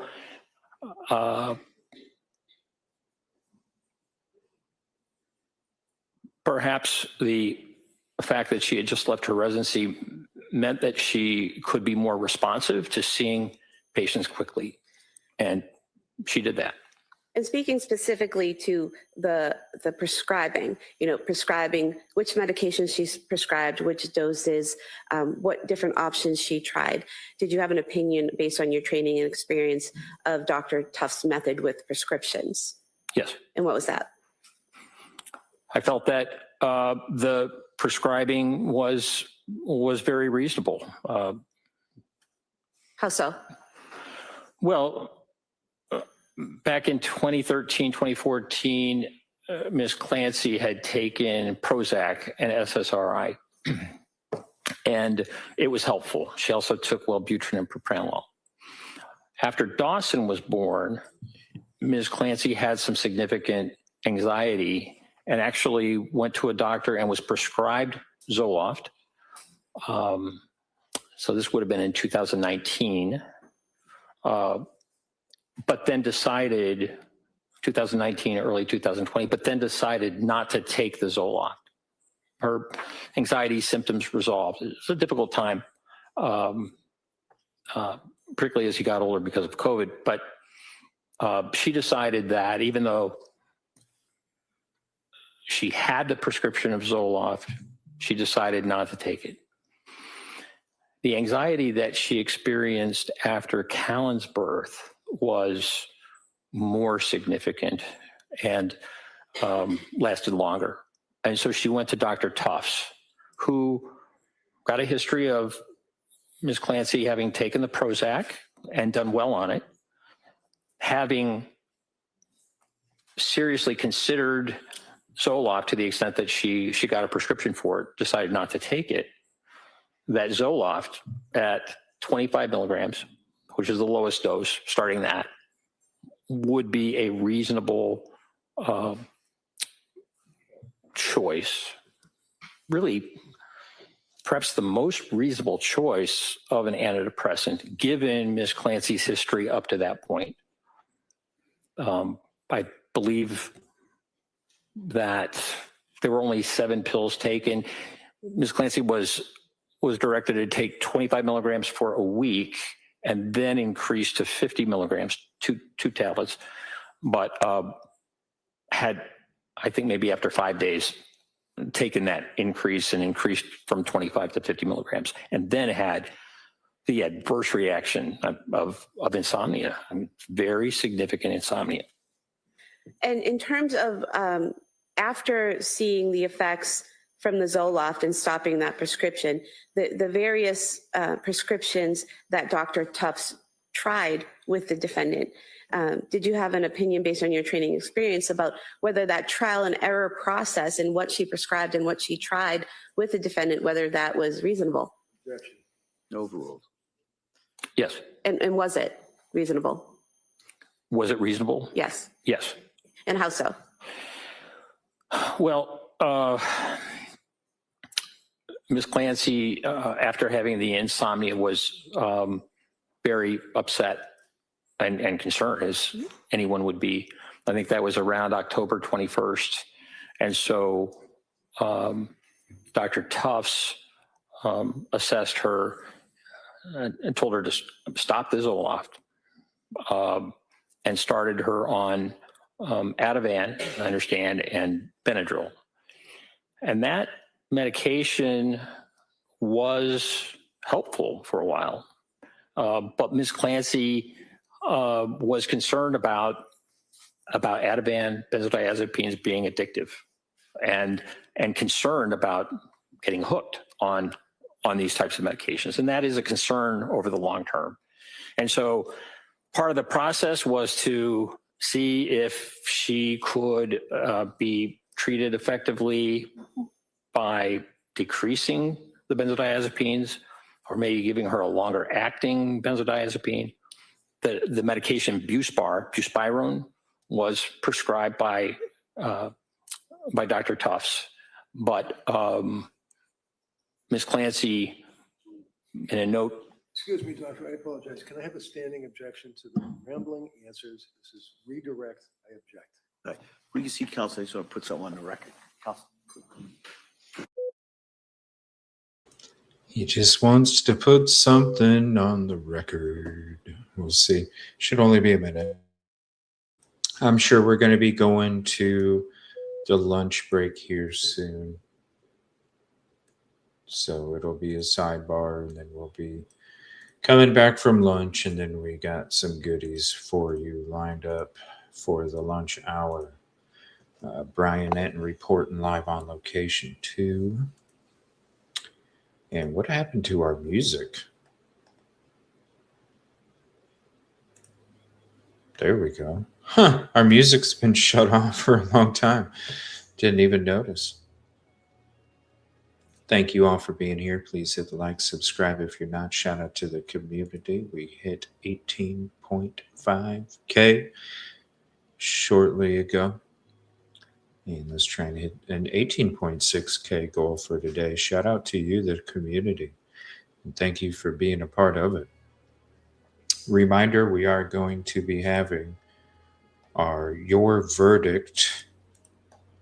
We are going to be having our Your Verdict show coming up here during the Verdict Watch. So when I think we're going to have closing, what it's looking like is we're going to have closing arguments tomorrow.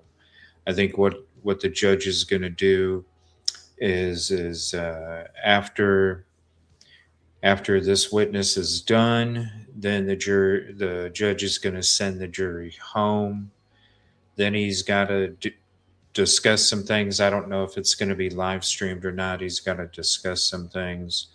And then tomorrow's going to be the closing statements, closing arguments. So whatever they do, I don't know. Maybe we'll wait the afternoon to see if the jury, unless it's going to take the whole day for closing arguments, not sure. But whenever we are waiting, because there's obviously going to be a time period between when we're waiting and when they're done. So when we're in that waiting period, Doctor, if you could, we're going to be taking live your calls. answer. Your verdict. Just for a second, I just wanted, so members of the jury, we're going to go a little past the 1 o'clock, the usual time. Oh, wow. Here, Oh, wow. For certain scheduling reasons, okay? So if you could just summarize briefly. Oh, wow. Never mind. We're going What to be here for a bit. you said that you thought that Dr. Tuft's approach was reasonable. If you could just summarize briefly why you thought her approach was reasonable. According to the notes and also the emails, communications with between Dr. Tufts and Ms. Clancy, I found Dr. Tufts to be very responsive to Ms. Clancy's symptoms and concerns in really trying to make adjustments according to how Ms. Clancy was doing. Thank you. And you were asked by defense counsel about her visit to Women and Infants Hospital and about the defendant. I believe what defense counsel asked you was that every time a doctor told the defendant to do something, she was on it immediately. Do you remember being asked that? Yes. And do you recall that in the Women and Infants records that they offered her 3 programs, an inpatient hospitalization, a partial hospitalization program, and an outpatient program, and the defendant said that she would talk to her provider for guidance about those programs? Yes. And do you recall reading in the notes and records of Dr. Tufts, nurse practitioner Gelada, that she never discussed those 3 programs with her doctor or her nurse practitioner, correct? That's my recollection. Now, in terms of the calls to Aspire, to the hotline for the suicide hotline, you were asked about where in the records you saw that. And I would just like to approach also from Exhibit 222, the note from December 8th, 2022 of Letitia Dukes. And if you could just review this note here and then look up when you're finished.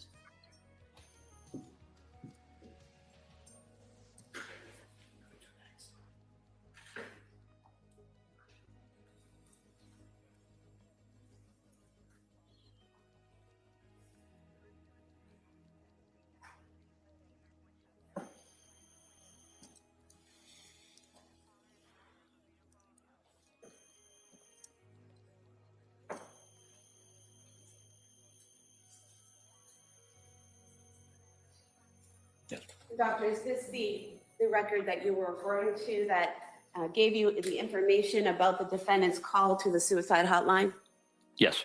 And reading from this page from the exhibit, page 45, it states that patient contacted Aspire Crisis Support.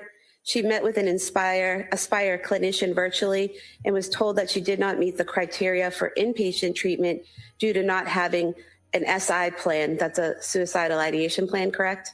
Correct. And then reading again, Aspire clinician recommended that the patient attend a day program.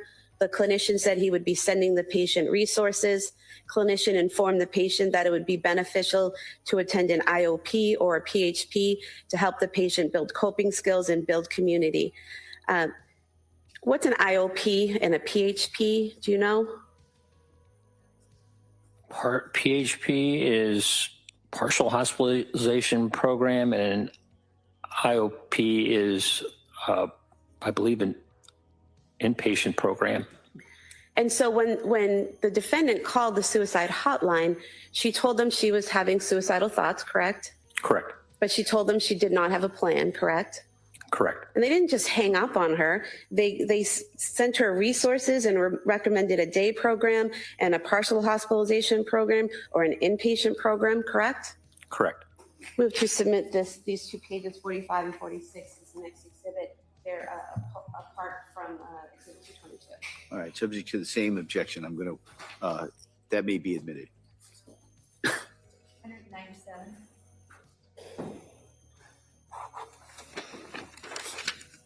You were asked a lot of questions about hormone changes after pregnancy and if that can affect, and stopping breastfeeding, and if that could affect someone's mental health. Do you remember that? Yes. And you said something about the timing matters. Why does the timing matter? Well, after lactation and a postpartum period, and it may be the decision for a woman to stop lactation can occur at various times, not just during a circumscribed 1 month period. But stopping lactation causes a decrease in prolactin levels and an increase in estrogen and progesterone. And it really depends on when someone decides to stop breastfeeding. Those significant hormonal changes that are tied to breastfeeding or lactation. And so that's why timing and the time is important to see at what point did breastfeeding stop and at what point are we seeing symptoms. And doctor, with the defendant, the breastfeeding stopped sometime in October, is that correct? Yes. And then looking ahead to January 24th, 2023, would you still be expecting to see hormonal problems from stopping breastfeeding in October in January, that many months later? No. Now, you were asked about the statements Patrick made regarding his interaction with the defendant when he found her outside in the snow. And is it correct that he told you he found her and said, "What did you do?" And she said, "I tried to kill myself"? Yes. And did he then say, "Where are the kids?" And she said, "They are in the basement"? Yes. Did he then tell you that he then called 911?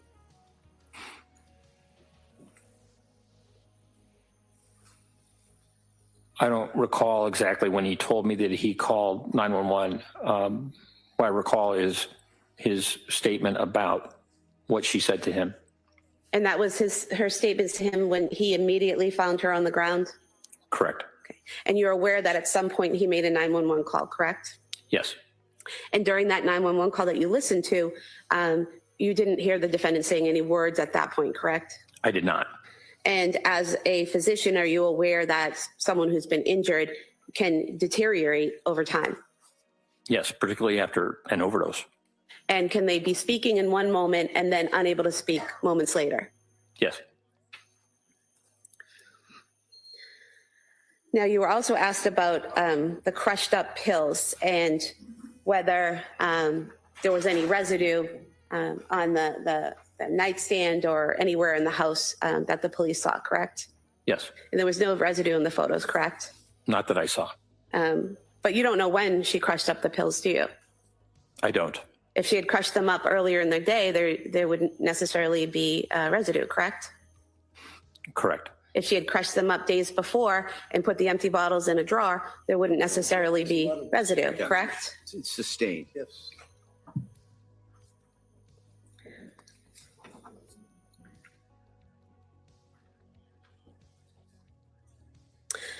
There were many texts between the defendant and her mother in January, correct? Yes. And from January 7th until January 22nd,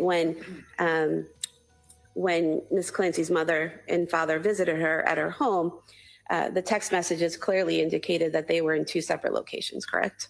Yes. And in those text messages, the defendant repeatedly told her mother that she was doing a little bit better, sleeping's a little bit better, correct? Yes.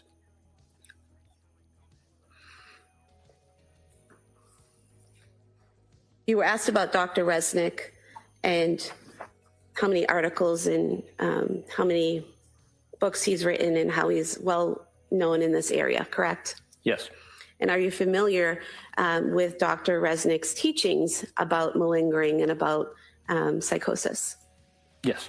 And is it fair to say that Dr. Resnick teaches others that one of the red flags to look for in malingering? You can ask him what he's read. I tell him what she wants him to say. No, hold on. Let me hear the question first. Are you aware that one of the red flags that Dr. Resnick teaches to look for in malingering and faking hearing voices is that someone automatically obeys a command? Yes. That's stricken at this time. Can I see counsel? Oh, man. Come on. Frickin' prosecution. Keep doing this crap. Frickin' prosecution. All right, we still have this poll up today. Vote if you haven't yet. Day 21. Is Lindsay Clancy criminally responsible? You can type 1 in chat to vote yes. You can type 2 in chat to vote no. Or you can type 3 in chat for undecided. We have that poll up to the second results. We'll leave that up here while we are on a sidebar. Also, we just set the notification for tomorrow's show. It's going to be closing arguments and charges with some day 21 recaps. We have that tomorrow, 8 a.m. Eastern. Hit the like, subscribe if you haven't. Make sure to hit the notification bell and set it to all. That way you can get that cool little notification that comes over your phone and says EvilleCJ is live. And we will be here. Also, starting Monday, we'll be covering the new trial, the Microsoft executive murder for hire, the ex-wife of Jared Bridgen, Kirsten. We're going to be doing day 1 of her trial, starting Monday, 8 a.m. Eastern. Make sure you come back for that.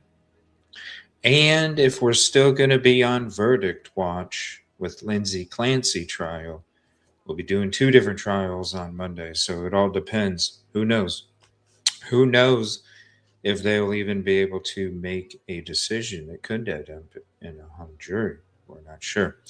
But what we're going to do is, in the meantime, whether it's 1 hour, whether it's 1 day, whether it's 2 days, whether it's 3 days, whether it's 4 days, as long as we are waiting for a verdict, we're going to be taking your live calls for the Your Verdict show. So stay tuned for that. Again, we got closing arguments tomorrow and charges, 8 a.m. Eastern. We will see you tomorrow as well. Yeah, come on. Thank you, Your Honor. Thank you for being here. Now, you were asked about trying to do collateral interviews with the defendant's family, correct? Yes. And you had requested of our office to make arrangements to interview the defendant's parents and her sister, correct? Yes. Were you aware that an email was sent to, were you aware that a phone message was left for Paula Musgrove asking if she and her husband would be willing to meet with you on June 11th, 2026, and that they did not return the call? That's my understanding. And are you aware that an email was sent to Allison Ozga, the defendant's sister, requesting that she meet with you? And her response to that email was, I am awaiting a response from Kevin advising me on participating in Dr. Saftoff's assessment. I will respond once I speak to him. Were you aware of that? That was my understanding. And were you aware that she did not respond after that? Correct. I have nothing further. Thank you.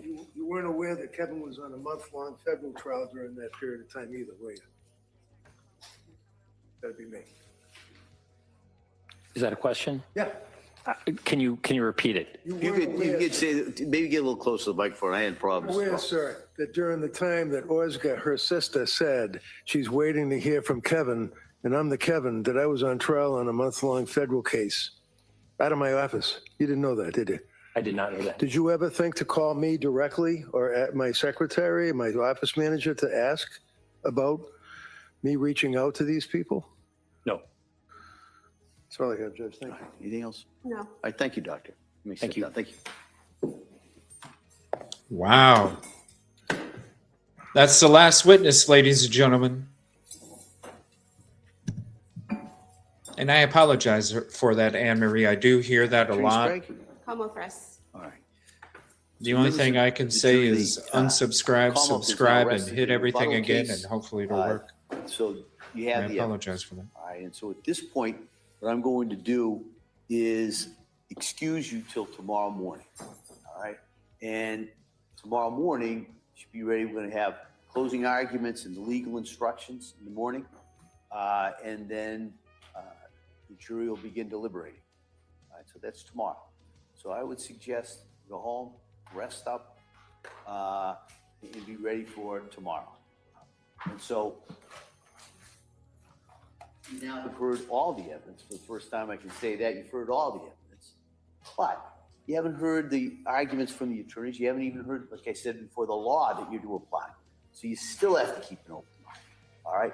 So those instructions that I gave you for the last 4 or 5 weeks, they're doubled down today. All right. Don't read anything. Don't talk about this. Don't watch anything. Don't discuss this with anyone. And keep an open mind. All right. Come this far with that open mind. Bring it with you tomorrow. All right. And so get a good night's sleep. I look forward to seeing you tomorrow.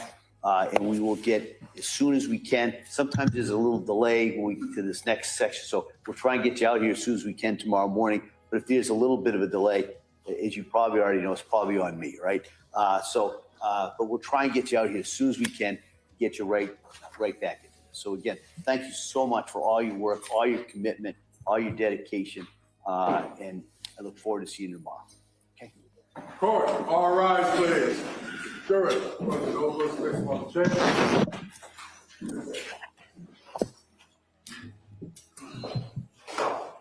Wow, we're finally here, ladies and gentlemen. We are finally here.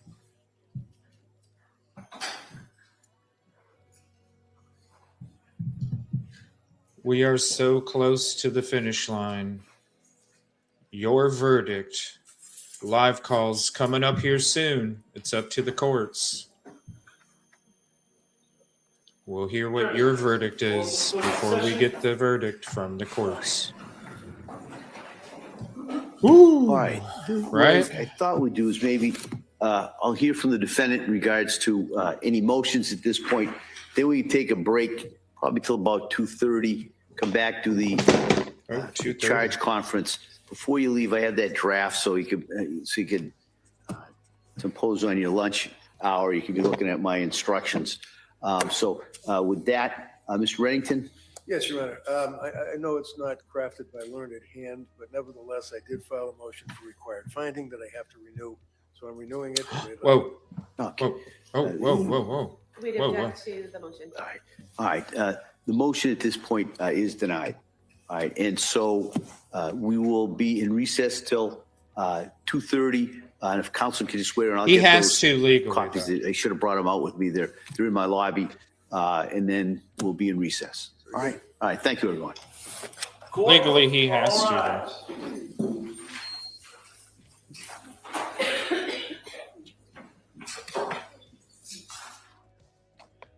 So legally, he has to do that, because if he don't, then if they need to appeal a conviction, they're going to be like, well, why didn't you file this motion? Why didn't you file this motion? So it's something that he had to do regardless, just because he filed the other motion. So it's just technical stuff. That way it's all laid out there. I did what I checked all these boxes in order for if there was an appeal. And now that there's an appeal, we checked all the da. So that's interesting. Man, we are finally here, ladies and gentlemen. We are finally here. I can't believe it. The last witness is done. It feels like it's been forever. It definitely feels like it's been more than a few weeks. It feels like it's been a few months. I don't know. What do you guys think? You think it feels like it's been that? It feels like it has for me. Holy hell. All right. But we are going to switch it up. So we're going to, he said 2:30. So that's about an hour, and it's about an hour and 15 minutes. And then, they're going to come back. They're going to have a sidebar. Whoa, yada, yada. So what I'm going to do is I got a couple things prepared for this lunch break. And go ahead and get yourself a snack too. Where's my snack screen? Hold on 1 second. There we go. Get yourself a snack. All right. Shoot. I think I had this one up there. No, we didn't. Uh-oh. No, we didn't. Uh-oh. I don't know which one I hit. Maybe this one. I don't know. Sure.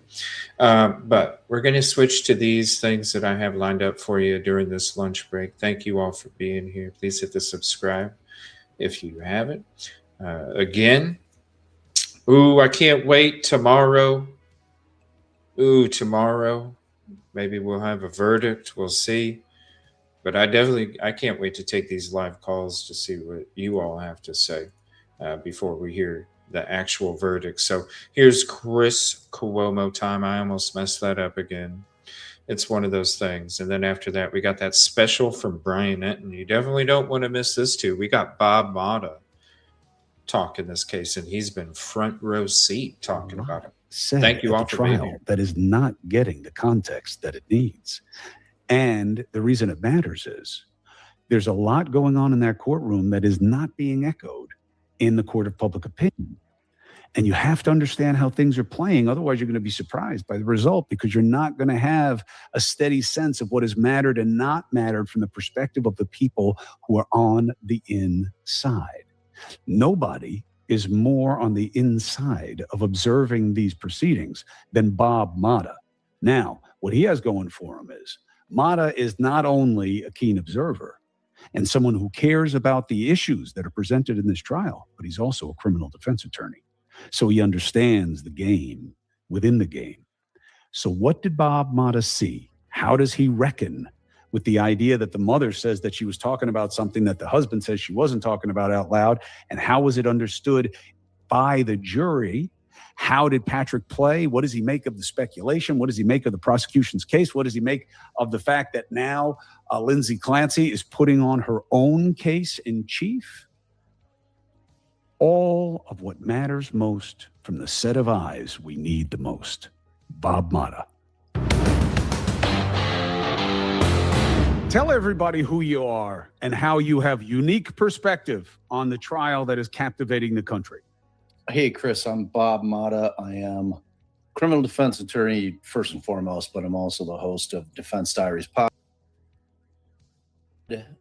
Told my partner, both in the law and on the podcast, my wife Allison, that when this defense case in chief was going to start, that I wanted to get out there because, in my estimation, it's a very important case in terms of highlighting the issues with women's mental health.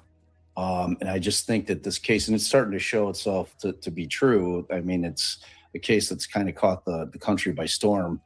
And I'm happy about that because it really is focusing on, and it's going to be more so now that we're getting the defense's case in chief on that issue of women's mental health. So I felt it incumbent upon myself to fly out from Chicago to Boston and get out to Plymouth and get in that courtroom every day because I wanted to be in the room. It's just a different experience than watching it on a stream, to be in the room. Obviously, I'm accustomed to that as being a trial lawyer, so it's more my thing. Plus, obviously you can observe the jury, see what's resonating with them. And it's a really powerful image when you see Reddington with Lindsay, who's in that wheelchair, kind of up close and personal. And it really encapsulates this whole concept that it's basically him and her against the world. So, I mean, for all those reasons, I felt it was necessary for me to get out here. As you've been observing it, has this trial proceeded the way you expected? I had a little bit of an advantage because I was able to talk to Reddington. So I knew when they were not going to accept the stipulation as to the homicide portion of the case. Explain what that means. So that basically means that Kevin Reddington, before trial and before it actually started the day of, said, we're still offering to stipulate, which means we will agree to all the evidence and facts that you were wanting to put in order to prove, which they do have to prove, each and every element of each and every homicide that took place. So that has to happen. But what the defense was saying is, we'll give you all that. That's not in contest. There's no controversy as to who did it. Lindsay did it, and we're willing to make an agreement wherein both sides agree, and then the judge lets the jury know, hey, both sides have agreed. Lindsay has accepted responsibility for the homicides. Let's just move into the lack of criminal responsibility stage of the trial, which is where we're at now, knowing that they refused to do that, which, that's their prerogative, and But didn't it happen during the trial when the judge had the conversation with Lindsay and Reddington about the stipulation during the trial? Wasn't something agreed to then? Yeah, they stipulated to a few records, but it certainly wasn't what they were looking for early on. Now, tell people why you believe the prosecution didn't want to do that, because it wasn't because they like the challenge of having to prove elements. You would always take an easier case if you can get it, but there was something else going on that mattered. Yeah, well, it's obviously, every defense attorney knows it's to inflame the jury, to get the emotions of the jurors just spiked and have them angry with Lindsay because of the horrors of the case. We're talking about 3 beautiful little babies that lost their lives at the hands of the person who is most supposed to protect them, their mother. And, they know that's an effective tool. It's a powerful tool. And a lot of times when I see the government decide to kind of lean into emotion, it tells you something about the strength of their evidence that they have moving forward. So, I wasn't surprised.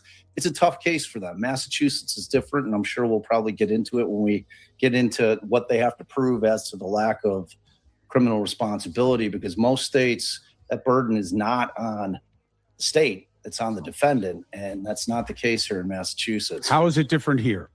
So they essentially have to prove beyond a reasonable doubt that Lindsay Clancy did not have psychosis, like brain illness isn't like if we break our arm where you can see it, it's one of those things where we know so little about the human mind. It's going to end up being a battle of the experts, and it's all going to lay down on, the jury's going to rely on which expert they trust ultimately. And, you hope that they'll use some of the things that they saw about the fact that Lindsay clearly was trying to get herself well. I mean, things that we heard prior to trial did not hold up in terms of the Commonwealth's narrative in this case, that she was out doctor seeking and pill seeking, and, she was trying to just get her hands on meds, or that that the suicide was fake. And you don't think that's worked out for the prosecution so far? The idea that she was just a pill popper and a fiend, not somebody with an earnest interest in her deterioration? No, I don't. And I base that on everything that came in through the providers themselves. And Reddington asked Tufts, Dr. Tufts, who she treated with the most, I think 14 telehealth, sessions she had with her. And that was, the question was Lindsay doctor shopping? And she said no. Was she pill seeking? And she said no. I mean, their own witness, the Commonwealth's own witness, said that that's not what was going on. The prosecution was also trying to play on an emerging bias about telehealth, as if that means that she wasn't really trying, because you weren't going to the doctor, it was just telehealth. How did that play in the courtroom? It didn't play well because we were in the midst of a pandemic. That was the birth of telehealth, really. I think there had been some version of it prior to that, but it became the norm during COVID when everything was shut down. Reddington, the defense attorney, also took some exception to it because he's trying to say, look, it's not adequate. You can't see what her cuticles on her hands look like. All the little things that an observant treater will be looking for when you're dealing with mental health. I mean, there's a lot of things that can physically manifest body wise, whereas it might be an indicator or a clue for that service provider to be like, all right, something else might be going on here. And obviously you're not seeing any of that stuff on a telehealth medicine. I mean, for all Chris, I'm sitting here in my underwear. You have no idea. I mean, it's the exact same concept. So, certainly not necessarily blaming the providers because the situation was what it was, kind of globally with the pandemic. But the fact of the matter is, you can't dispute the fact that the woman was trying to get herself well. Boxers or briefs? Always. Well, it's like the boxer briefs. It's the hybrid. Gotcha. The score, from what you believe the prosecution needed to do and anticipated it would do based off its opening statement, what grade do you give the prosecution on its case? Well, for the homicide, A+.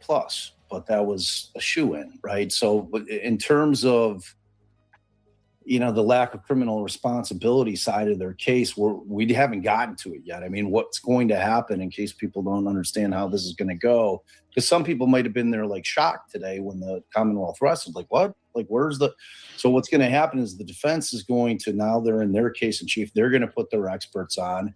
They're going to have their experts talk about lack of criminal responsibility, psychosis, educate the jury what that really means. Can you plan when you're psychotic?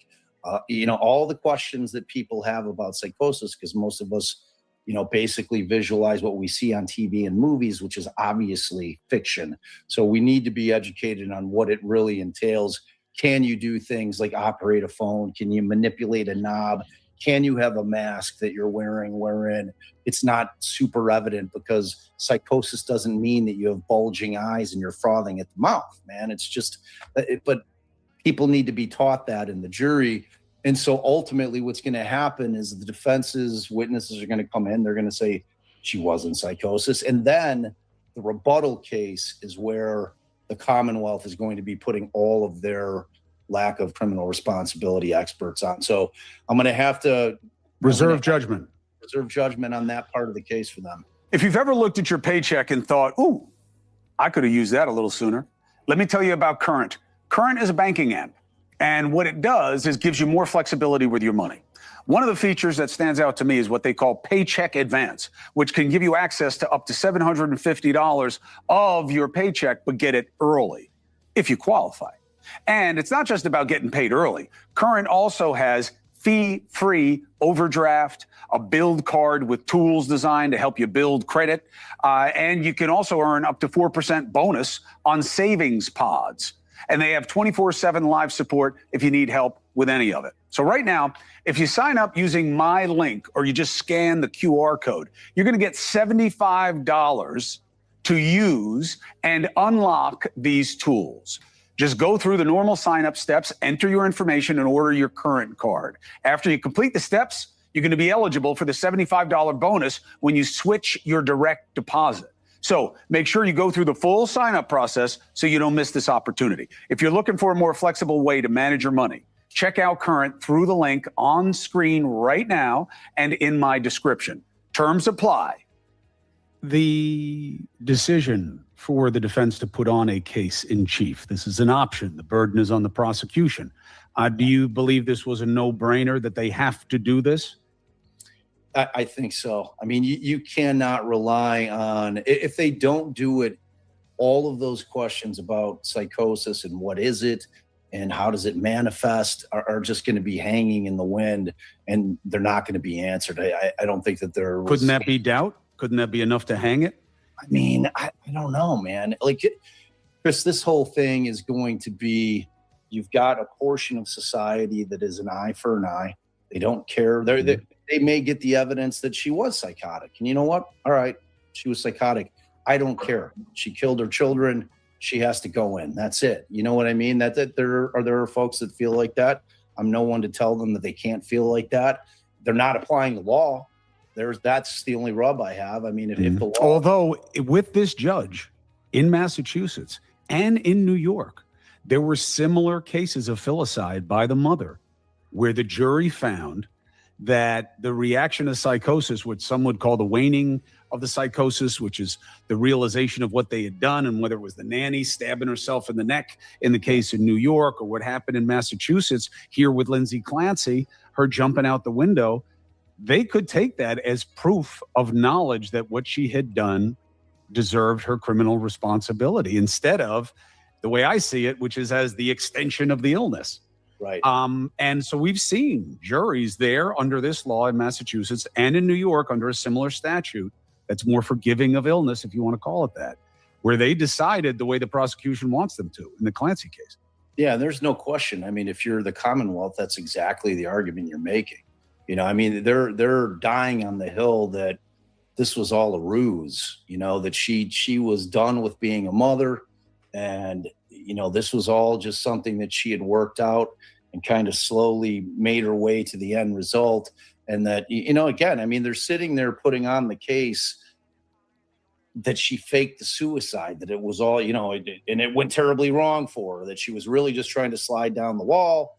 Whatever happened, happens. She ends up landing on her head. Now, in the courtroom, do you think the jury was buying that? Because I got to tell you, oh, man. It just seems to me that the place to plumb for the prosecution is in people's misunderstanding or lack of respect or different perspective on illness and what it justifies and what it doesn't. Like that's obviously the place for them to make the case. The idea that she was sick of being a mom, so she's going to kill her kids. She's not going to just leave. She's going to kill her kids.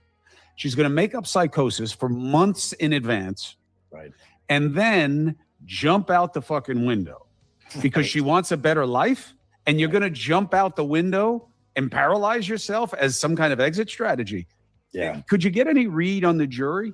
Yeah. I mean, it's tough. They've been pretty stone-faced, which, I respect as a lawyer. But you get glimpses, like, when you're watching Reddington operate, and he's an enjoyable attorney to watch because he's mastered the craft of the cross-examination, wherein he can make it seem like we're just having a conversation that gets slightly heated again. So they're very engaged when he's crossing. In terms of the state's case, I basically go by note writing. If I've got note writers in the jury and I'm like, all right, they're scribbling furiously, this thing's resonating, they're feeling like this is something that they really need to lock in.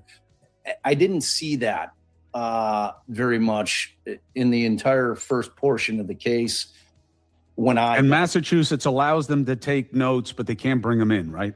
Correct. I believe that's the rule. So, yeah, now they did have a big reaction to seeing aspects of the proof of the crime on the children.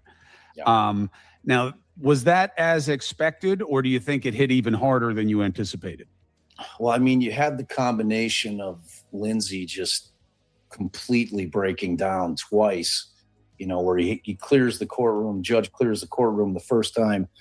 We stood out there for about a half an hour while she collected herself. We came back in, and within 5 seconds of the next direct examination question being asked, she loses it again, and that's where she's like, I can't do this.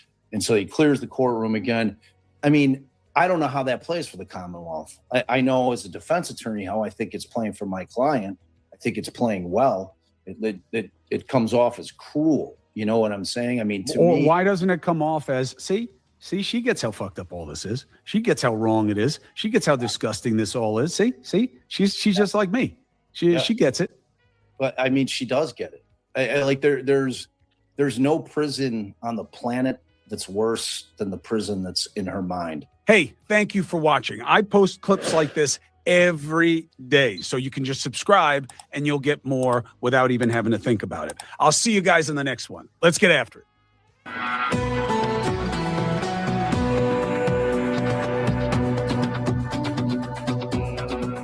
Hey everybody, welcome to Jesse Weber Live. I'm Brian Enton in for Jesse tonight, live outside Plymouth Superior Court in Massachusetts. And tonight we are devoting the full hour to the Lindsay Clancy trial, one of the most emotional and most divisive murder trials in the country. And at the heart of this case is just one question. What was happening inside Lindsay Clancy's mind when she killed her 3 young children? Was she a devoted mother in the grip of postpartum psychosis, unable to control what she was doing? Or did she know exactly what she was doing when she strangled 5-year-old Cora, 3-year-old Dawson, and 8-month-old Callan with exercise bands inside their family home? This was back in 2023. Right behind me, jurors have spent weeks hearing those 2 very different portraits of Lindsay Clancy. And now, after weeks of heartbreaking testimony, dueling psychiatrists, and intense arguments over what was happening inside Clancy's mind, the case has just entered its final phase. Evidence is expected to wrap tomorrow, and the jury could begin deliberating as early as Wednesday. So it is all coming to an end. And tonight we are taking you inside the case from the very beginning, the evidence, the testimony, the battle over her mental state, and the moments that could ultimately decide whether Lindsay Clancy is held criminally responsible and faces life behind bars, or is found not criminally responsible and could be committed to a state psychiatric facility. We'll also take you outside the courtroom where the case has ignited a fierce debate. Hundreds have shown up, you can see here, some standing with Clancy, others there to remember Cora, Dawson, and Callan. Now, why has this case struck such a nerve? Everybody's talking about it. How will a jury possibly sort through all of it? We're going to get into all of it, but first, a dramatic end to court today. The defense demanding an immediate mistrial. This was not expected. The judge then denying it, and the jury was sent home early. It happened during testimony from one of the prosecution's final rebuttal witnesses, forensic psychologist Dr. Kirk Heilbrunn. Heilbrunn was testifying about another possible explanation for why Clancy killed her children, something called altruistic filicide. Heilbrunn described it as killing your children out of love, believing that they would suffer without you. And as he explained that theory, Heilbrunn brought up what Clancy told him about her children, heaven, and her Catholic faith. And then he started talking about suicide as a mortal sin. This was a very important moment. Take a look at this. One of the things that she said when asked about what happened is that in the course of strangling each child, she said, "Go to God, baby, go to God." And that was part of her expectation, that she and the children would be together in heaven with God. She was raised as a Catholic, and this, as I understand, Catholic considerations, that's not necessarily what happens. But when I asked her about that, when I said, "Isn't suicide a mortal sin?" Yeah, I see counsel over here. Okay, so you heard the objection there. That objection stopped the testimony. The jury was then taken out of the courtroom. There was a very brief recess, and then Clancy's attorney, Kevin Reddington, demanded an immediate mistrial. Reddington accused prosecutors of intentional misconduct, arguing this was now the second time that religion had been improperly brought up in front of this jury. Remember, that is not allowed. Prosecutors denied any intentional misconduct, saying that they didn't ask Heilbrunn a question about Catholic dogma, and then the judge then denied the mistrial. But when he brought the jury back in, he could not have been more clear about what they were supposed to do with what they just heard. Listen to this. The religion that the defendant was raised with is absolutely an inappropriate area of testimony. It is to be stricken. It is not to be considered. I can't be any more clear of that. It cannot be considered. Okay, so the judge was not happy. And after he gave that statement, the judge sent the jury home for the day. But that mistrial fight, it wasn't the only drama in court today. There was major new testimony about the voice that Clancy says told her to kill her children, and another heated exchange between the defense and a prosecution expert. So I want to unpack it all with someone who has been inside that courtroom every single day since this trial began. Rachel Sharp, she is the U.S. crime correspondent for the Daily Mail, and she is here with me outside the courtroom. Thank you for joining me, Rachel. Thank you for having me. You've literally been there every single day. Not a lot of people can say that, and it's been an emotional roller coaster ride. I want to play really quickly for you and everybody else. Reddington, the attorney, we spoke with him when he came outside court. There was this dramatic moment with the mistrial, and then we asked him about it. Listen to this. I knew that Judge Sullivan would exercise his discretion, and he would give a strong instruction if you deny the motion. So that's what he did. This is the second time mortal sin has come up. Well, they didn't say mortal sin today. They made reference to the Roman Catholic religion and sin, but they didn't use the mortal sin analogy today. Are you concerned the jury won't be able to overlook it? No, I have no doubt that the jury will listen to the judge's instructions and be able to overlook it. Yep. Does this impact your mindset at all going into closing arguments in just a few days? Not at all. So it was interesting because he said when I talked to him outside that they didn't say mortal sin, but they did say mortal sin. I went back and listened to it. The judge was not happy, though, and it kind of created this moment in court. The jury clearly knew something was going on because then they sent them all home suddenly for the day. Yeah, I mean, it was a really big moment. This is week 5 of testimony, and this has been a very long, grueling trial for everyone involved. So I think a mistrial, the option even for a mistrial to be on the table at this stage is not something I think anyone wants. Even Kevin Reddington, who obviously called for it, you know, when it was first brought up under Sue Clancy's testimony, he was very adamant that he is not going to ask for a mistrial. He said, you know, why would I want to start this trial all over again? And he felt that, you know, the matter was settled with the judge striking that testimony when Patrick Clancy's mother was asked about mortal sin that first time. So I think it shows how seriously he's taken this. You know, he very much wants to get this trial done. That's the sense we've gotten from him inside the courtroom and outside the courtroom when he's spoken to us reporters. So I think it really shows that, you know, he had to kind of make a bit of a stand, that this has now happened twice. And I think there's a lot of curiosity as to why this keeps coming up. Why is the prosecution keep bringing up this idea of the Catholic faith and mortal sin? Yeah, it's a curious, something I'm curious about. Yeah, especially because you're not allowed to do it. And it's sort of a basic rule of court, and they continue to do it. This is now the second time. And I'm with you. I'm not sure that Reddington really wanted a mistrial. I think he wanted to make the point. And I also think that psychologist was sort of riveting in his testimony at that moment. And you could hear the jury tuning in. And it was one of the first times we had heard this theory that, according to that psychologist, that Lindsay Clancy may have wanted to kill herself and then wanted to get rid of the kids because she didn't want them to be alone without her, which would be different than the prosecution theory we've heard all along.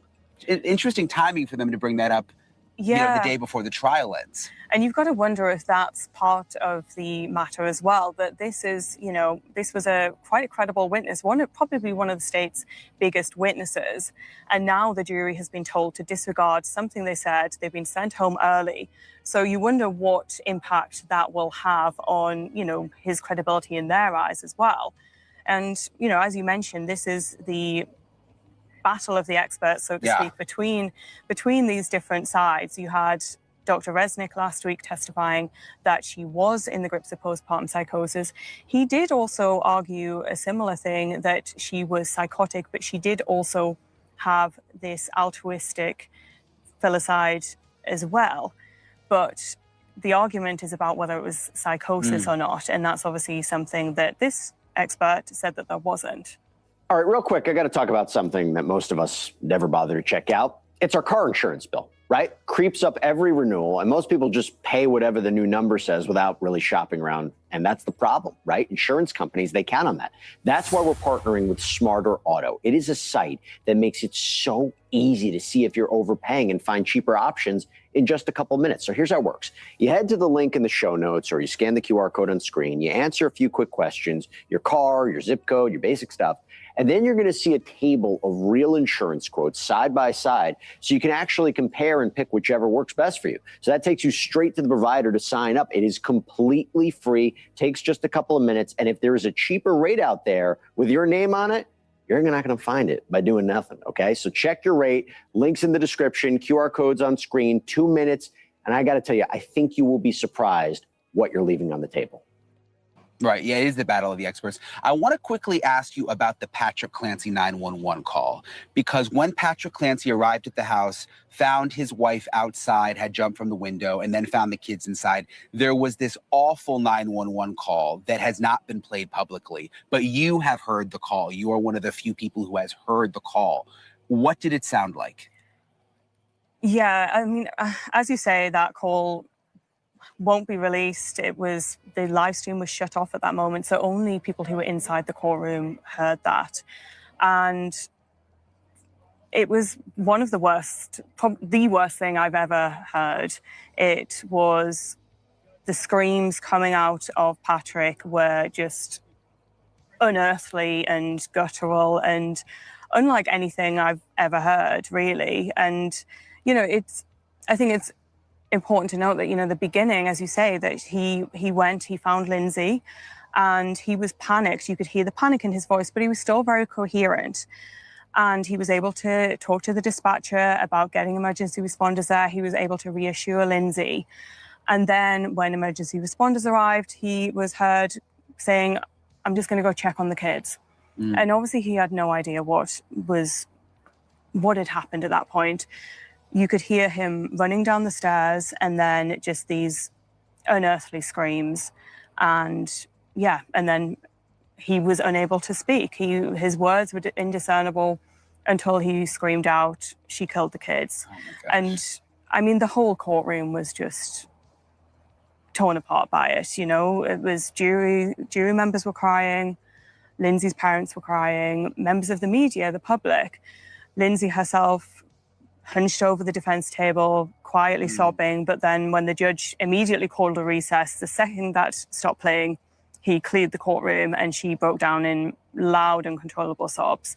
I mean, it was very distressing to everyone in that room. Yeah, different than what we saw him when he was on the stand, so stoic. But I wanted you to explain it because it's something that we haven't been able to hear, and you did. So I really appreciate you for coming on. Yes, thank you for having me. I know it's been a long one for you. You've been here every single day, so appreciate it very much. Thank you so much. Tomorrow. Thanks. See you then. Okay. The Lindsay Clancy murder trial is nearing its end after weeks of testimony. It's been disturbing, as you just heard Rachel say. It's been emotional. It's been revealing. We've heard from doctors. We've heard from family members, investigators, and Lindsay Clancy herself through her texts, her searches, and her statements. And there are a few moments that could stick with this jury. First, the moment Clancy broke down in court as a medical examiner described the injuries to her 5-year-old daughter, Cora. Listen to this.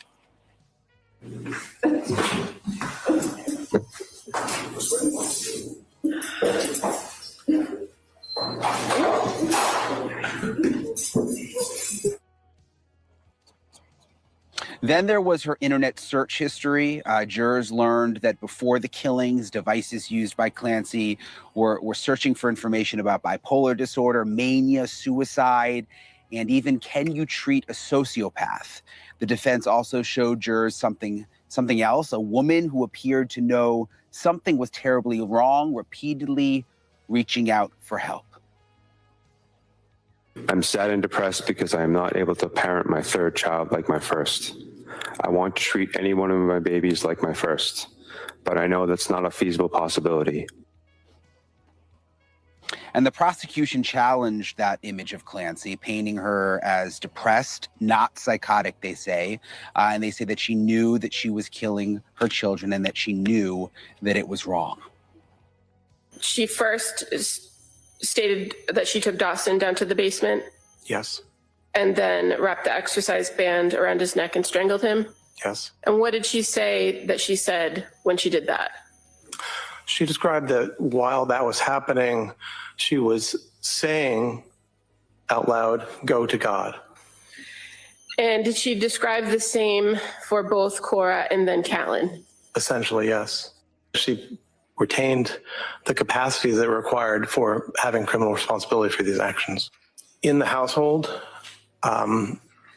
she was engaging this activity methodically, which highlights to me that there was an ability to conform her behavior to expectations of living in a household.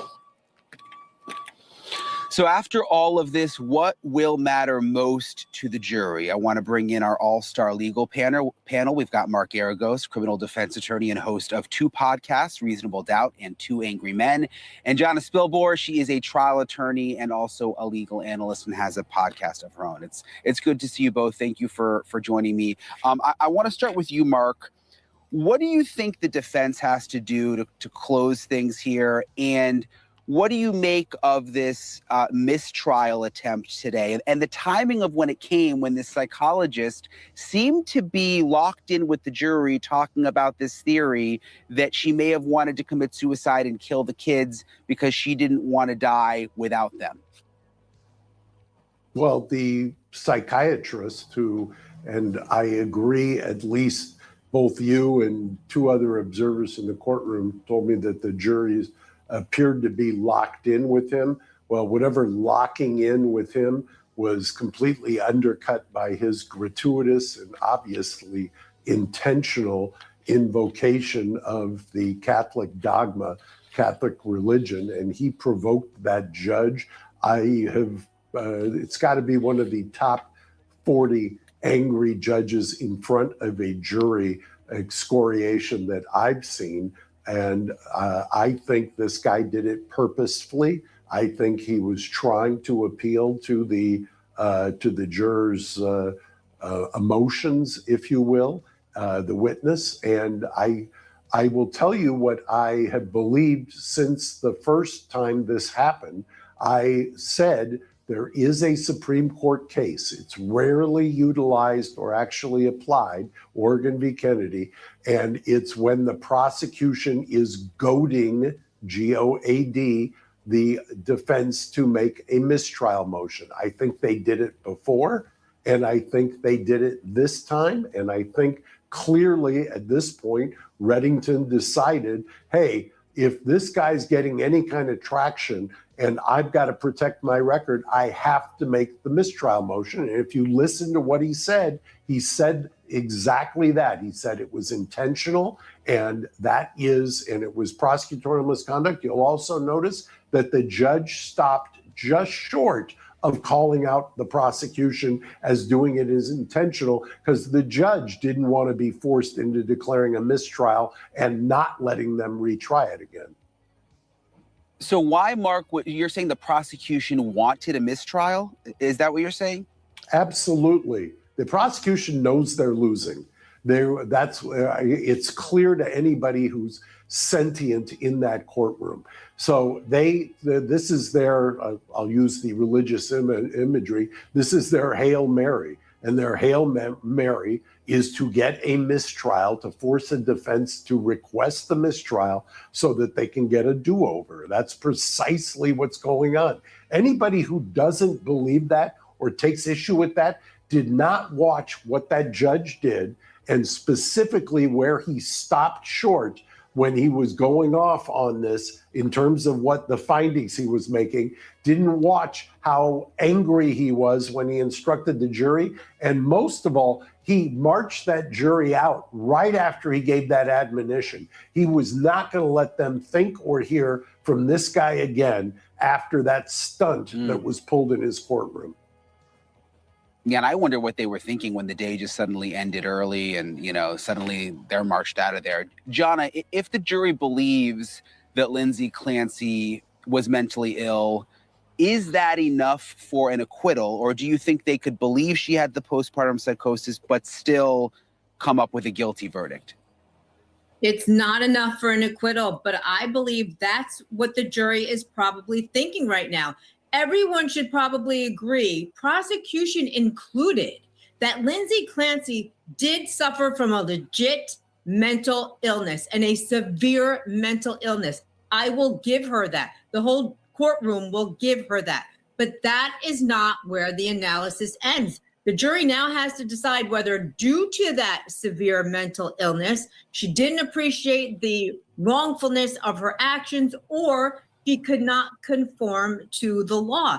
And I love Mark Garagos, but I think the prosecution is doing a slightly better job than maybe many of my colleagues think, because they were able to show a level of planning, Brian, that to me, and maybe to some of the members on the jury, does show that she knew what she was doing and wasn't in a quote unquote psychotic break. And for starters, in my opinion, she scheduled her so-called psychotic break when she got her husband out of the house with plenty of time to kill not one, not two, but all three of her children. And that's the first thing that the jurors are going to have to think about when they go back in that deliberation.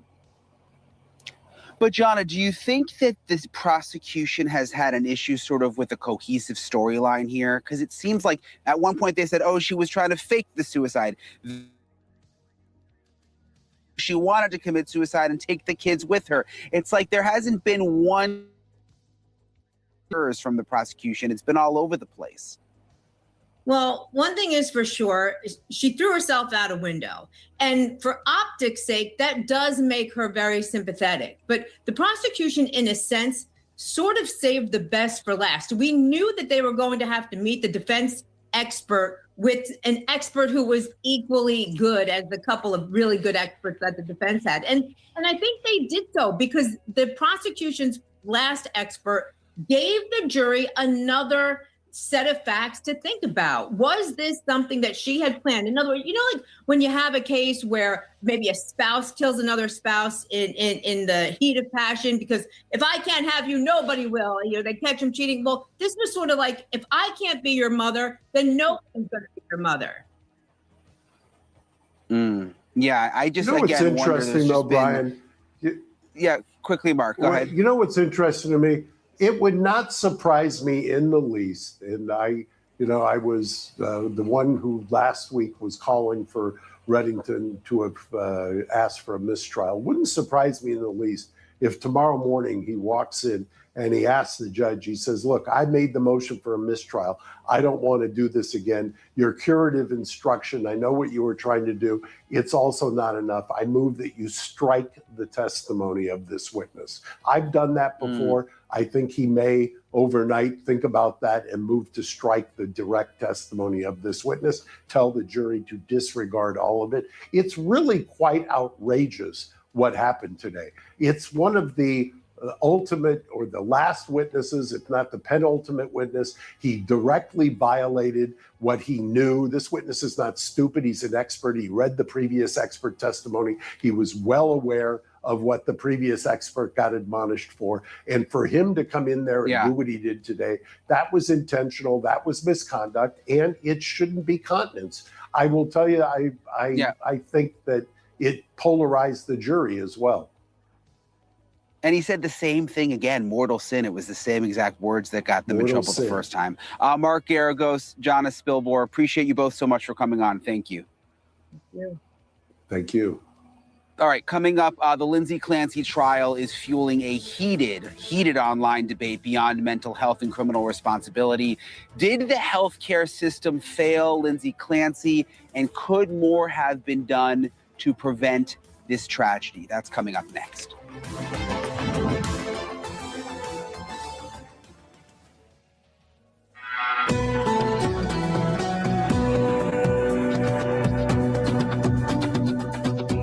So the online debate surrounding the Lindsay Clancy trial goes beyond the question of guilt. Even her own lawyers don't deny that she killed her children, but to whether or not Clancy was suffering from severe postpartum psychosis and whether or not the mental health system failed to get her the help that she needed. Those are really the questions are here. And that intense online debate is the reason hundreds of women dressed in pink gathered outside the courthouse in support of Clancy, supporting with messages, sporting phrases on their clothes like "she needed help" and "believe."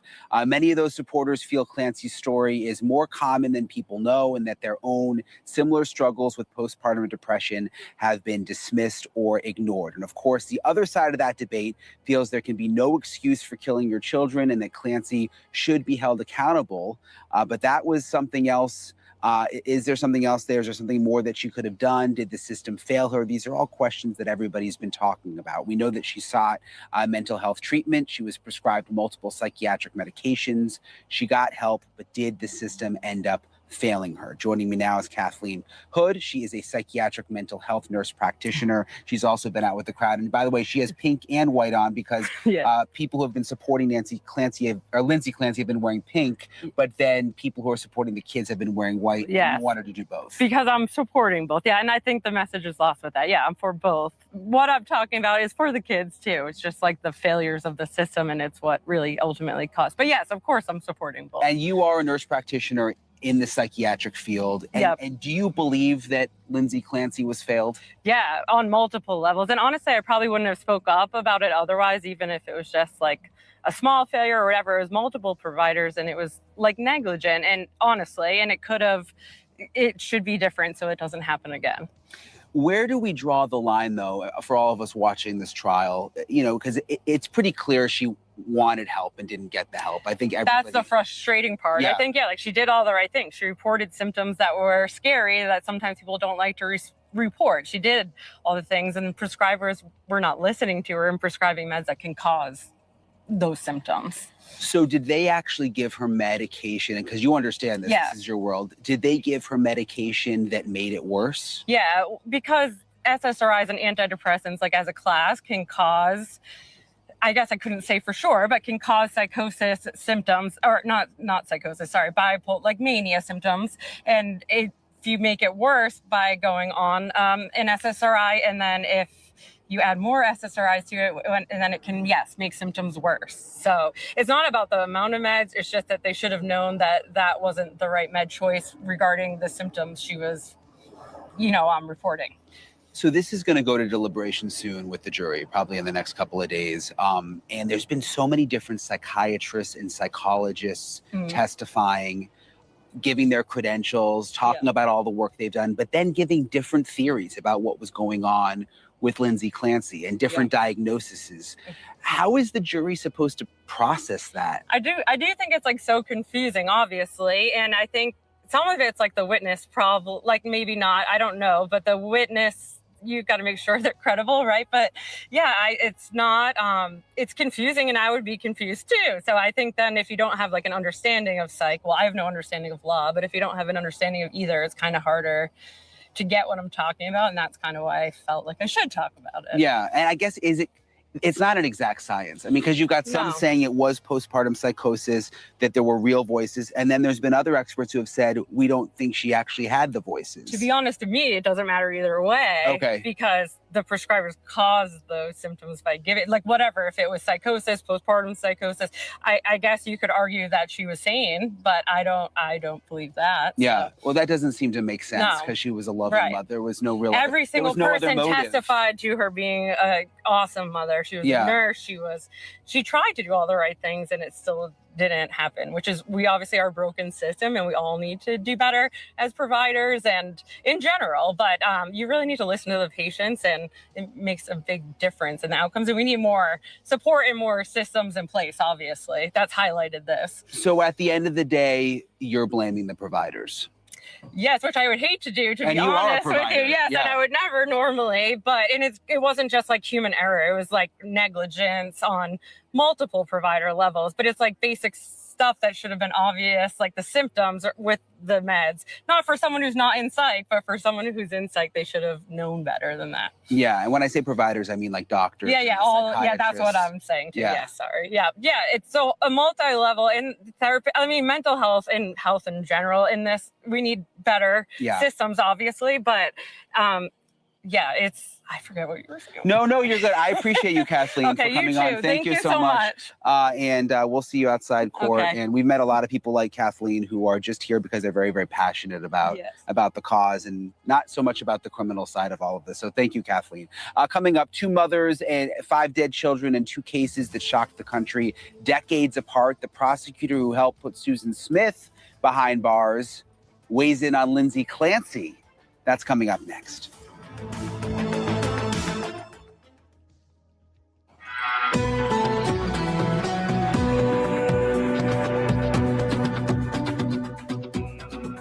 Two mothers, 2 cases that shocked the country, and 2 horrific questions about how a mother could kill her own children. More than 3 decades before Lindsay Clancy went on trial for killing her 3 young children, Susan Smith was convicted of murdering her 2 little boys by strapping them into her car and letting it roll into a South Carolina lake. The cases are very different, but both forced jurors to confront mental health, mother's state of mind, and whether those issues explain the unthinkable or excuse it under the law. I'm joined now by Tommy Pope, the former prosecutor who helped put Susan Smith behind bars for killing her 2 children, and Gigi McKelvey, the host of the very popular podcast, Pretty Lies and Alibis. It's nice to see you both. Tommy, I'll start with you. I mean, you know how emotional a case involving the deaths of children can become. Do you think the jury will have sympathy for Clancy in this case? It's obviously very, very different than the Susan Smith case.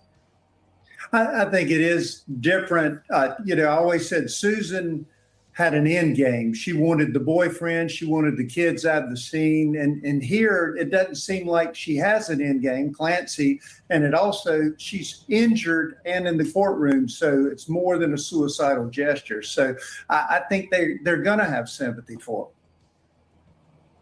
Tommy, do you think the prosecution should have charged her with murder? I mean, do you think this was a mistake?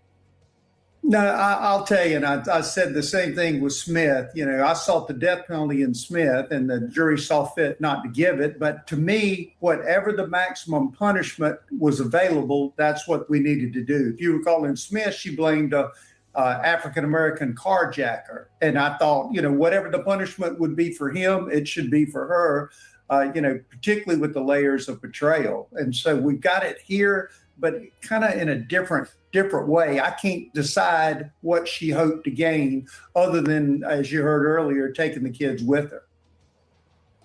Yeah, there hasn't really been another motive. Like with Susan Smith, as you say, there was a whole kind of awful scheme behind it. Here, that I think that would have come out by now if it existed, and I just don't think it does. Gigi, why do you think people have such a strong emotional reaction to this case? Because I mean, even over the weekend, it's like family and friends, everybody's wanting to talk about it. You got people on different sides. Yeah, Brian, I think at the end of the day, whether you think Lindsay Clancy was an evil mom who wanted to leave this world and take her kids, or if you think that she was felled by the system and was in a psychosis and took the lives of her kids, at the end of the day, 3 beautiful children are gone by their mother's hands. And I think that no matter what side of the fence you sit on, that's why people are so passionate about this case. Are you surprised, Gigi, that there's still such a focus on the ex-husband, the kid's father, Patrick? I mean, even outside the courthouse today, there are people holding signs, Patrick did it, despite there being no evidence of that. I am, but I'm not. I mean, we kind of see this in every high-profile trial that we cover. We saw it in Brian Kohberger, where there's other theories that pop up online and take off like wildfire.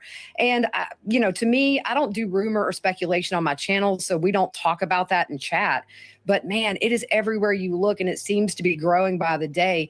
And at the end of the day, as far as we know, and what has been conceded to, Patrick is a victim. And so you have to wonder, on top of the trial and the grief, what is this new element doing to him personally in his daily life as he is having to relive the deaths of his 3 babies? Yeah, it's very, very sad. Tommy, how do you think this is going to play out? Just because sitting through this, you know, there's been all of these different doctors and psychiatrists and psychologists who have testified, but they have different theories, and they've diagnosed Lindsay Clancy with different ailments. And how does the jury process that when you've got like all sorts of different, you know, theories thrown at you from different experts? You know, sometimes they can just cancel each other out, and it can be by virtue of their skill, or it can be by virtue of the fact that it's just too much information coming from too many different directions from the jury.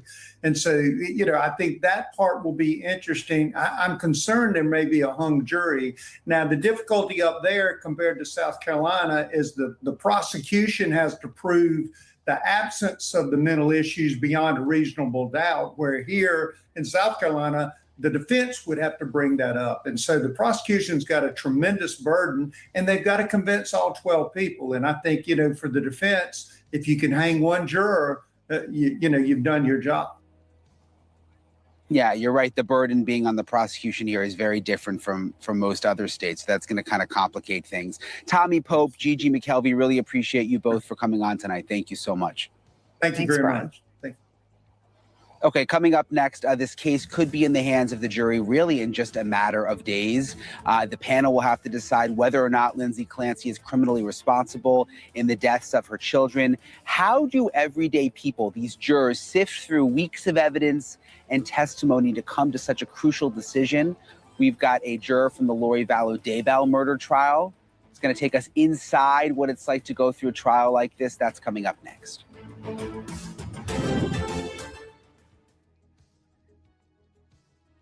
Thank you all for being here. Please hit the like, subscribe if you haven't.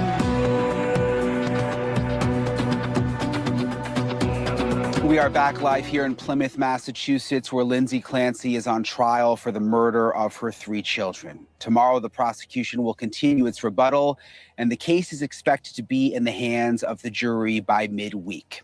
This jury is made up of 12 women and 6 men, including the alternates. Since Clancy has admitted to strangling her children, the panel will have to decide whether she is criminally responsible. Was it a deliberate act, or was she experiencing postpartum psychosis? The question, how will they decide?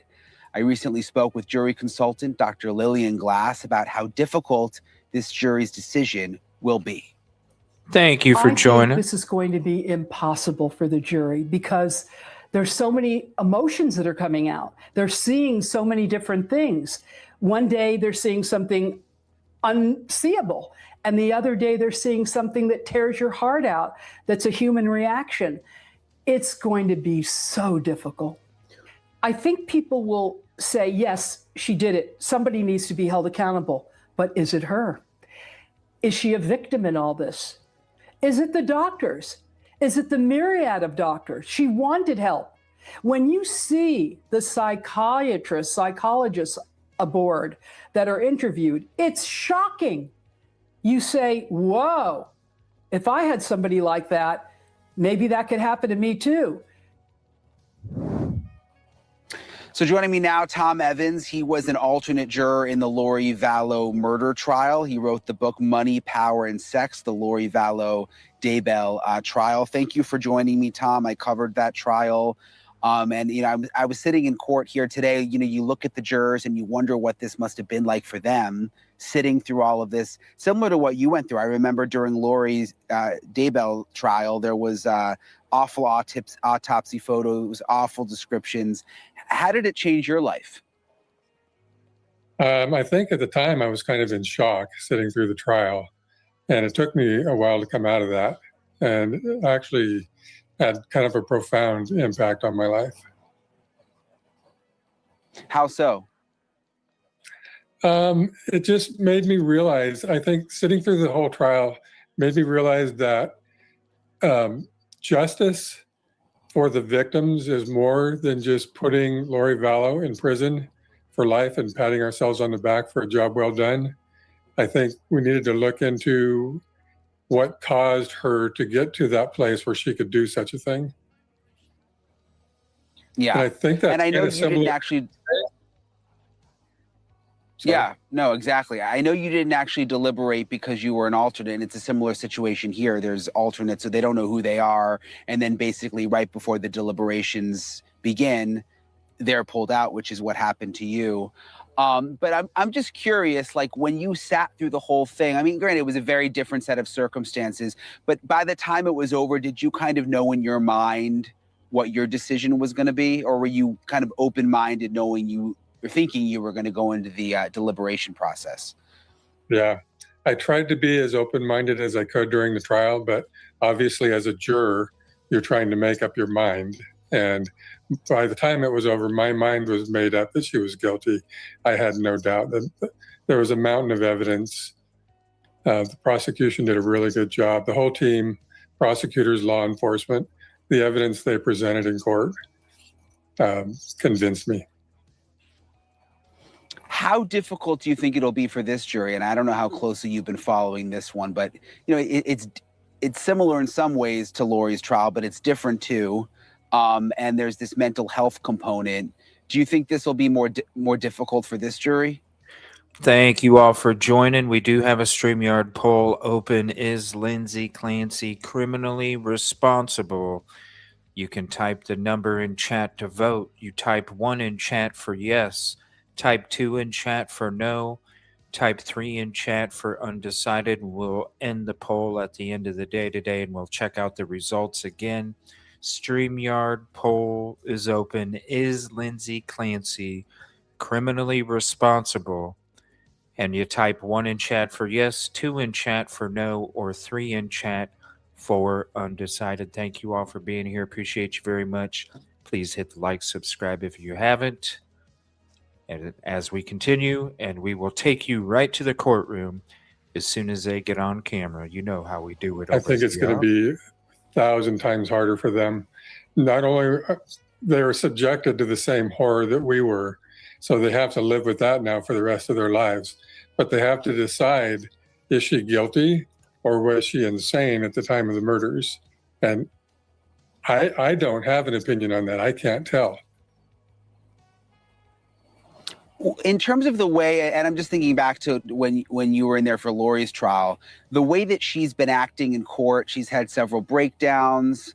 How does that impact a jury? I mean, do you remember, would you look at Lori Vallow during the trial? Were you studying her emotions or were you just focused on the evidence?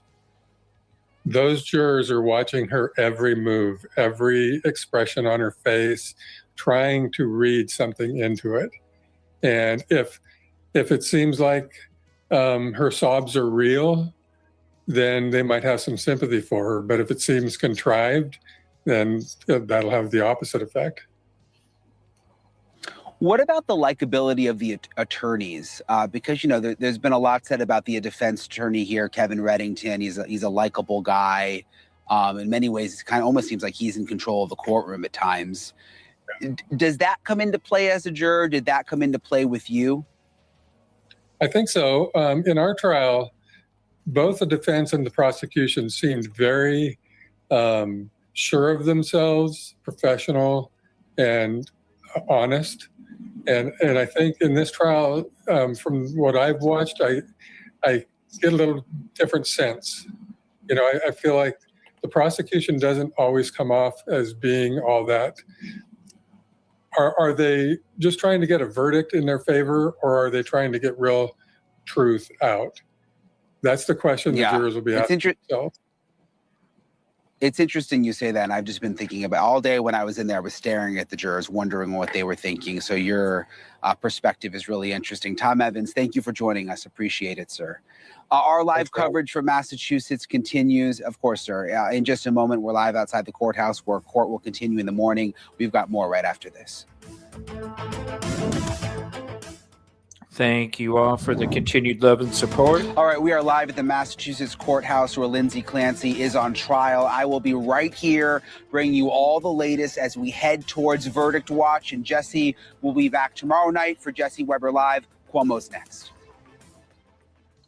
And the jury has the roughest job of all to determine. Whoa. I just want to pause before we get to the next one. We are still waiting for court to come back up. I just want to say thank you so much to the community for the continued love and support.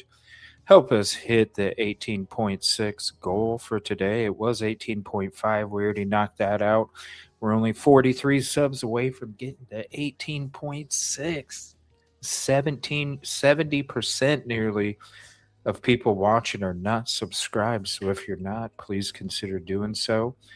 And come back with us tomorrow as we get into the closing arguments. Finally.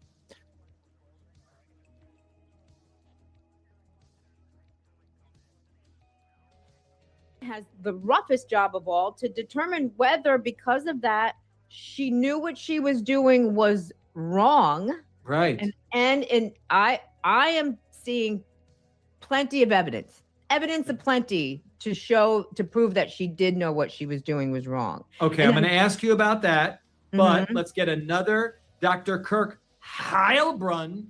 Mark, if you do that one more time, Stay positively legal. All right, let's go to SOT number 2. More of Dr. K. Go ahead. Altruistic filicide is a term that's used that means killing your kids out of love, not because you're trying to be cruel or for material gain or because you want them out of your lives or any of that, but killing them out of love so that you could basically,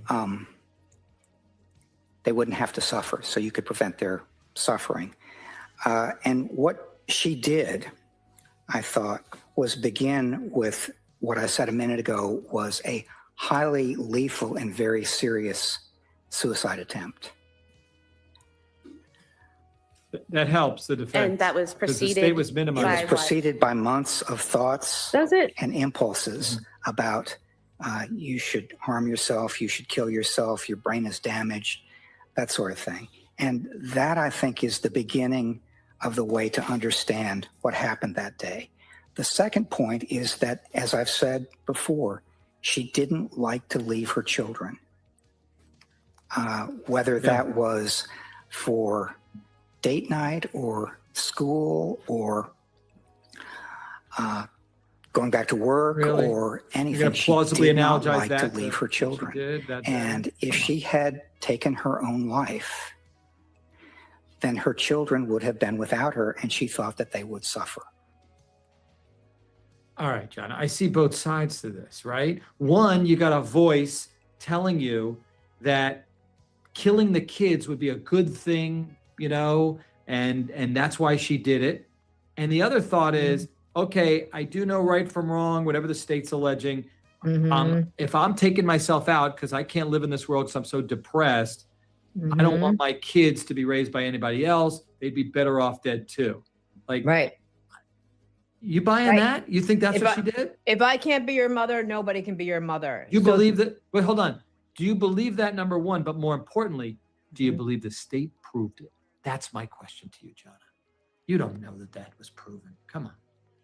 Well, now hang on a second. Answer the question. This guy really posited an alternate theory, right? Because you've got the big shot hired guns that the defense brought on who have successfully said this same thing before, right? Dr. Resnick, I believe, said the exact same thing. I'm with you. They're all Worked paid. for Andrea Yates. They're all biased. They're all biased. And they're going to say what they get paid to say. Yes. But when it comes, so here's the thing that maybe if you have jurors, and I hate when attorneys do this, but we might hear in this case, when you tell jurors not to leave their common sense at home, make sure you bring your common sense with you. Okay? Right. When you do that. But the state's rebuttal experts, to me, make more sense. Common sense. Okay. Than the other hired guns. And if a juror does that analysis, they might come to this. All right. So more on the voice, because the voice is key. Either she heard a voice or she didn't. There's no test like you can do a DNA test to determine whether someone's telling the truth. Right. A fingerprint test. Did she really touch the phone or didn't she, if that was an issue? This is just opinions.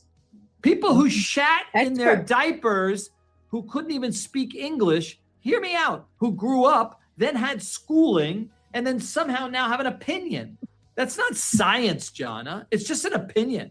And we all have them. You know, they're like right. So here's Dr. Assholes. Heilbrun's. I didn't lay into it too hard. His testimony about the voice and why he doubts that she really heard a voice. That's SOT number 3. Let's hear that. Then the next bullet was inconsistencies in her account. To me, when asked about this, she said, the voice said, "This is your last chance. You have to kill the kids so you can kill yourself." And it just kept repeating that, and only that, for about 18 minutes, or the duration of the time it took to do this.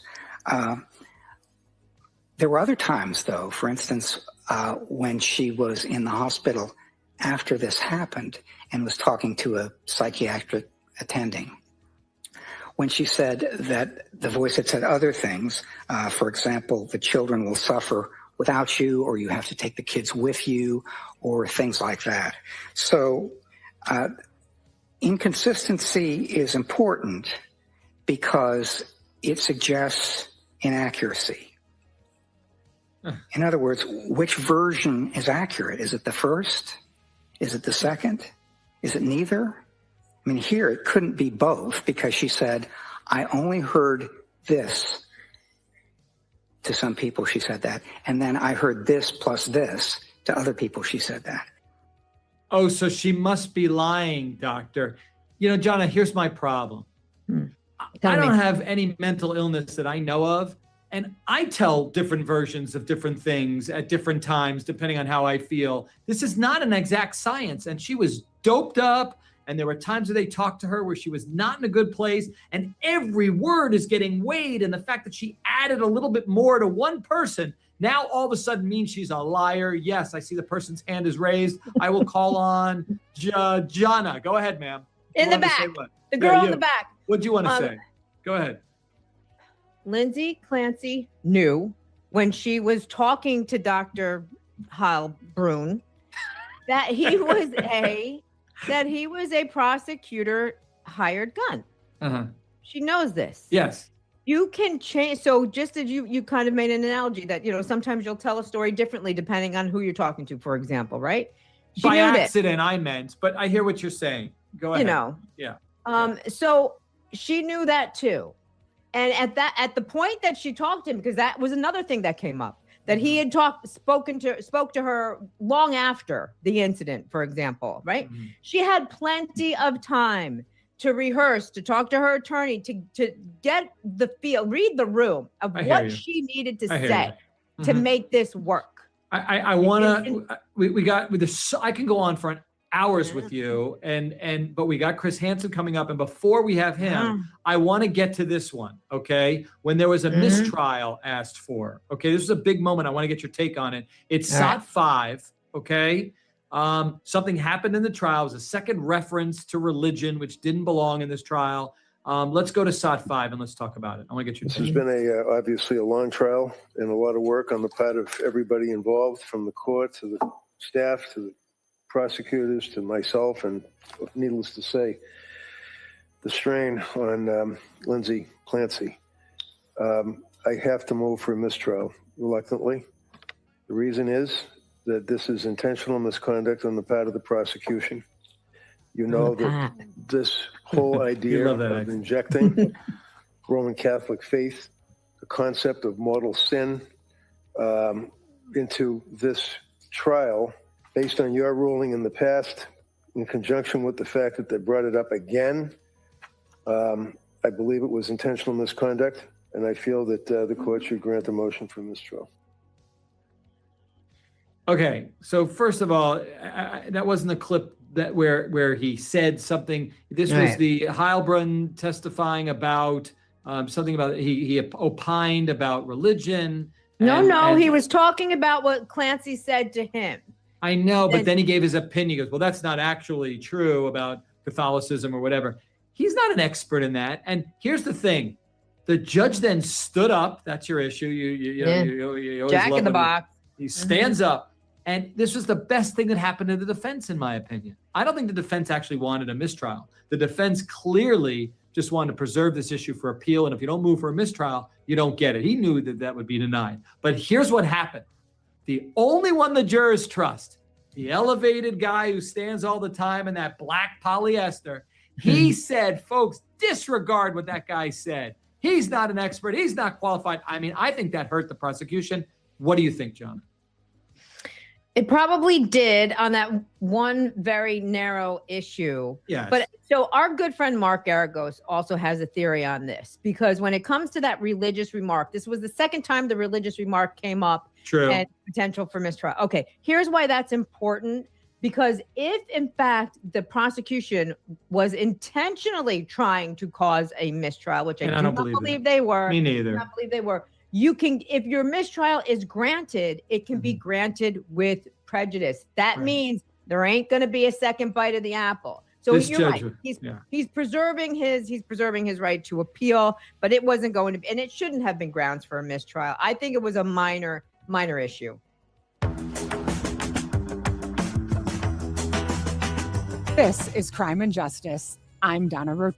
And we are still waiting for court to come back. They're still on break. They're about 16 minutes late, but that's normal. That's usual. That's how it usually rolls here at this court.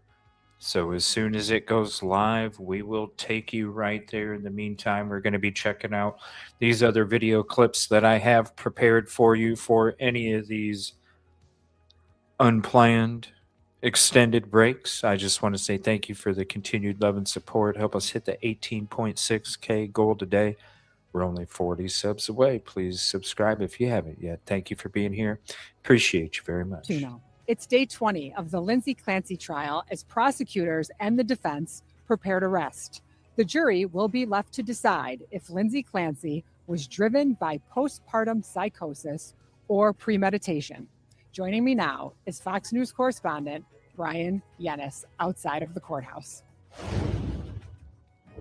So, Brian, you were in the courtroom today. Tell me what you saw. Tell me what you're feeling, and we're going to chat about it today. Yeah, so down at day 20 here, we think it might be the last day of testimony, potentially a little bit of testimony tomorrow, and then they'll talk about the charge and then closing arguments. But inside today, a packed house, more than 45 members of the press, by my count, more than 50 members of the public, as there is obviously increased interest this week with this decision looming by this jury.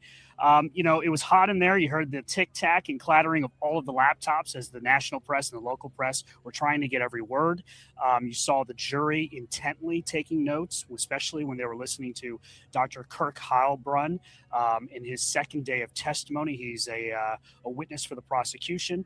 All in all, you can tell that you can feel the stakes when you walk into that courtroom. And they are huge, right? So we know that there's going to be a determination as to whether or not they believe the defense's version of these events or the prosecution's version of these events. What I'm finding really interesting as this continues is, there was some protesting outside yesterday, not as much today, but I think there's this idea that some people view Lindsay Clancy herself as a victim. And I'm not so sure that it's necessarily a victim in Lindsay, or they're looking at a victim in terms of women nationwide, meaning women are starting to empathize or feel sympathy for Lindsay Clancy because they feel like they can put themselves in her shoes. And I'm not so sure that means that they think she should be forgiven or she should get some special treatment. I think it's more about this notion that we should look at this. And I'm wondering if you can kind of separate the two, because I know there's this big push out there that it's awful if you support Lindsay Clancy, but I'm not so sure it's the support of Lindsay Clancy as much as it is bringing awareness to this issue. How do you view it? Yeah, that's a really good point. You speak to supporters out here, and I have, and they'll tell you that the mental health system in this country should be on trial, as well as obviously Lindsay Clancy. And I think that gets to the heart of it. Unfortunately, though, that nuance, not everyone is making that nuanced of an argument. And so you do have people who really believe that Patrick Clancy somehow did this, even though Lindsay Clancy has admitted to killing her children. And then you do have people who are making videos of themselves online and trying to show that they're empathizing with her, but in doing that, they're not necessarily showing themselves in the best light, because obviously we know that Lindsay Clancy killed her 3 children. So why would you want to use her as any kind of example of anything, right? But I think overall, those who are here in good faith and that are talking about the mental health system, they view this as someone who was begging for help, knew that she was suffering, went over and over again to doctors who either did not believe her or misdiagnosed her. And I think, women have constantly said, and have told me that they don't they struggle with being believed by doctors. So I think that is hitting something that's definitely something that is resonating with women. But I think ultimately there is also this idea that with postpartum depression and psychosis, which in this case, the difference matters. But I think for the general public, for women as a whole, they view postpartum depression and psychosis as something that is not nearly talked about enough. Sure. And they view this case as an extreme example of, well, this is what happens when you don't talk about it. This is what happens when you don't believe women, and this is why it matters. But again, that nuance and the way in which you frame it is being lost in the general conversation, because there are people who want to see Lindsay Clancy free, and there are people who believe that Patrick Clancy did this. But I think generally speaking, there are women who view this as an extreme example of a system that has failed her and a system that can then fail them. Well, I think you can look at this, and the bottom line is 2 things can be true at the same time, right? Like you can think this is the most horrific act that ever happened, but at the same time you can say, but maybe she deserves this defense that is available to her under the law. And I continue to go back to this because those are 2 separate conversations, and 2 things can be true at the same time. And you can also feel awful about what happened and then say, but we need to talk about the fact that we need to look at this issue of mental health. And I think part of the issue, and it's coming out in this courtroom, is women, many of the doctors that testified said they feel like she may have underreported or downplayed how she was feeling. And I'm not so sure if it's actually that, or if it's women don't know how to express how they're feeling when they don't feel like themselves, right? Like you continue to hear this conversation. She didn't feel like herself. She didn't feel like herself. I'm losing myself.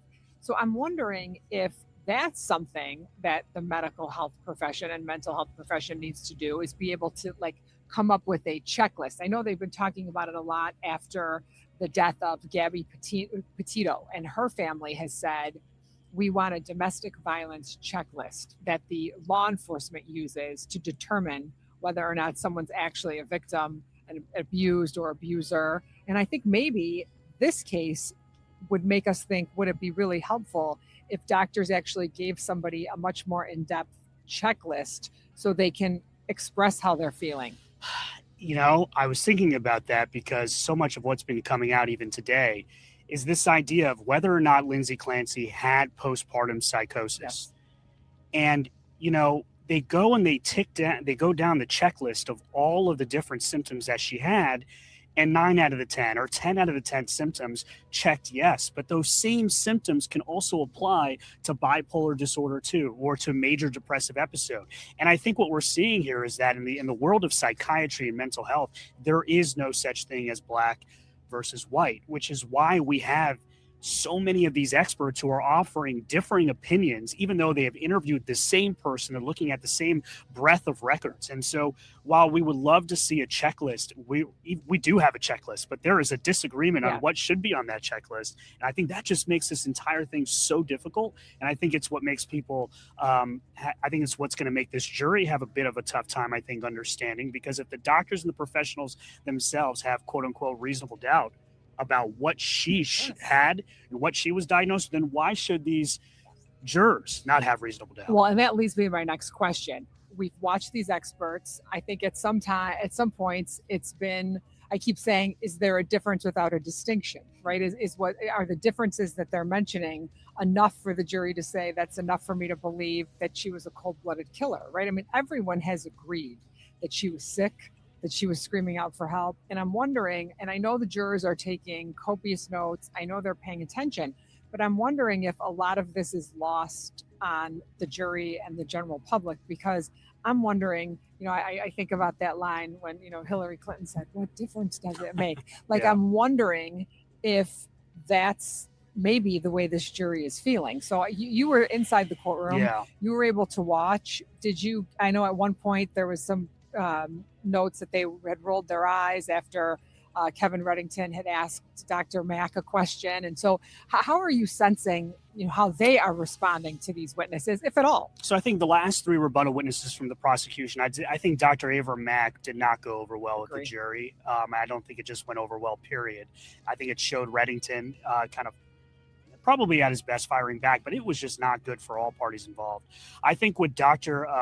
Heilbrunn, and I think now with Dr. Gregory Sathoff, these 2 witnesses, and there's a reason why the prosecution left them last. I think Dr. Heilbrunn, with his 46 years of experience, coming up to the conclusion that, you know, she is criminally responsible because I believe that she did have control and that she did know right from wrong, was one thing. But he also brought up the inconsistencies in her message as to what the voice told her in her head.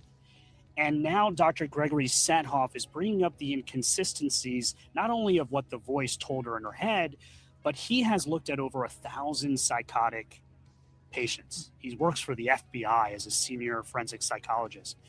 He's dealt with psychosis. And he says that it's unusual that Lindsay Clancy, it's unusual for anybody that's suffering with psychosis like Lindsay Clancy claims she was, to only hear the voice that one time.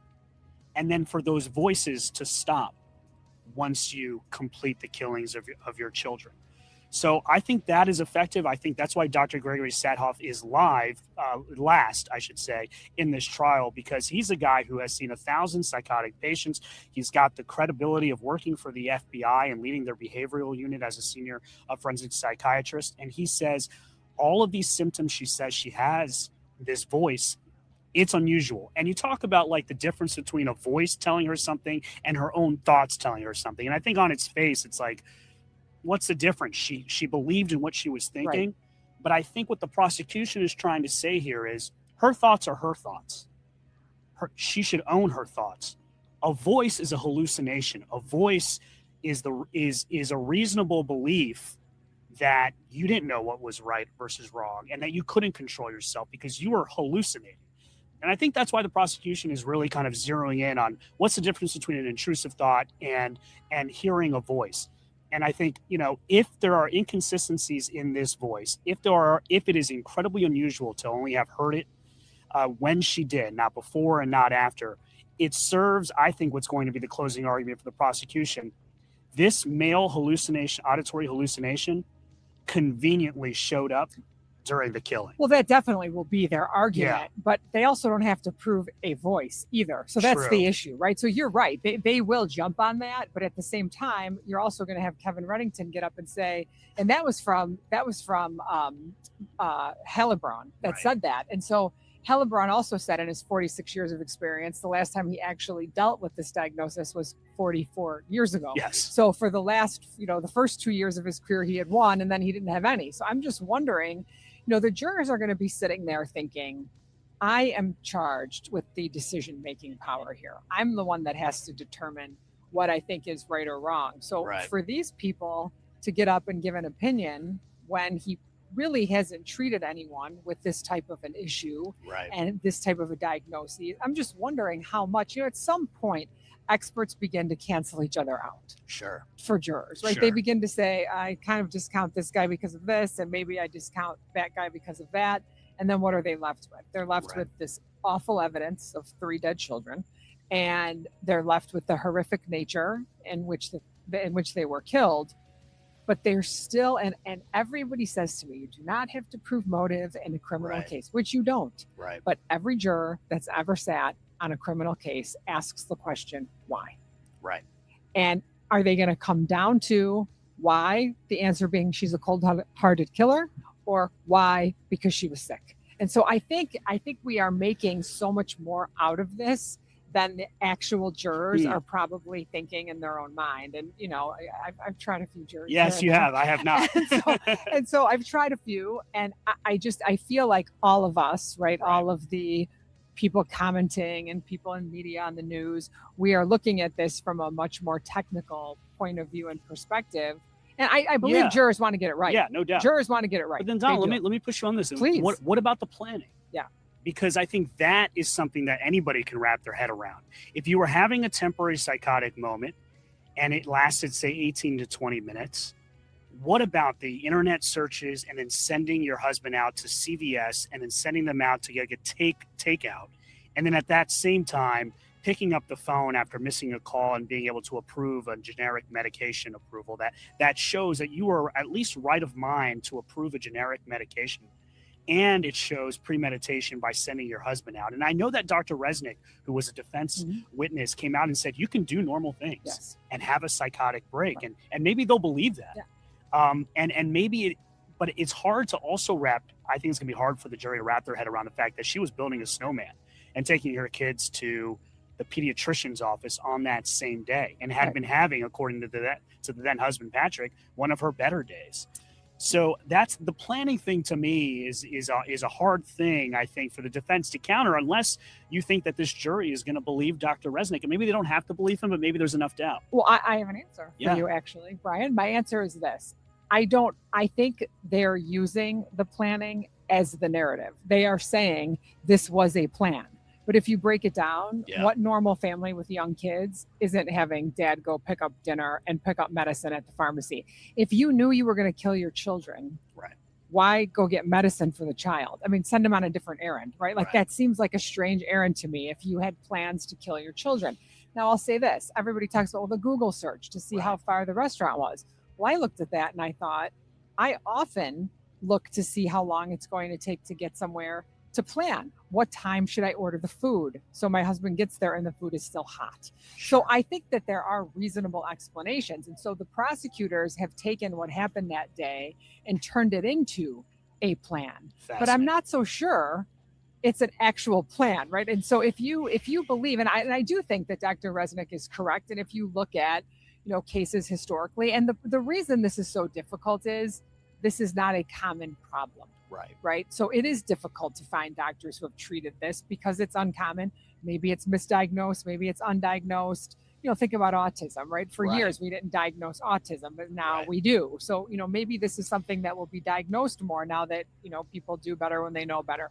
But I'm looking at this and I'm thinking this notion of a plan is something that they are creating, right? The prosecutors are creating this being a plan. He happened to be gone when this happened, and I'm not so sure. And obviously, if he was home and she went into this psychotic break, he could have stopped her, right? But maybe it happened after he left. Who knows?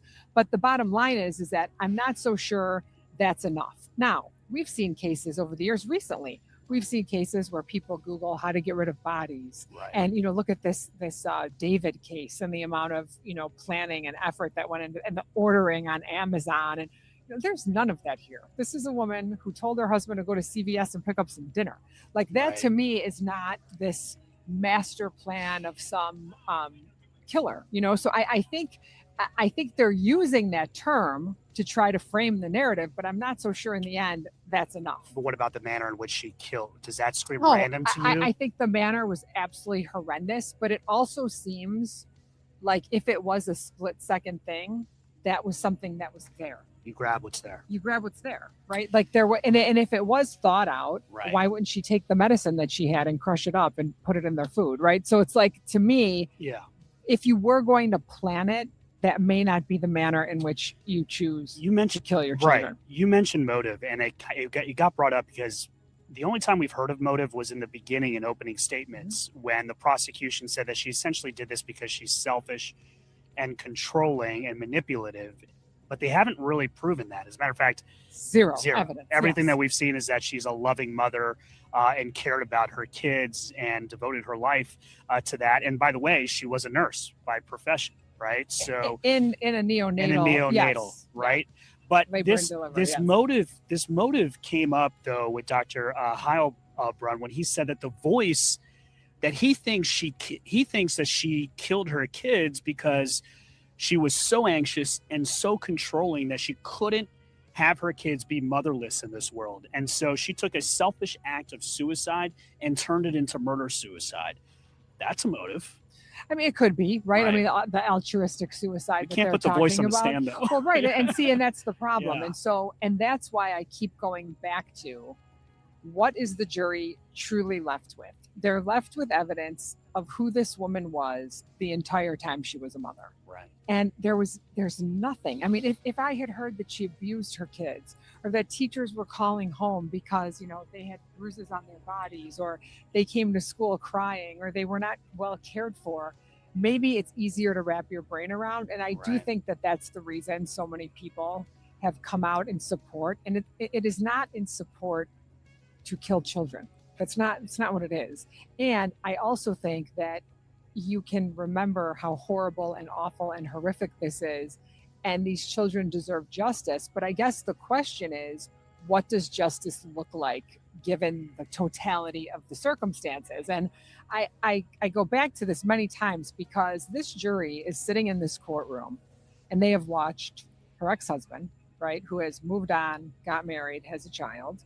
They have watched her parents, they have watched her sister, and they have watched her ex-mother-in-law. Okay, all of these people have lost children, grandchildren, niece and nephews. And they are showing Lindsay Clancy grace. So I'm wondering if you think it's going to be difficult for the jury to think, well, wait, I'm supposed to judge this woman when the people who lost more than we can ever fathom are showing her grace. And I think that plays a part. I do. And I think all the noise of everything else is drowned out by specifically the ex-mother-in-law, who really has no reason to support a person who's no longer in her family and has 3 dead grandchildren and is still here to say she was sick and she was screaming out for help. So I'm wondering if you think that affects the jury in any way. Yes, I think it does. But at the same time, the thing that I keep going back to now is that, she wanted to kill herself. There's record of that. She could have just done that. And maybe the family would have been shocked. Maybe they wouldn't have been that shocked given what she was going through in the 3 months before. But the fact that she took 3 lives with her, shouldn't there be some criminal responsibility there? And I think that's going to be the conversation with the jury. You know, there's no question that she was suffering from severe mental illness. Yes. And I think both sides obviously say that is true. I think for the jury, it's, you know, was this so severe that she shouldn't be held responsible for killing her 3 children?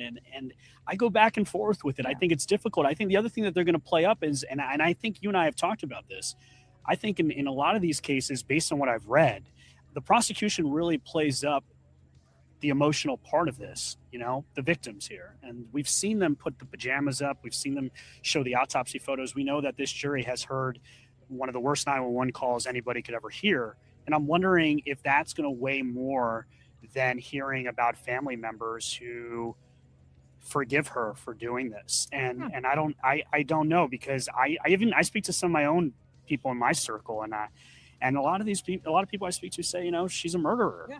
Murderer. Same. So, yeah, and in my circle, it's probably half and half. I mean, right. You get a little bit of both. Man versus female in some respect. I kind of see that split. Do you see that? I do a little bit, but I got to tell you, there's some hard-nosed people we work with that they feel like, no, this is just flat out murder. And then I go to this, which I think is an interesting philosophical conversation.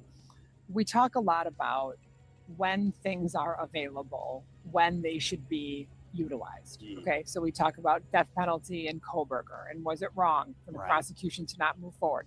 And I was one of the people who said, if death penalty is ever appropriate, this is the time, right? These are the types of cases why we have it. And if you have it, this is where it should be used. Not a conversation as to whether we should have it or not, but if we have it, this is where it should be used. Same with Tyler Robinson, right? If we have it, this is a circumstance where it should be used. And if you had it in New York with Luigi Mangione, we could talk about it there.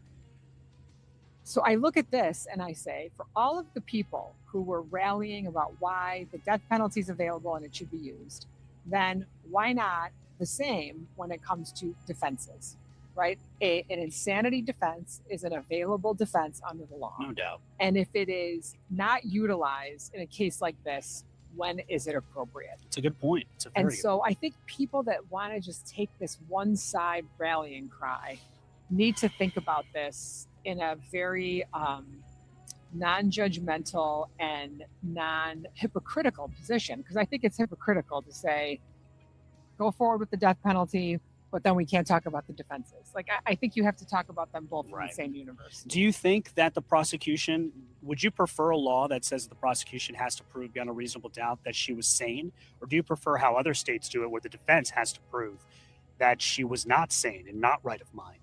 I do think it's probably more fair to have a situation where if you are raising a defense, you should be the one that has to prove it. That's how it is where I normally practice law. This is how they do it in the Commonwealth of Massachusetts. And so, you're bound by the laws in the place that you live or where crimes are committed. But I given the fact that that's the law here, I think that makes it more difficult for the prosecutors, right? Because I don't know, do you feel like anybody has proven one way or another where we come down on the mental health side? I mean, no. Right. I mean, no, but I do think that's why I think everybody says closing arguments, because in some they'll be able to put everything together. Sure. And I think that is why the voice matters, because the voice is a manifestation of what craziness is in this case, right? Because I think that's what the prosecution is trying to do, right? And I think it's hard for people, because if you talk about beyond a reasonable doubt standard, it's like the doctors didn't even know what she had. So how can we sit here and know what was in her head? But I think the pushing on the voice and the inconsistencies of the voice and the planning has weight on it. But again, the beyond the reasonable doubt standard, to me, it's just like, how can they say that? Because remember, that's a tough thing. Yeah, it is. It is. And I just said to a jury 2 weeks ago, even if you think maybe, even if you think possibly, and even if you think probably, that's still not enough. And so when you think about that, so it'll depend on whether or not they really look at the black letter law here, or they go on. But here's the interesting thing about this case. Emotion could play either way. I know. the law can play either way. I think about that 911 call that they listened to, and I think about it all. And we I didn't wonder- hear it. None and of we us were didn't. able to hear it, unless you were in the courtroom. You Yeah, didn't there hear were it. some press that heard it, and they described it as, Yeah, horrific. jury members crying and just a guttural scream for Patrick Clancy when he found his children. And you wonder how much of that is going to go in their heads to say, what is justice here? Right. Because they don't know, they're not supposed to know what the penalty is in this, right? That's correct. I did read, though, that the judge will tell them. Okay. And it surprised me because that's not normally how Okay. it works, but there's a lot of interesting things that happen Welcome here. to the Commonwealth. Yes, yeah. exactly. But apparently, some of the information we received today, it says that the judge will tell the jury that if she is not guilty by reason of insanity, there will be a petition to keep her in a hospital, and she will be evaluated. So they will know. But I think it's hard to think that anybody doesn't know that she would have to go to a hospital. Yes. So maybe But doesn't- that'll play in the minds of the jury who are going to have to live with this decision. Right. And I think if you have to live with this decision as to whether or not she's guilty or not guilty, if you know that she will be locked up in a psychiatric hospital, does that give you the excuse or the out to say, you know what, there isn't enough here? Or do you think of that and say, she can get out of the hospital at any moment? Sure. Is that justice? Yeah. And that's I don't know. I think this is human. That's a good question. I Yeah. guess the other thing I've been saying too is if you want to talk about what justice is, which might be different than what's legal, what's moral, what's just, right? We can talk about that. Right. But justice, they're looking at a woman in a wheelchair, paralyzed from the waist down, that will never have any kind of a life. Who doesn't want to live? Who doesn't want to still live? has suicidal thoughts. That's exactly right. Who doesn't want to live. And no matter what anybody decides, judge, jury, executioner, or otherwise, she lives in a prison in her own mind for the rest of her life. Like, how do you ever come back from not only the loss of your entire life, granted at your own hands, right? But knowing that you did it. I mean, what that must do. And, and hey, at the end of the day, I always think God will decide. Yeah, no doubt. No doubt. Patrick Clancy, the then husband in all of this, he started his new life. He's got a girlfriend in New York and all that. Married and a child. Married, yes, Yeah. you're right. Yes. Yeah. He wrote an article about forgiveness and forgiving her. I don't know if that came off in his testimony 2 weeks ago that he was like forgiving her, but I'm wondering what you'd make of Patrick Clancy's testimony and whether or not it helped or hurt, or if it was just matter of fact, because it seemed very much matter of fact that this is what happened. But do you think it helped or hurt her in this case? I don't think he came in a vindictive way that made the jury not like Lindsay Clancy, right? I think he was sympathetic in the fact that he lost his child and children and in the manner in which he did, and he had to find them. And all of that is just, there's no words for how awful that is. But at the same time, probably the most sympathetic character of the whole thing should be him. And I'm not so sure he came across that way. No. And I don't know if that's his way of dealing with this, which, of course we can't judge, right? Is that his way of dealing with this because of how horrible this is? Has he moved on in a way that he's had to put this just to be able to get through life, right? He's had to just put it in a box and go forward with life. Or does some of that come from a feeling, these people all knew how sick she was. Right. At some point, you have to look at yourself and say, why didn't I do more? Why didn't I? Right. So, you just gave me an excuse as to why all these people came out and said they believe her. That's why. Maybe they feel certain guilt and culpability, and they would rather blame it on a disease than to say, "Oh my gosh, I was complicit in some sort of murder." Yes, I believe that's that. true. No, Yeah. and I believe Yeah. that. I believe the entire family, because remember, how do we judge these people? They were living in the home with her. This was their life, right? Whether it was Patrick, whether it was parents coming to visit, whether it was her sister talking to her all the time, they were living this with her. And if they didn't realize that this could go to this level, right? And they have to feel horrible. Like, could you, like, if something happened to one of my family members and I thought, oh my God, I should have seen this. And that's not an indictment on them. That's not saying they should have done more. That's just facts and circumstances of the way you must feel. Right. So this is an entire family that's suffering and trying to find a way to healing. And I guess to me, it would be hard for me to judge in that situation. Do you think Patrick Clancy comes to closing? If he doesn't, that is awful. You want the rest of us to care about your 3 children and you don't show up here. I understand it would be awful to listen to, but the optics of that would be horrendous. Right. It's actually, but it is a question, I guess. It's a very good and fair question. Right. What do you think? I mean, I think he should. Yes. But again, who are we to judge Yeah. what it feels like to lose your 3 children in that manner? But and I guess for the verdict, he would have to be there as well. I mean, he doesn't have to. He doesn't have to, but usually. Should he? Yes. I mean, Yes, I've been in courtrooms where, people have been murdered in different ways over the years. And there's always members of the victim's family there, whether it's, on Lindsay's parents or the other grandparents or Patrick's, So it would be a very bad look. I'm getting the sense from you, Donna, that I think a lot of people feel like this is a coin flip, but you don't think this is a coin flip. Like you think this is, do you think that this jury is like 70, 80% in on like, she was not culpable, criminal responsibility? Juries in some ways are always coin flips, right? If I was trying the case, I'd be much more comfortable giving you an opinion. There's a point in every case where I feel like I know exactly what's going to happen.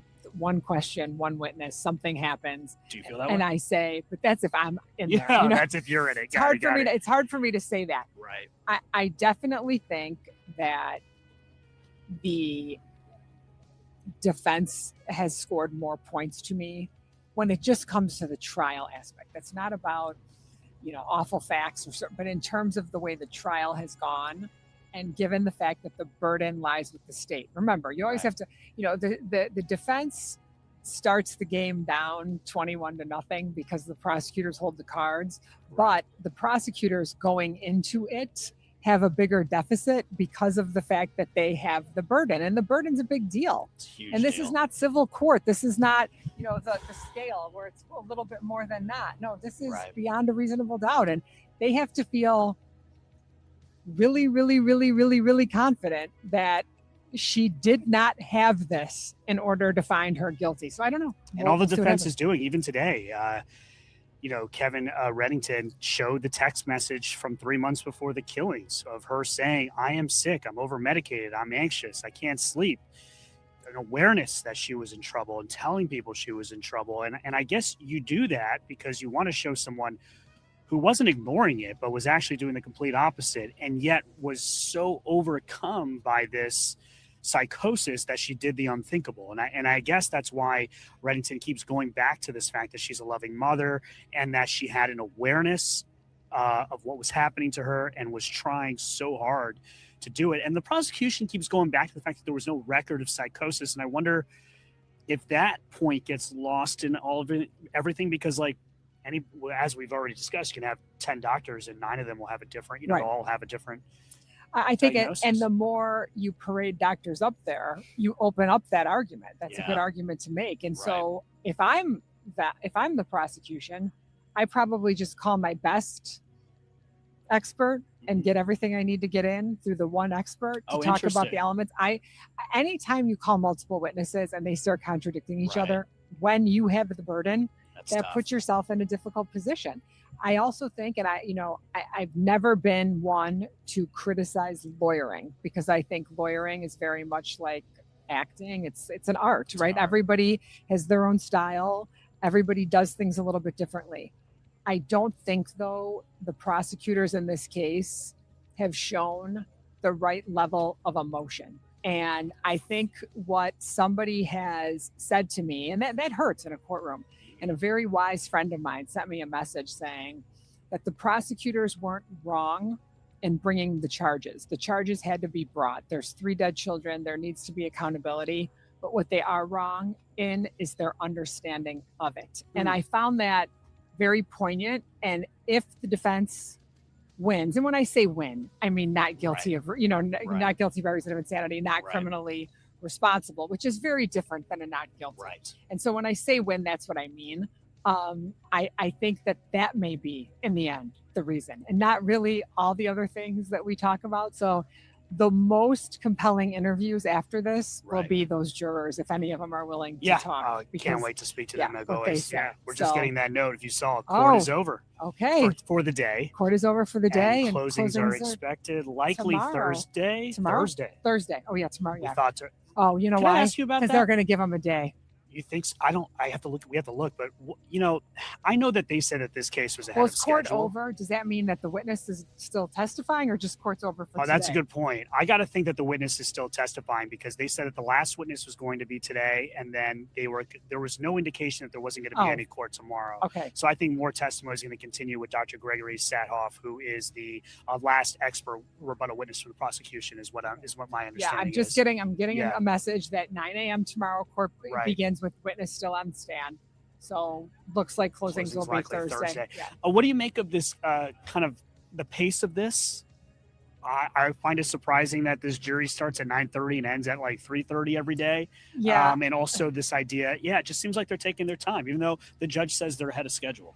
I think they are a little bit ahead of schedule, but I come from these jurisdictions. I mean, you know, New York, Chicago, Los Angeles.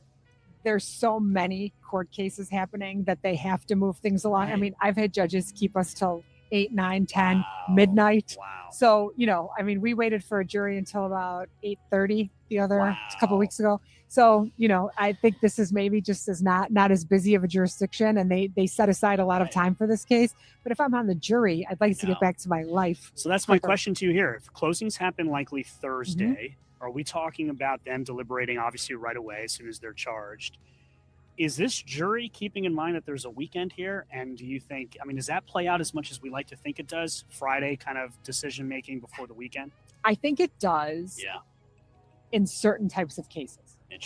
I'm not so sure it does here. I think if Okay. you have very unsympathetic people on either side and juries don't care, talking about a gang shooting, you're talking about drug cases, gun cases, but something like this, I won't go so far as to say that Friday bell is ringing. I still don't think this is going to be weeks long deliberation. I think it will be fairly swift, but we'll see. You know, predictions actually mean nothing. I will say this though. We have not heard either side ask the judge to sequester the jury once deliberations begin. Fascinating. And I'm wondering if, given all the noise about this case, now, you know, should they have asked to sequester them earlier? I mean, maybe. There's an argument being made for that There now, is, yeah. there is. But at the time, I don't think anybody realized what kind of a life this was going to take on. But during deliberations, we'll see. I would be surprised if neither side asks for that. If I'm on the defense, I'm asking because I want to, again, preserve that right on appeal. Because who knows, if you find out that jurors were Googling and researching over the weekend, you know, who knows how that affects That goes to the decisions. whole moral sin situation that we've been Yes. seeing. You know, this conversation that's been happening over the mistrial that was asked for yesterday by Reddington, because the prosecution brought up this notion that that killing someone is a mortal sin according to the Catholic religion. It was the second time that this notion had been brought up in front of the jury. Judge William Sullivan not happy at all about it, admonishing the prosecution. And I'm wondering why the prosecution seems to be intent.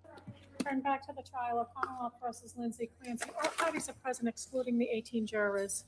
All right.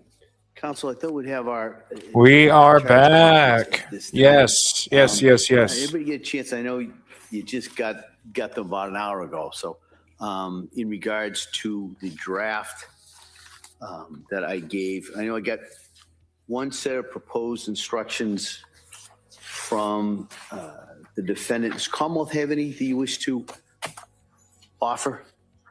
We don't have a motion, but we just do have a few comments and a. Sure, that's kind of what I expected. I know everybody's been on trial, so I thought that's kind of why I thought I'd give you the draft and we could just kind of walk through it. So my thought would be to first go through the Commonwealth's position, and then I'll hear from the defendant. Attorney Buckingham. Thank you, Your Honor. In relation to your proposed your draft instructions, I think that Your Honor's instruction regarding criminal responsibility is pretty much the cut and paste of the model instruction. So overall, there's no objection to it. However, the Commonwealth would just like to put on the record that we don't think that voluntary intoxication, the 3 points that were added in to Your Honor's draft are necessary. And I'll just cite to the Commonwealth versus Brown, 449 Mass 747, it's a 2007 case, where it says that An instruction on voluntary intoxication is not required absent evidence of debilitating intoxication. Such evidence must support the inference that at the time of the killing, intoxication impaired the defendant's ability to form any requisite criminal intent. And so in this case, I understand counsel is going to argue, medications, and he's free to argue that to the jury. But as far as instruction goes, we're talking about criminal responsibility. We're talking about mental status at the time of the event on the day in question, January 24th, 2023. There is no evidence to support that there was intoxication to a debilitating effect, as the Brown case indicates. I think what the best evidence the court has is that the defendant in her journals and in some statements that she made to the experts indicated that at the time of the offense, she was taking amitriptyline and one other medication that she had been on for quite some time. And Your Honor now has evidence that it was a very low dose of amitriptyline. And there is nothing about the observed behavior of her on that day suggesting that there was any debilitating effects of the consumption of the prescription medications on that day. So we would ask that those sections not be included in the instruction. If Your Honor is inclined to include them in the instruction, we are asking that you add a qualifier into it's what's listed as paragraph 3, where it starts to talk about. Is that on page 3, kind of Roman numeral 3? Yes. Okay. All right. Yeah. It says the defendant who lost in substantial capacity, I have just described, involuntarily intoxicated by prescription drugs. We would just ask that you add on the day of the offense to, again, just be clear to the jury that we're talking about her consumption or the consumption of the medication on that day. I did notice a quick typo on page 4 under Roman numeral 4 in that first full paragraph where it's the consequences of a finding. It says in the maybe 5th line, it starts, if the court concludes the defendant is mentally ill and that her discharge would create a substantial likelihood of serious harm to himself. Oh, gotcha. It's just a pronoun. Right. Okay. No, I appreciate that. As far as the remaining charges, instructions on the charges of first degree with deliberate premeditation and extreme atrocity or cruelty, the Commonwealth has no objection to that. I would just note another typo on page 7. Your Honor lists out the Castillo factors. On the third factor, C and D appear to be in the same line, and there are just some numbers in there that I don't think make sense. This is the manner and degree of severity of the force used. Oh, I got you. Yep. And as far as the instruction on involuntary manslaughter, the Commonwealth would object to the involuntary manslaughter, and I would cite to the case of Commonwealth versus Garabedian, which is an older case, 399 Mass 304. It's from 1987, and it says that the defendant, in that case, the defendant argued that involuntary manslaughter was required because of evidence of involuntary chemical intoxication. That was a case where the guy was he sprayed chemicals on lawns, and he had an interaction with a homeowner and ended up getting into a physical altercation with her, strangling her, falling off a ledge, hitting her with a rock, and then strangling her with a shoelace. So in that particular case, the court held that an unlawful battery was quite likely to endanger life and hence could not be classified as involuntary manslaughter. So where it's a wanton and reckless conduct theory, I think that Garabedian is right on point to say that in situations like this, where we have the strangling of the individuals, of the babies, of the kids, unlawful battery is quite likely to endanger life, but that it shouldn't be an instruction for involuntary manslaughter. So I'd rely on that case to argue that that is should not be included in the instructions. And one more point. Your Honor, at one point when we were arguing about particular pieces of evidence and duplicative evidence, Your Honor did indicate giving some sort of instruction about the jury shouldn't consider the fact that there might be duplicative evidence as giving any more weight or importance. And I know you do have a small line in that where it says in the what is evidence section about the strength or proof is not determined by the volume. But I do think, again, based on the particular way in which the evidence came in and how the parties chose to display the evidence, and the fact that we have text messages in several different forms that are presented, some of them the full records, some of them condensed records, that some instruction to them that indicates that they're to give no more weight to any one than the other, even if it does appear duplicative in the record. I'd ask that something to that effect be added. I think it says that on page 11, because I do remember that request. If you look at under what is evidence, in this case, there may be certain documents or photographs that are entered multiple times. This does not mean that that evidence is any more or less important than any other evidence.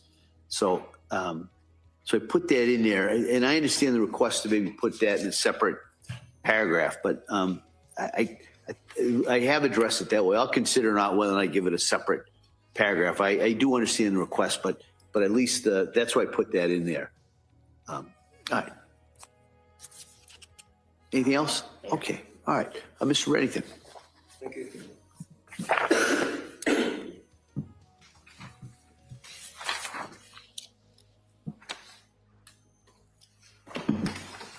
Thank you for the time to review this stuff, Judge. If I may, just going through your proposed instructions, Roman numeral 1, introduction is fine. Criminal responsibility, paragraph 1 is fine. Going down on page 2, criminal responsibility, you indicate is a legal term.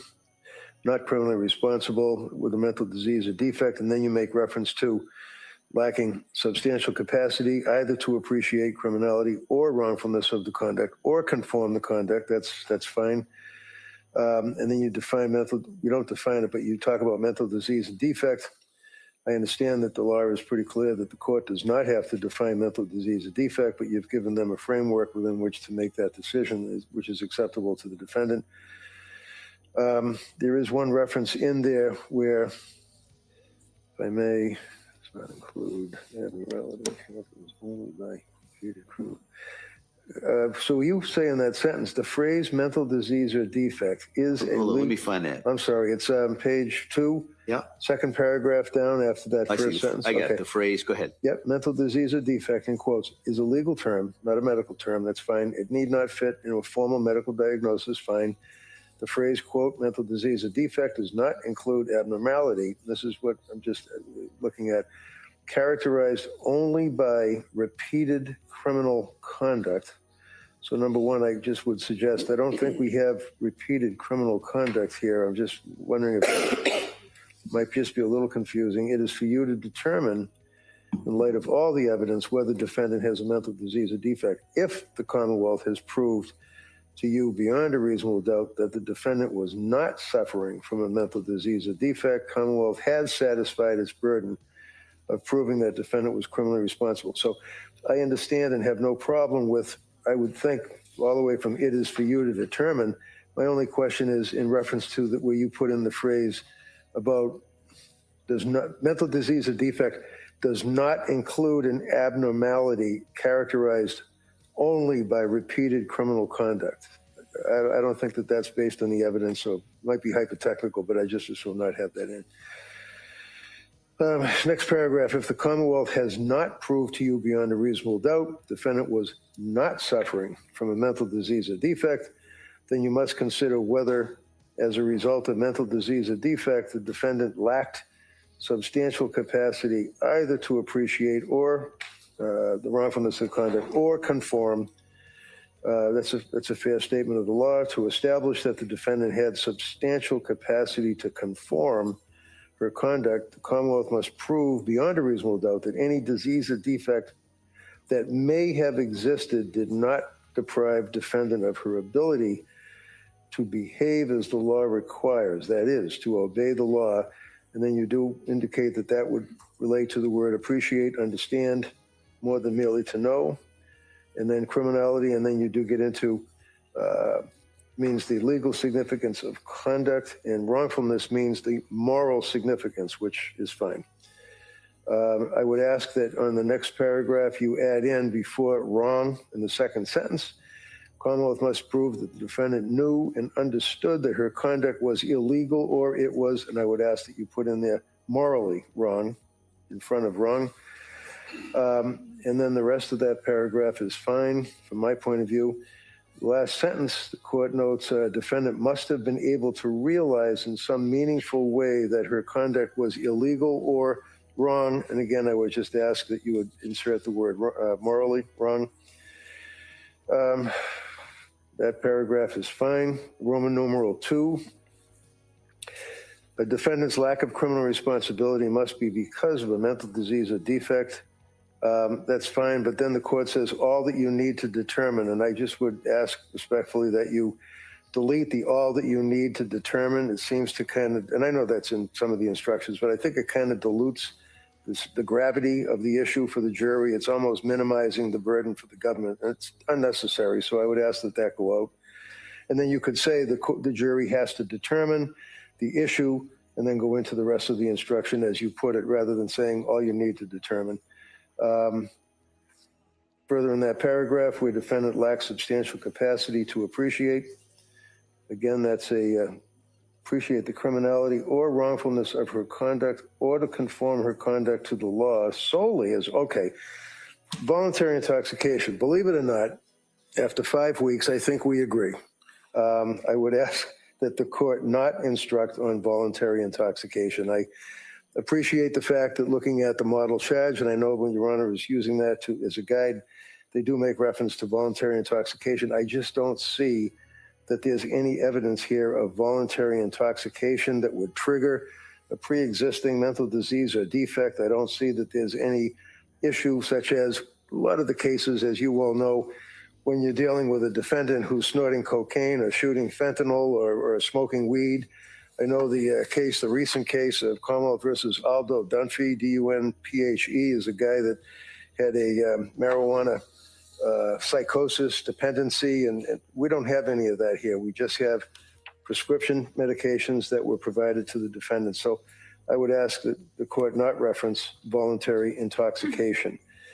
I would ask, going down to Roman numeral. So would you ask, Roman numeral 2 on page 2, not give? Yes. And Commonwealth, that you would be in agreement with that?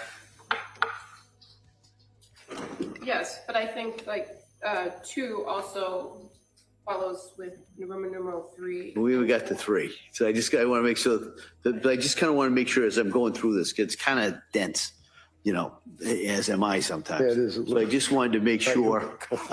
So Roman numeral 2, both parties are of the position not to give based on the evidence as it's developed. Correct. Okay. Yep, all right. thank you. I'll consider that. I'll strongly consider that. All right. And then, so that takes us to paragraph 3. In paragraph 3, if I'm not mistaken, I did skim it pretty quickly. I think it does also reference voluntary intoxication. And here you're specifying prescription drugs, and if the defendant knew or had reason to know that her intoxication would trigger or intensify a mental disease or defect. I don't think that the evidence supports that. I agree with the Commonwealth. I would ask that Roman numeral 3. Right, so by agreement, nobody's requesting paragraph 3, correct. And I'm highly likely not to give that. All right. 4 is fine, Judge. Roman numeral 5. 4 goes to the same thing. It's just a reiteration of the final. So if we're so that would go out. Yep. 4 is kind of a trailer to 3. Okay. Roman numeral 5 is okay. Paragraph 3, 4.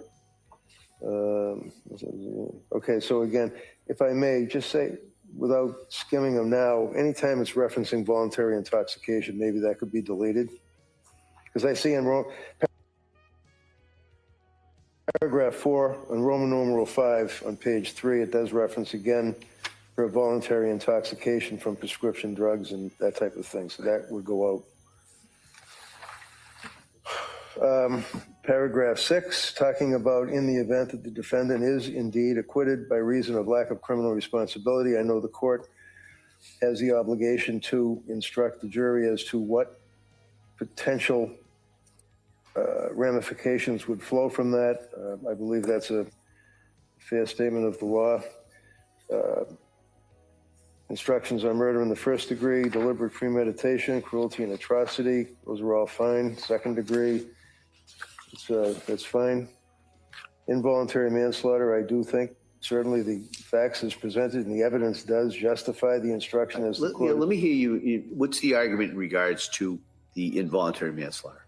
Well, the argument regarding the involuntary manslaughter is clearly that the defendant intended the conduct that resulted in the death of the deceased, and the conduct in the event that it was not such that her conduct was as a result of her suffering from a disease or defect, intentional, premeditated, and intended to be cruel and atrocious, that would reduce it down to manslaughter, and it would most certainly be wanton or reckless. I will be addressing voluntary as well, but I think it's clear that on the evidence that if the jury determines that defendant committed an act, defendant, as a result of the act, the victims were indeed died, that there's a high degree of likelihood that substantial harm would result to the individuals as a result of the defendant's conduct, but yet we're not talking about a disease, a defect that rises to the level of not guilty by reason of lack of criminal responsibility.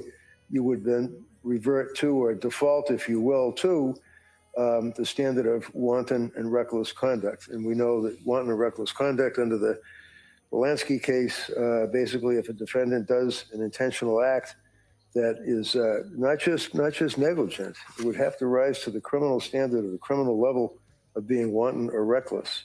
So I think that would in fact justify an instruction on involuntary manslaughter. If you want, I can continue with the voluntary manslaughter that I would ask the court to instruct. And that would relate to the issue of diminished capacity. I know the court is very familiar with Commonwealth versus Gould. I believe it's 300 Mass 672. Supreme Court decision, Patterson versus New York, that talks about evidence of a defendant's emotional or intellectual or mental state of mind that does not rise to the level of lack of criminal responsibility, but it could certainly rise to the level of extreme emotional disturbance, that would be manslaughter, not murder. And that would be under and consistent with the United States Constitution as well as the Massachusetts Constitution, because in addition to Commonwealth versus Gould, we have case law, as I'm sure I know your Honor is aware, that talks about diminished capacity. It talks about mental disease or defect.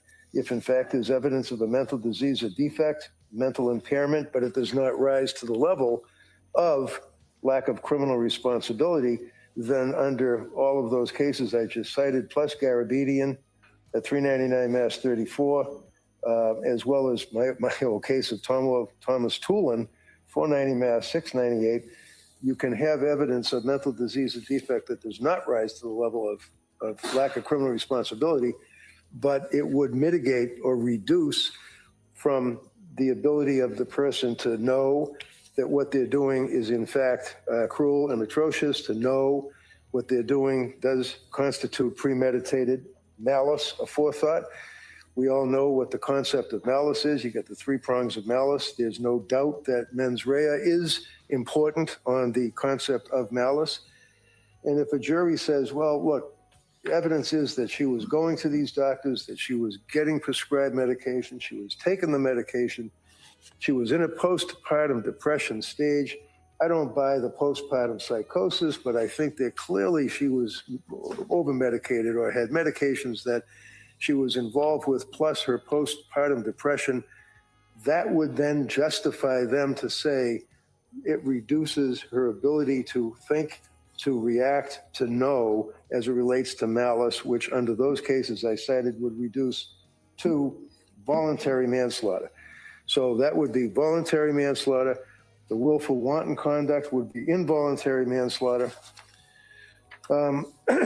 Reasonable doubt obviously is fine. All the rest of the instructions that you gave or that you would give are fine. I would ask that the court consider the prospect, and by way of considering involuntary intoxication, and I did cite a couple of cases, Commonwealth versus Wallace and Darsh, Piantadozzi, as it relates to evidence of involuntary intoxication. And that would apply if, in fact, there's no intentional ingestion of cocaine or some type of illicit drug, but in fact, it's a prescription drug that she was ingesting consistent with the drug instructions, if you will. The drug laboratories and the pharmaceutical companies, they market these products. They have, some of them have black box warnings on them. We've talked about that a little bit in this trial, talked about the age cutoff, but nevertheless, it's scary stuff. You're talking the selective serotonin uptake inhibitors, you're talking about tricyclics, you're talking about antipsychotics.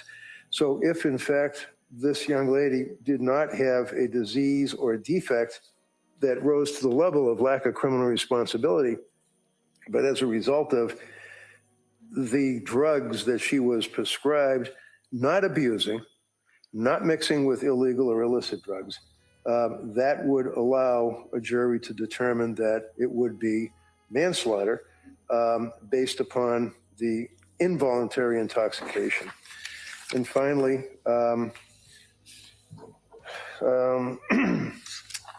I would ask that the court entertain giving a Bowden charge in this case. We know that the case law under Commonwealth versus Bowden allows the court, upon evidence presented to a jury, of inadequate police investigation. Because if you recall, way back in the day on this case, I did move for a bifurcation, and my argument to the court was that defendants in lack of criminal responsibility cases are really hogtied, if you will, because to have the lack of criminal responsibility, you have to admit involvement in the crime, but yet when you're trying the case with lack of criminal responsibility, the government still has the burden to prove to a jury beyond a reasonable doubt that the defendant is guilty of, based on the evidence, that particular crime. And if there's evidence of a police investigation that is deficient, a jury does have a right to consider that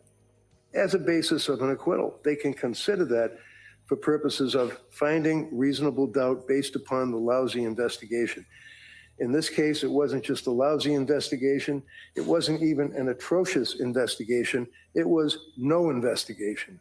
In this case, Judge, the police, I think we all would agree, even the government, they basically accepted the fact that she strangled the kids are in the basement, she's guilty, and we move on.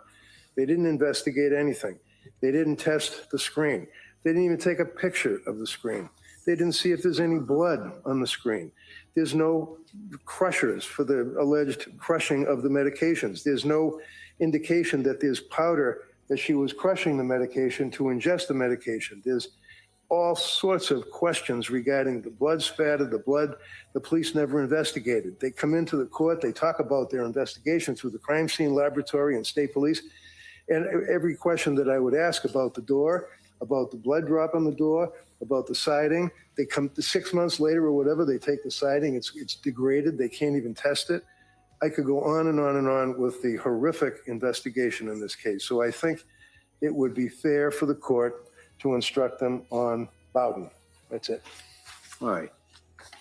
Commonwealth, I know there was one, there were two requests I think that were, you may not have been aware of, but I wanted to give you an opportunity to be heard. One is the Bowden instruction. Also, one is the voluntary manslaughter. Before I let you do that, if I'm looking at the instruction that I have as a possible instruction regarding involuntary manslaughter, Mr. Rankin, doesn't, if we took the word involuntary out of there, doesn't that instruction there apply to the argument that you're making, considering the last paragraph? I'm sorry, which paragraph? Yeah, up on page 8. Okay. We're talking about the manslaughter instruction. Yes, I do. It's in the last paragraph, it talks about the ability to consider evidence from either a mental impairment or consumption of prescription drugs. No, I agree with that, Your Honor. If we were to fashion that, I think that instruction would. So just one instruction? Voluntary, involuntary, it doesn't really matter. That's what I wanted. That's kind of what I was thinking, just to go. I agree with If you. I give it, it would just be one instruction, and I wouldn't name it either involuntary or voluntary. It would just be if I give that. Okay. All right. And I think Attorney Buckingham, I don't know if I know the Commonwealth objects to that anyway, so I'm not asking for the assent on that. But what about the Bowden instruction? So, Your Honor, we would object to the Bowden instruction. Again, counsel is free to argue whatever he wants about the police investigation in this case, but as far as failures of the investigation that have been identified in the course of the trial, I don't see that there is any. And everything that Attorney Reddington just said about what they didn't test, they didn't test the screen. Well, there's clear photographs of the screen and the condition of the screen, and that was very apparent. That was done on the day of the incident. It was documented. Witnesses testified about that. Witnesses gave statements about the window in and of itself. The blood on the outside of the house was observed. There's been adequate testimony about why it wasn't swabbed on that particular day, and there also has been adequate testimony about subsequent decisions to go back and get information or get the swabs from that area and what testing was done, and that there was testing done to identify that it was the defendant's blood that was on the outside. So I think that the evidence, the claims have been made, but the evidence shows that there has been an adequate police investigation.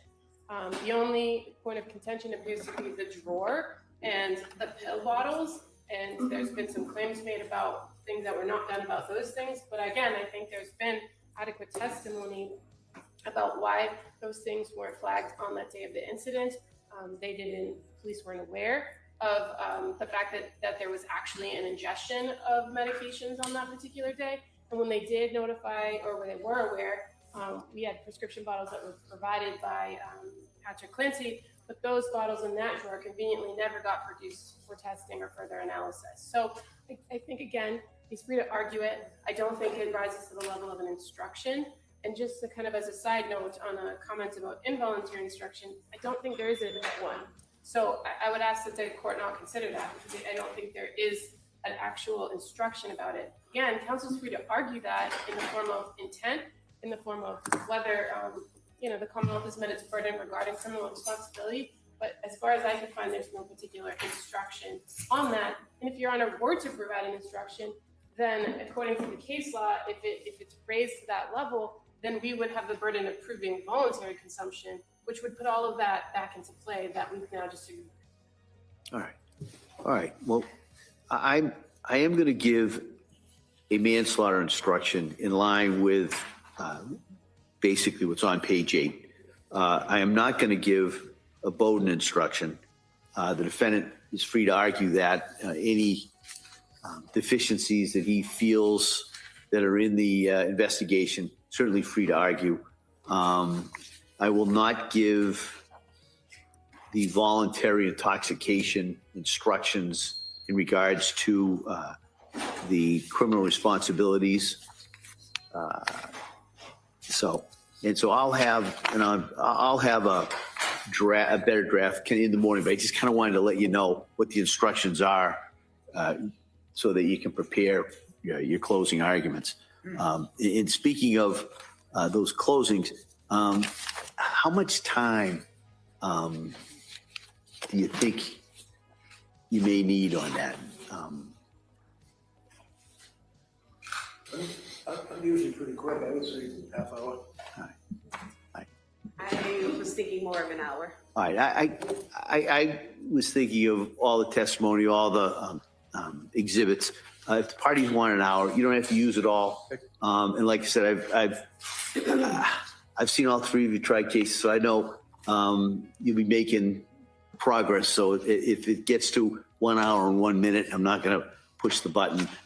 So just so we can kind of have some estimate. All right. Anything else we need to address, you think, before tomorrow? No, thank you. No. All right.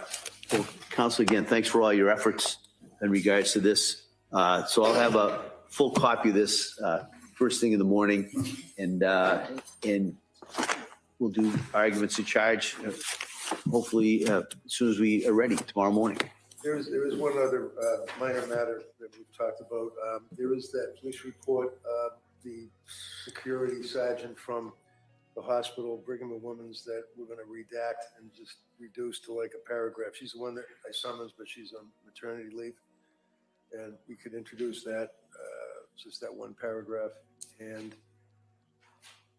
we're missing one exhibit, which is the Infants Hospital in Rhode Island, but we're going to look and see if the government has it. We don't have it. I thought that, we'll double check. I thought that defense had decided not to put in anything from that report because he was going to provide a proposed stipulation for that portions of that report, and then he didn't. So I didn't think that, and then we both rested, and then I rested again. So I didn't think that was coming in, but I'm happy to look over what defense is wants to stipulate to. All right. So why don't we do that? If there's a need to technically reopen the case so that the parties could put in what they thought they put in, if it's by agreement, if it's just in regards to some of those records, I think we could do that. So anything else? No. About redactions? That was the other thing. Was it just that one report, a couple reports we're going to have to deal with? I believe that everything that required redaction has been redacted. All right. I think so. Yeah, I'm not aware of anything we have. All right. I'm just asking. All right. All right. So thank you very much. We'll see everybody tomorrow morning. All right. Thank you. Court, all rise.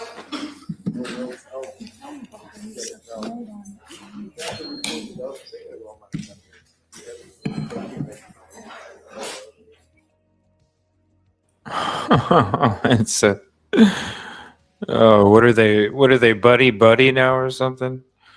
Wow, what a day we got through. A lot. Man, closing arguments tomorrow finally. It seems like forever, but finally closing arguments.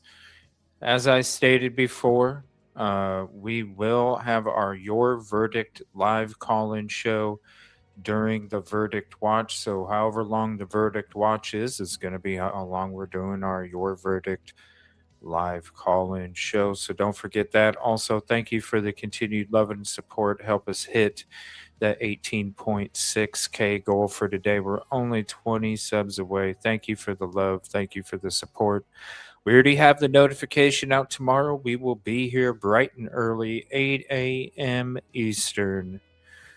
We're going to be doing a little bit of day 21 recap. We're going to be discussing what we think might happen with the closing arguments. And we'll see. Who knows? We might be talking more about that green shirt lady. Who knows? There might be another update on that, right?